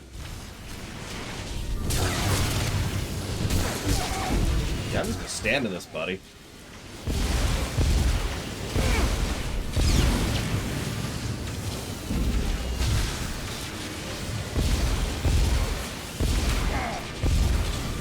Okay, maybe I should. Are you just gonna keep doing that? You really are. Interesting. Yes, that's Valron right there. Which means, statistically speaking, this probably happens after Barris's thing.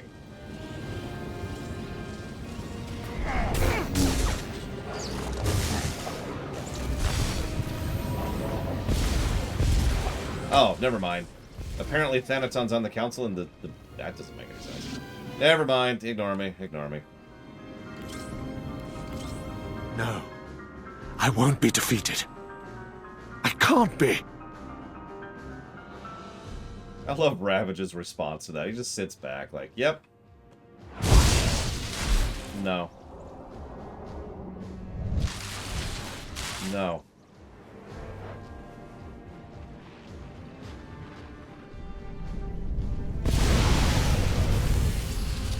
Unfortunately, Mr. Red, I think Thanaton knew exactly how screwed he was. I should probably mention, Thanaton really is extremely powerful. Probably one of the single most powerful mages in the entire Sith Empire.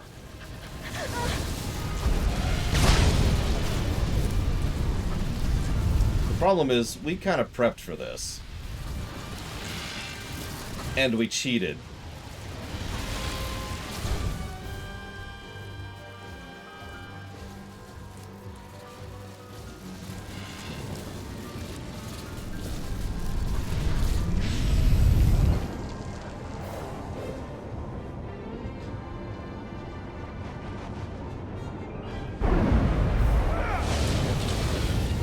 No.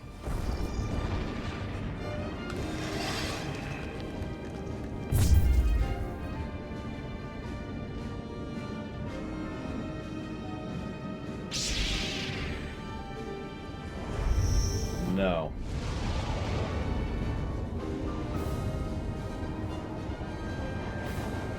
Kneel.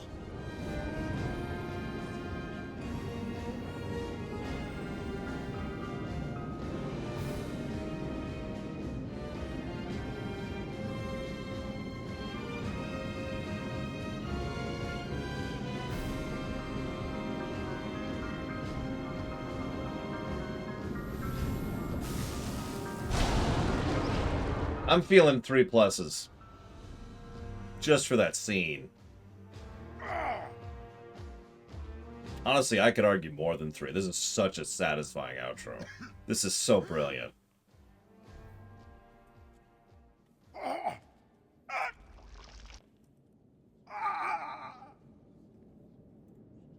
I'm sorry, Thanaton.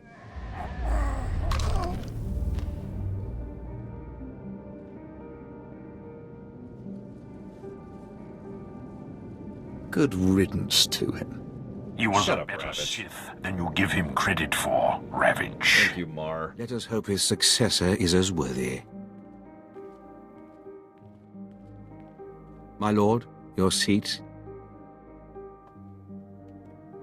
I look forward to working with each and every one of you. She's only a lord. You can't put a lord on the Dark Council.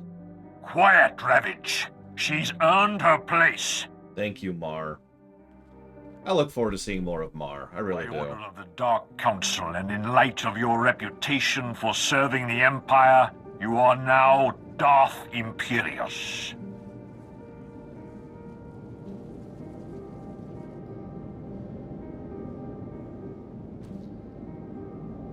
You are head of the Pyramid of Ancient Knowledge. You are charged with keeping the mystical knowledge of the Sith and guarding the secrets of our order. With us, you are ruler of all the Sith, answerable only to the Emperor himself. I will do my best to live up to my new position. Never trust the humble ones. Our business here is complete. You would do well to meet with your followers on Dromant cars and ensure their loyalty. We will summon you the next time the Dark Council congregates.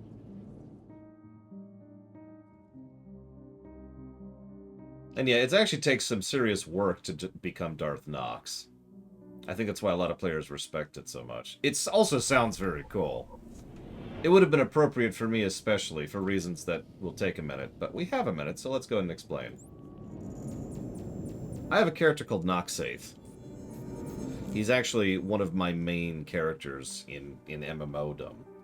And, oh, Nox is Dark-sided one. Oh, never mind. I thought, I believe you. But, Always a pleasure, Master.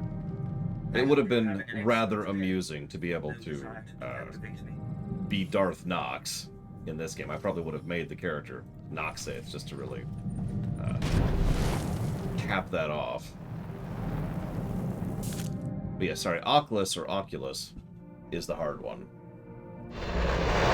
Whichever one the gray one is the one that's hard to pull off.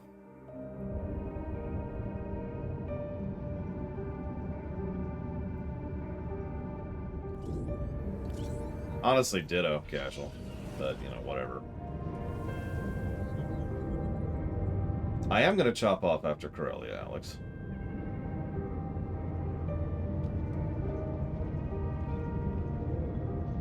We're just not done yet.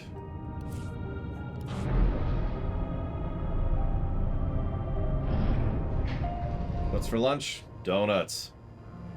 I also made... Oh, Evo, I wanted to tell you. So, do you get some chopped pork, right? Hang on. Let me get to the point where I can fast travel. I got a recipe for you. Don't let me forget. I made it this morning. Oh yeah, speaking of which.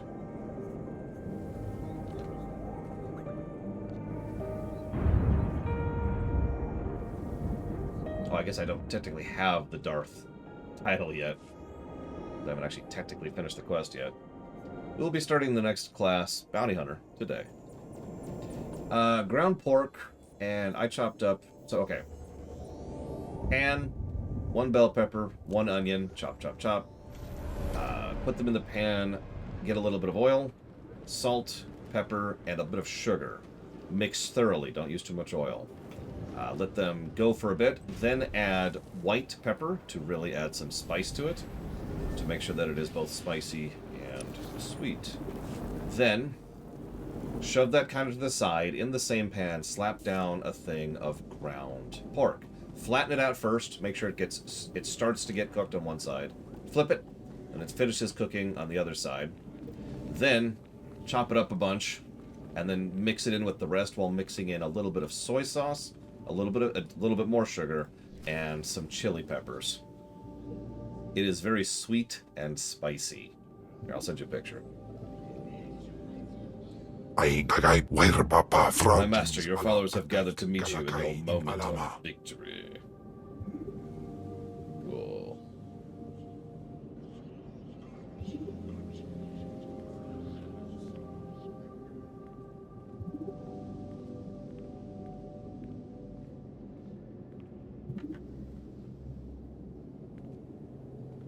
I know, right, Django? Behold the heir of Tulak Horde and Kalak. Bow to Doth Imperious. Oh, I actually have a different song for this. Sorry, I just realized. You don't have to bow. Jesus Christ, don't literally bow, people.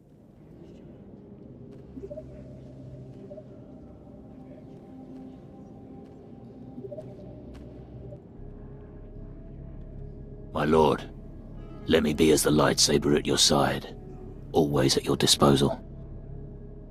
We are the guardians of ancient Sith knowledge, the source of Sith power. Find artifacts, learn secret rituals, and bring them to me. Of course. Thanaton had very promising projects underway, my lord. I will see if any have borne fruit and report back to you.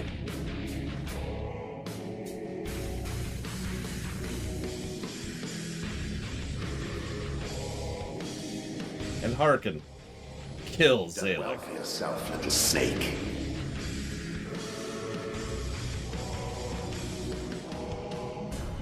But we're done. Your enemy is dead. Free us as you promised. Speak for yourself, Ergast. I, for one, have no desire to be bound to a coffin in the frozen wastes of Hoth once more. Alone and forgotten. Is there a way I can help you find peace before you go? Perhaps. The Jedi are known to redeem ghosts to freedom. But it goes against everything the big Sith stands for. Too dangerous, too much of a hassle. Absolutely not. Let my light redeem you. You not only need to go away, but I want to make sure no one else ever uses you like I did. Hey, there's those golden eyes I talked about. Unbelievable. I never thought I'd feel like this. Is this what it's like to truly die? What is it? Freedom.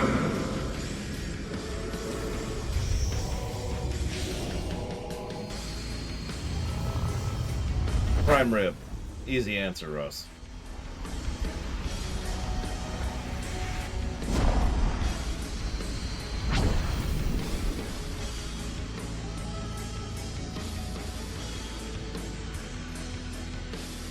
Oh, it's a huge risk, but keeping them was much riskier, in my opinion. And yeah, this is, of course, thematically the correct story. You'd be a Dark Council member before me. It makes me sick. Away, woman, I am my master's true servant. Speak, my lord, and I will follow. The Republic still fights. We must crush them. Hound them across the galaxy until they are forced to leave our people in peace. We must ensure that they never again drive the Sith Empire from the galaxy. That's not what I meant at all, but whatever. Amins Waiheis fools, gawan tida seek from Tauhans.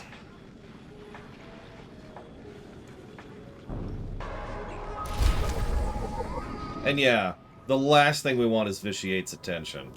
We barely managed Thanaton. We don't even want to try Vitiate.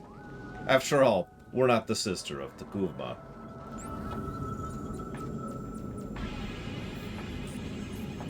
God, that outro knocked it out of the park. Holy crap. I'm gonna have to part and parcel exactly how many positives that is.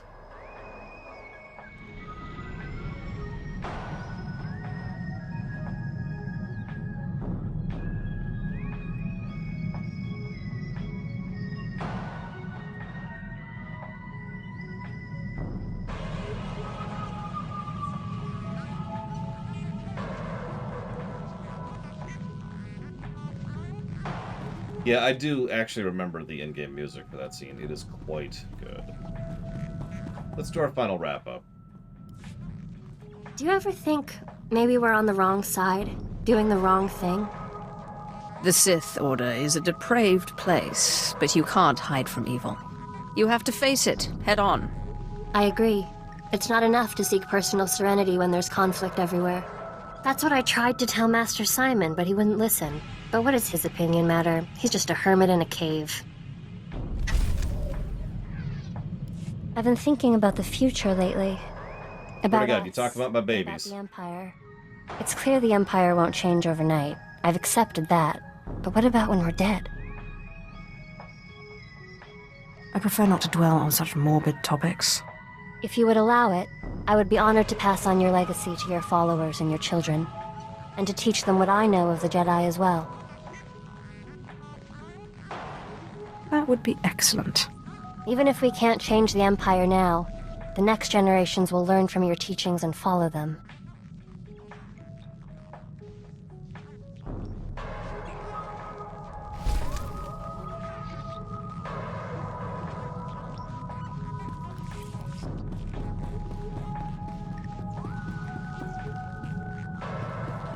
Hold on. Before we go to the best character, I just realized, hang on. Let's see the true best character. Lord, you are a great warrior. You're not so bad yourself. Thank you, Lord. How can I serve you? How did you come to be a slave? I was taken in battle. The Sith spared me because of my power. You mean they took you alive because you were Force sensitive? That is what you call it. If you want nothing else from me, I will go. Excuse me.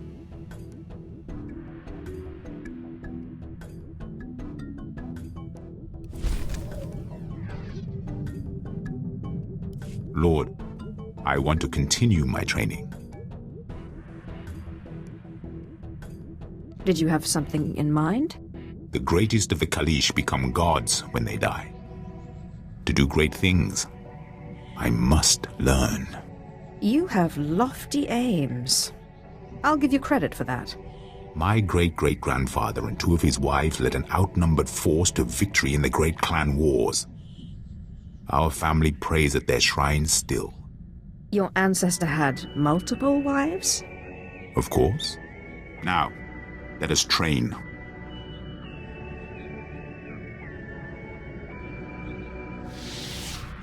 Thank you, Master.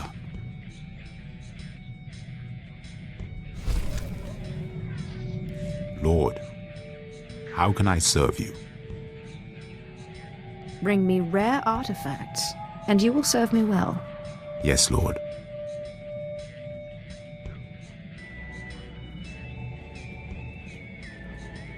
My lord, the artifacts you requested. Keep one for yourself. You've earned it. Thank you, Lord. That is the dumbest freaking quest! I'm sorry, what is this nonsense? If you wonder why I spit on Salic, this is why. Lord, if I have served you well, let me ask a favor. Anything you want. My father lies dying on Ilum. He will die before I get there. It is my duty to bury him. Without proper burial, he cannot ascend to godhood. You are free to go bury your father. My father cannot wait long. My duty is my honor. I said yes, dude.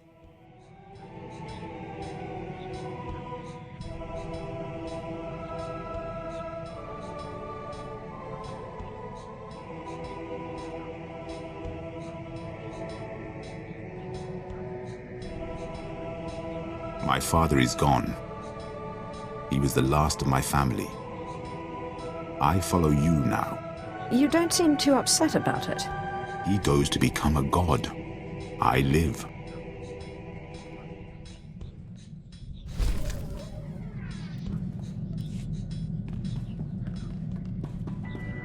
My lord, you are as a living god. I would serve you to death. I would call you mother. I would guard your legacy. That would be an honor. Thank you, Lord. And that's Zalic. Hope you liked that.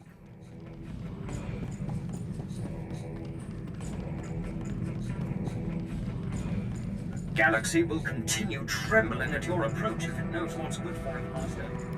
Hey, can we talk? Don't tell anyone I said it, but you're alright. You know, I wasn't sure this whole thing was gonna work out, traveling with a Sith. I guess I'll take that as a compliment. That's how I mean it. I got your back. I don't know if we'll have kids or anything like that, but if we do, or you have apprentices or whatever, I want to be there to look after them. Always about the kids. Andronicus is our love option, yes, although we of course have not been pursuing it. I'd be honored. I'm just saying, you're not getting rid of me easy.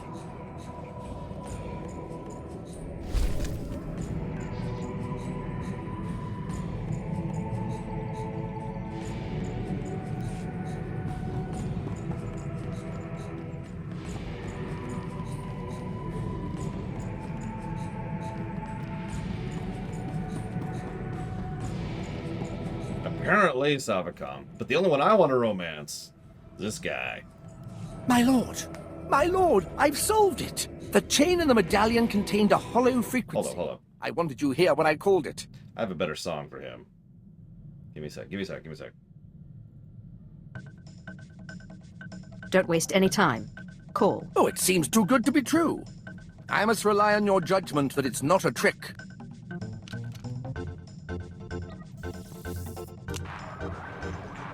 Talos, my student. If you are receiving this message, then you have understood the riddle I gave you. I've gone to the tomb of Via Santinus' unnamed apprentice on Aduba 6. I don't understand why, but both Sith and Jedi are after this tomb and its secrets. It's the duty of the Imperial Reclamation Service to preserve this history. If I do not return, come find me and finish my work. Celio Gan is in trouble. He needs me. I must find him. Find your mentor. Help him. Good luck. I can think of no more fitting place to die than a tomb, but I will do my best to return safely. Yeah, anybody who does that is a certified moron, Claw. Any questions?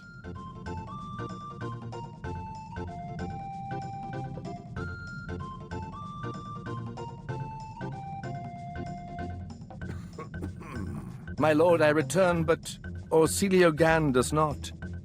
He's dead. It pains me terribly to hear it. He was pursued by both Jedi and Sith. He managed to use the tomb's traps against them, but in the process he imprisoned himself. His discoveries are amazing. They will make a wonderful paper, but I can't help but wonder if it was worth dying for. What do you mean by that? Well, I don't know. I suppose you're right. It's silly of me to doubt. And to think I was considering tendering my resignation? Oh, what would Orsilio Gan think if he could see me now? I must continue his work. Thank you for restoring my faith, my lord. I'm happy to see you're so pleased. The historical mind is ever curious and never sated.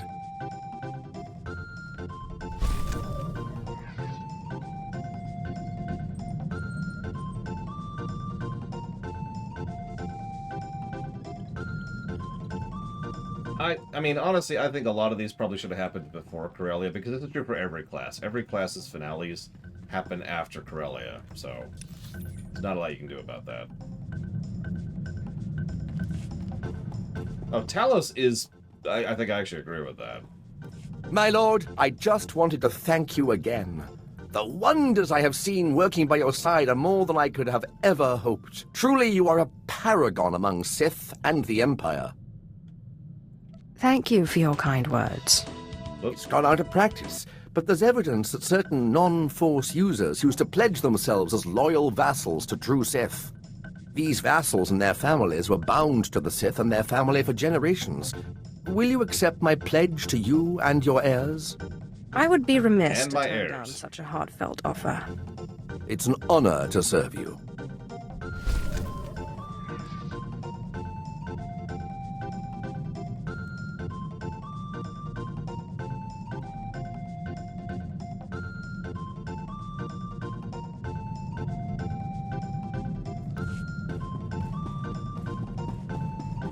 One more. You know the one. And I think I know how this is gonna go. Ustapime, ICJ in My Alam. master, the moment approaches. The lady's schemes are coming to conclusion. I can sense her excitement. Grant me your promise you'll help me defeat her. She must not complete the ritual to banish me. You have my word. Swikun Babani, Thank you, my master. Luseba, I await Luseba my Ospil Ans, Gaswikon. Relentless beast! Quickly, while I have the upper hand, I finished the work on my ritual. There's only one more piece required. Will you help? It's my honor to serve you. The ritual I propose requires one more thing. A Rakata box.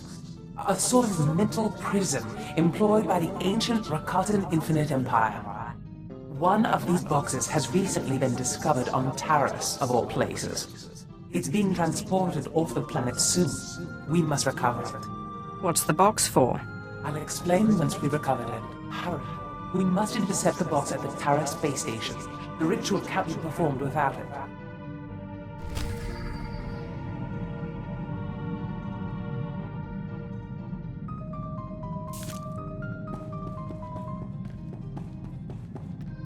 Yeah, show your support in chat. Are you Team Val? Vol?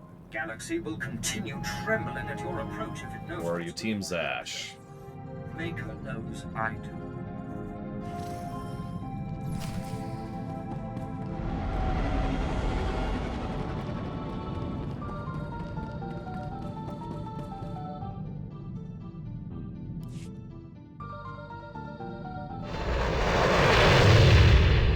Unfortunately, neither of them has cookies or coffee.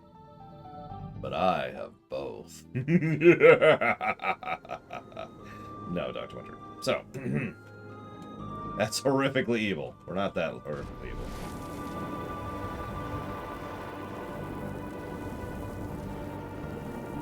I do have donuts, and I do have cookies. And I have excellent coffee. And that's how I'm going to take over the world. It really is that simple.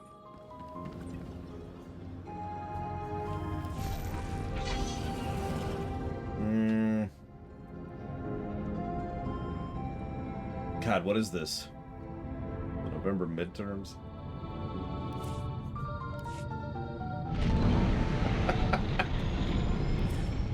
Darth Zash voted to kill innocent puppies. She also doesn't even really have that kind of hair naturally. Do you really want someone with terrible hair being your representative for the Sith Inquisitor? Paid for by the Associates for Kimball.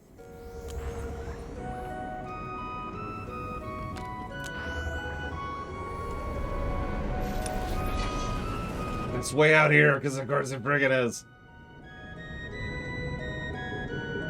This music is perfect for Terrace.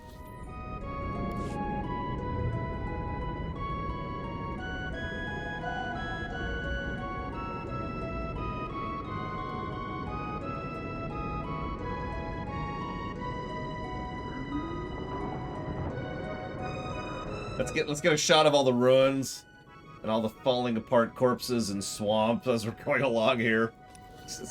God dang it. This freaking place. No! Damn you, Tour of Game Design. You won't let me, will you? I keep trying to get out! I don't even want to think about what this place smells like. You ever smell stagnant? Oh god, they've got a freaking probe droid right there, because of course they do. Why wouldn't they? Now, have you ever smelled stagnant and... excuse me, have you ever smelled rot? Now, have you ever smelled stagnant and rot at the same time? I have experienced all of these things.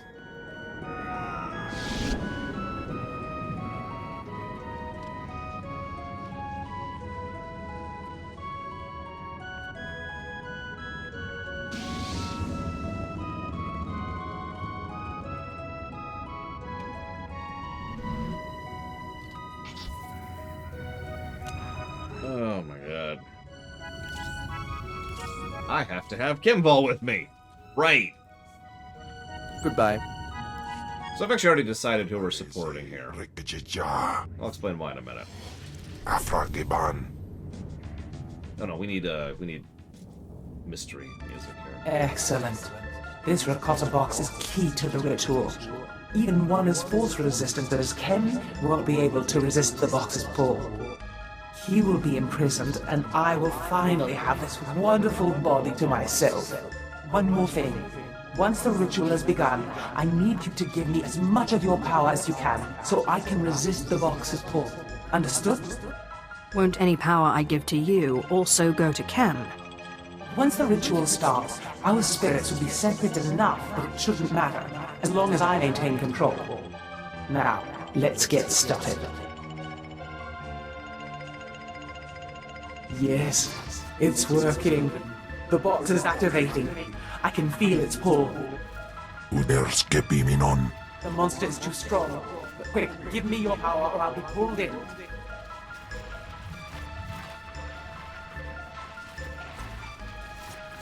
Do you really think I'm that stupid? No, I'll kill you! You will regret this! In bizose waitai spira presin kretai. In bize e wanata atragata injais. Here, have my strength.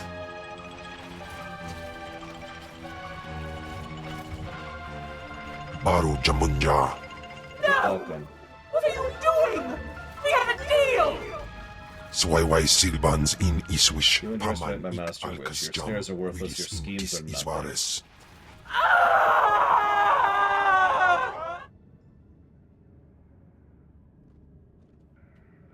I can't say I'm not sorry to see her go. Iswarim ja my body is my own again. Ja Let's shoot this accursed box out of the airlock and go. Diabulus afstop fara.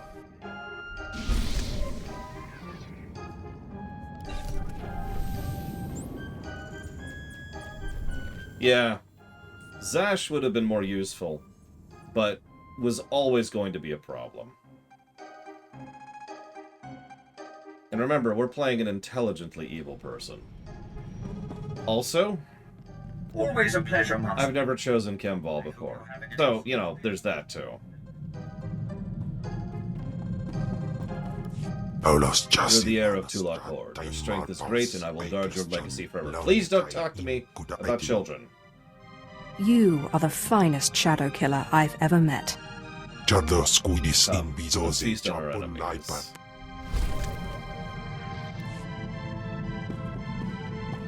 Oh yeah, by the way, I wouldn't eject it out the airlock, I'd toss it into a star. Even Star Wars has a problem pulling things out of stars. Whoa! I mean, I've kind of been doing that without meaning to, Sovacom. I don't know if you've noticed. Let's get the hell away from this stupid planet. Yeah, I'm cool with not having Kemval babysit me.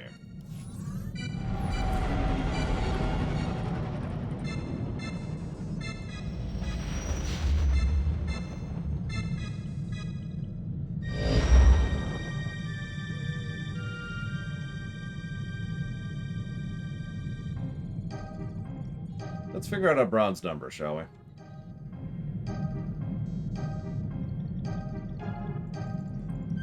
Someone do me a huge favor. I've actually linked the existing bronze numbers in the Discord in a stickied message on the BioWare channel. Could someone carry those into chat while I actually calculate stuff so I can multitask a little bit here, please?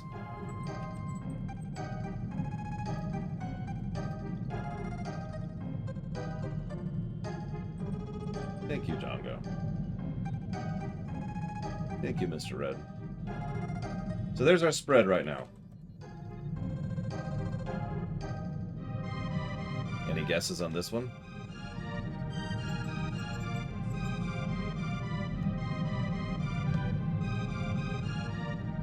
Well, those are bronze numbers right there, Doctor.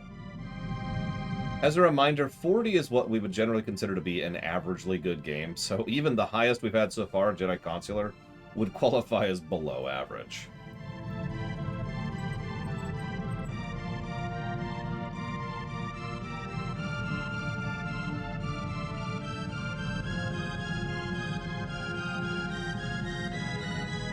Oh, and for those of you who don't care, we will be doing the Bounty Hunter today. I think I'm going to take a full hour break.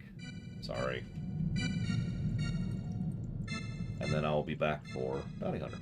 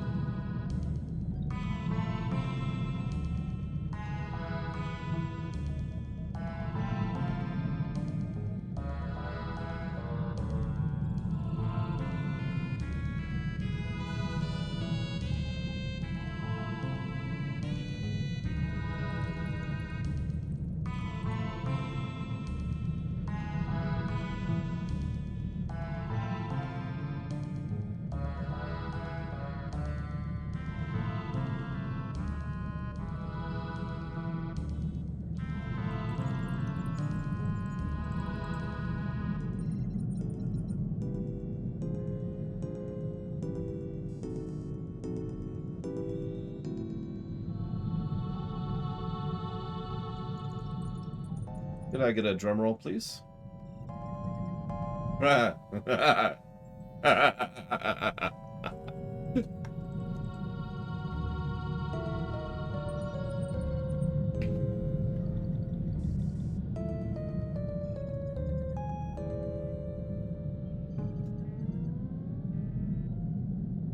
As a reminder, Consular got 34.73. Inquisitor got 97.8. That is almost triple the quality. And I stand by that.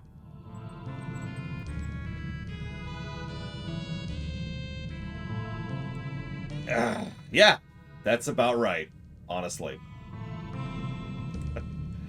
I told you there's some good stuff over here. I'm gonna go take my break. When I come back, we'll start up Bounty Hunter. I'm gonna try to go ahead and finish Hutta. We'll see. Either way, I'll see you in a bit.